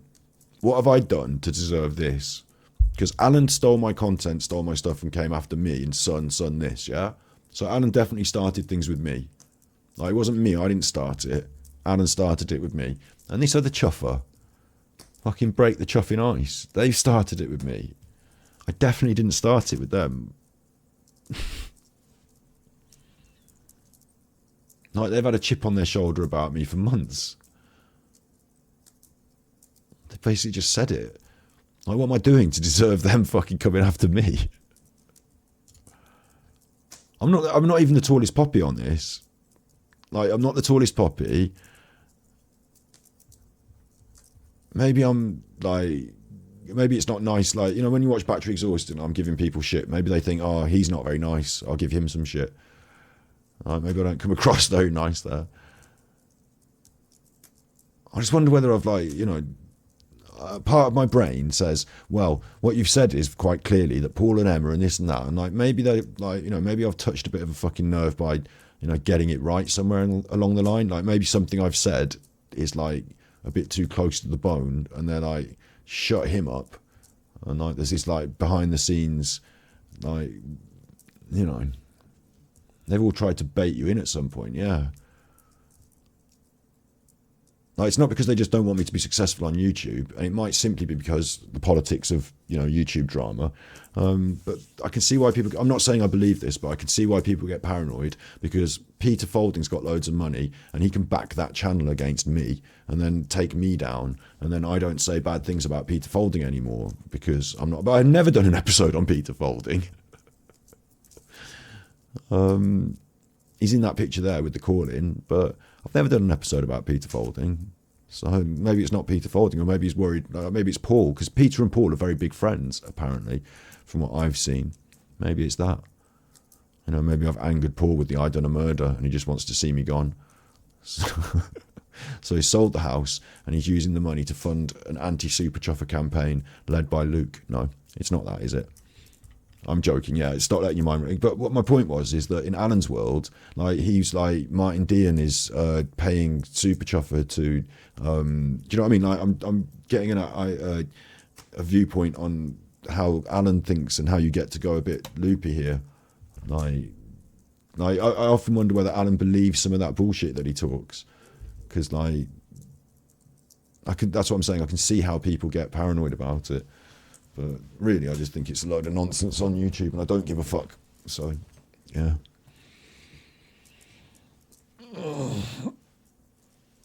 You doubt Peter's paying any YouTube channel. Yeah, but like,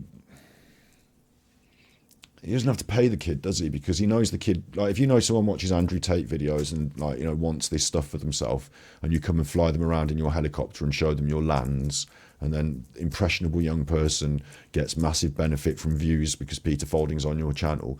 Like, do you know what I mean? Like, just give him a little phone call, tell him a little thing, do a little chat about, like, I don't know when the protesters think, like, I find it weird that Peter Faulding's got a background in anti-protesters, and then Luke drops a little cheeky video about protesters. Maybe it's just a, you know, similar politics, but, and I'm not saying that Peter has to ring him up and say, can you make one about protesters? Good lad. But maybe just on a helicopter ride or something, you know, he mentions a story about how, you know, he explains the politics of being anti-protester, and Luke thinks, oh yeah, oh I see, yeah, you know, I don't know, maybe that.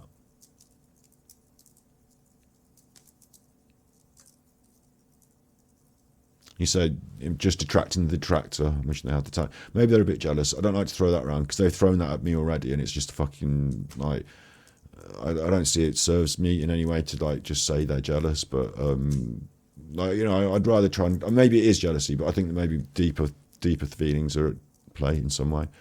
The narcissists are scrambling. Wait and see. You'll see. I also wonder, see, for me as well, I wonder about Alan's involvement in it all.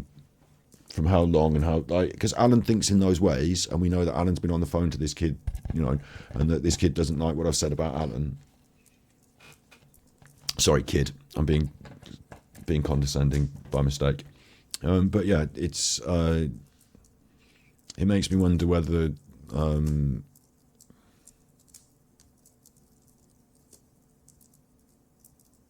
don't know what I'm trying to say there.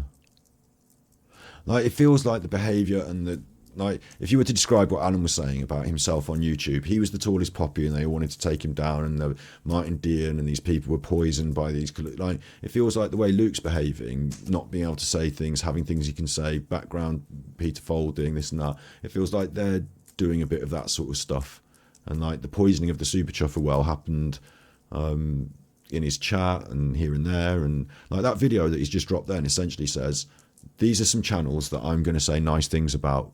Stay the fuck away from them, they're bad. Doesn't it? He's listed channels.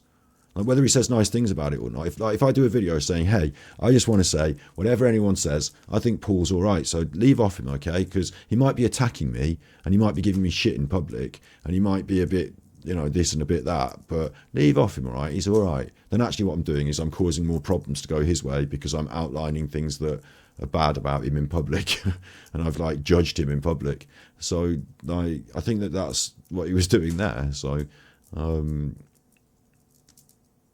some people are susceptible to that. Yeah, Alan would give his right eye to be involved. Yeah, I don't know. Like, it's a weird one. It's a weird one. I haven't got my like brain all over it completely. But I've reacted to it live, which is what I felt like. I didn't want to do, again, I'm not going to do a YouTube, even, like, this stuff belongs nowhere near Super Chuffer channel. And it might be lol cowie sort of content for Battery Exhausted. But I think in the main, it's going to just end up as a little saga that I record my reactions to and have them as like a little video library that if I ever want to, I can say, well, do you want to know what happened with Luke and what I thought about that? All right, here's a series of videos where I react to his content, like, and I don't have to do it then in the future when I wish I had that. You know, I've got it here logged. Like, there were my opinions back then, and people were there, and you know they saw it, and it's sort of public, but not public enough to cause a big stir on YouTube. You know, like, I feel like unless people are really committed, like Luke might end up watching this if he's really committed, but like the general YouTube audience, you know, the people that we're talking to and with and stuff, they don't really see this all the time unless we upload it to YouTube. So yeah, the fire does need another log, doesn't it? It's an infinite fire that never stops. So my guess is it never gets another log or even burns out. I think it just is. I think it's probably quite a short loop, even of like 15 to 20 seconds. Mind you, you'd probably, how much do you want to loop on a computer? Because each loop is going to take some processing time. So the longer the loop, the easier on the processor. So probably about 20 minutes of a log burning. Like, you're not going to sit there and fucking film 14 hours of this. You're going to take 20 minutes of it and you're going to loop it. So that's what it is. And it's never going to change. It's just always going to be there. If you look carefully, you'll spot when that flame kicks up like that again, exactly the same.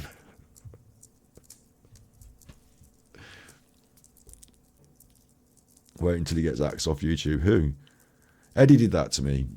Yeah, Eddie like stabbed me in the back in public, like called me a dope head, and like when he said that I'd got myself banned off Luke's channel and I'd done it now, but wouldn't specifically say what I'd done to see the idea in the audience's mind that Luke is good and I got banned for a good reason. That was the end. The end. You know, I know there were some people who were making other comments about Eddie, and I know I get the vibe from a while back, but I've been nice. But you know, now I'm not going to be anything. Just, it means nothing to me. Because I'm not a true crime crimer channel, and Eddie can go back to making videos about fucking Eurovision, and I can go back to making videos about whatever the fuck I want. But other people are going to like have their true crime crimer hat on, and you know, that's going to go on. If you're going to deal with true crime on YouTube, and you're not going to be at the high end elite, then, or if you, maybe the other way to do it is to just fucking ignore. Like, there's that one that used to be on the telly that is a bit better than some of them, like courtroom case house or something, and she just doesn't deal with the drama. And like Jizzy's a bit like that as well, just like refuses to engage on any of it, will not make a reaction video to anyone, and that keeps them sort of hands free of it and elevated from it in a way. And that's probably a way to go, isn't it? But since I'm not a true crime channel, I don't have to do that. But those that just watch Super Chuffer for the Super Chuffer content don't have to be exposed to it either. So, what are you smoking? I don't know what you'd call it. He gave it a fucking name, and I'd never heard the name before, and I've forgotten it. It was like Bubbles or something, or like some name I'd never heard. No, but I don't tend to care, because like, what am I going to do? Buy it or not buy it? That's my choice. So I'd probably just go and buy it, thanks. Is it that reasonable price that we arranged? Yes, right, we'll put it in the fucking, shut up and, not Skittles, I've had those. They've been, like, if it was something like that I'd heard the name of, it was a name I'd never heard the name of, and I feel like it's very similar to the last lot I got. So I think they just fucking call it whatever name. But, oh, it's a spliff, yeah, it's a spliff. 100%, I'm a dope head. But calling me a dope head like that online, like identifying me as one, is a bit of a cheeky thing to do, isn't it, Eddie? So maybe I'm wrong on that. Eddie just seems to have caught the wrong end of the gravy, because he's been a little bit less than positive. Like, you can see him getting a little bit eggy and a little bit less than positive about things. I think he wanted to come on the show, and I think I didn't call him up and, like, you know, speak to him one-to-one and get him on the show and stuff like that. And that's not because I didn't want to, it's just because I'm lazy. But I think it's worked out all right in the end anyway, because otherwise I'd have a big show with him, and then he might have changed his idea about me later on, after he threw his hat in the ring with Luke.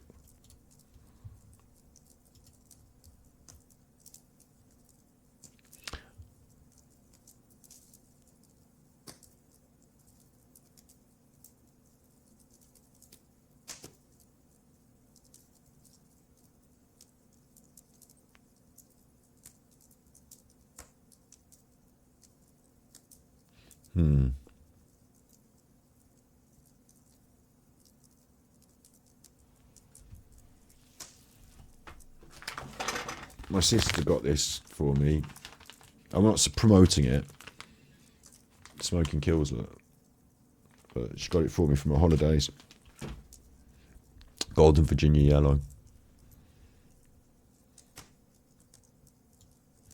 I haven't played any games. I haven't done anything. Weird night. Do you know, believe it or not, I don't actually fucking like this bollocks when people talk about you on the internet and then, like, make trouble for you. And you have to sort of think about it. Like,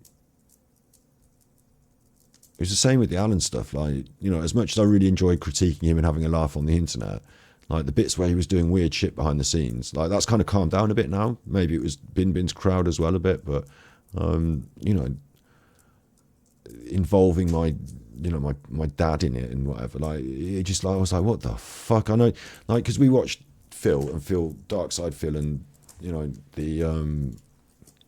the detractor content and stuff like that, and like Darkside Phil's been doxxed, but he's the lolcow.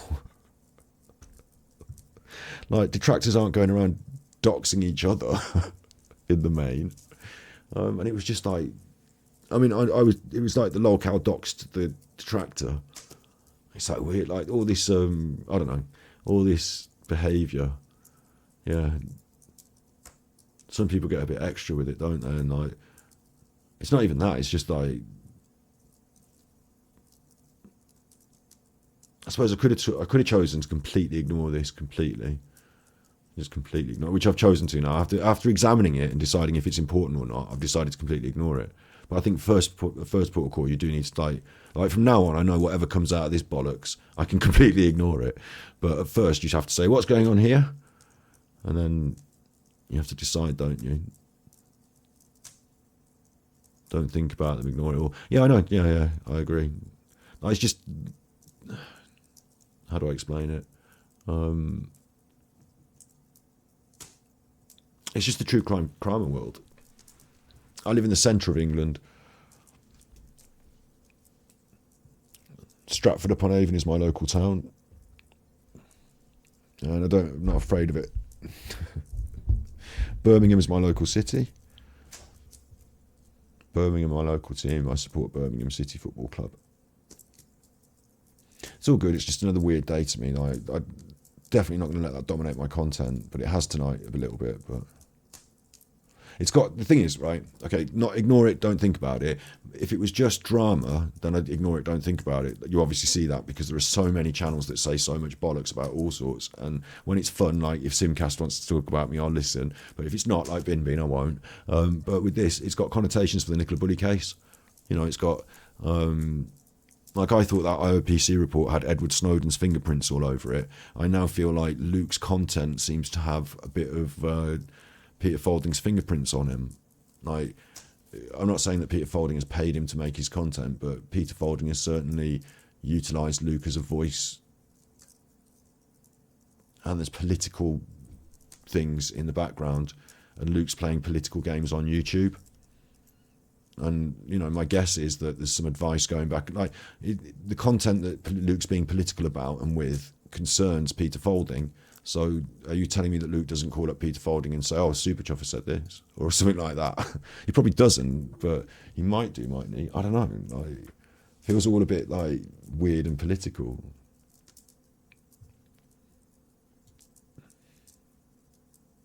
So that has connotations for the Nicola Bulley case, doesn't it? Because I did say this at this point. Now it's a bun fight. Now it's a political bun fight.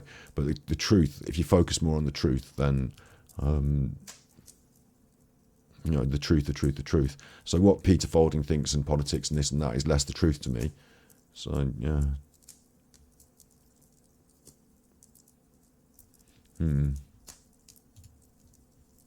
Hours it goes out, so it's moving constantly. So the chance of a body being in that area in the tidal part, I mean, the funny thing is, like, being political like this amongst a group, like turning people against each other and like being the big one, and like, have you heard what so and so said about you to so and so, that sort of bollocks, like, you know what I mean? And even like the more grown up politics of, like, you know, being in a group and seeing what so and so said to so and so about you, that's just like in the bin. But personally, we're going to have personal opinions on like things like sharing or the NHS or, you know, taxes. You know, you got that sort of politics that we inevitably will have views on, and it doesn't matter what your views are. Like, at some point, you're going to be able to find some way to agree and disagree with people. Like, but with some other people, it becomes a lot more than, like, the politics of the left wing seems to be a lot more about social justice, I would say, social society and justice, and the politics of the right wing seems to be a lot more about economics and being rich. And like he's playing, like, Peter plays this game of politics and money. Like, you know, you saw his estate and his land, and you see him on the telly, and you know what I mean. Like, it's a different world of sort of politics, isn't it? Like, working closely with the government in your, I keep going on about it, the protester removal thing, you know? It's a different sort of politics there. So sometimes it'll wash in. We had a sheep in Kent what washed in and stayed there for 2 weeks. Palm, how does it affect a major investigation like this when you've got a difference of opinion about a major...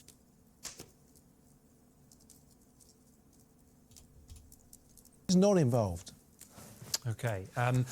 The final part of our interview to come is that sort of social media sleuths side of this, which can confuse an investigation, and it's people looking for their own little moment in the spotlight. Yeah, I mean, all major investigations, particularly nowadays when they attract huge media attention, means that a lot of information's incoming. And what the police have to do is obviously sift every piece of that information. They have a triage process to be able to determine those that require urgent action.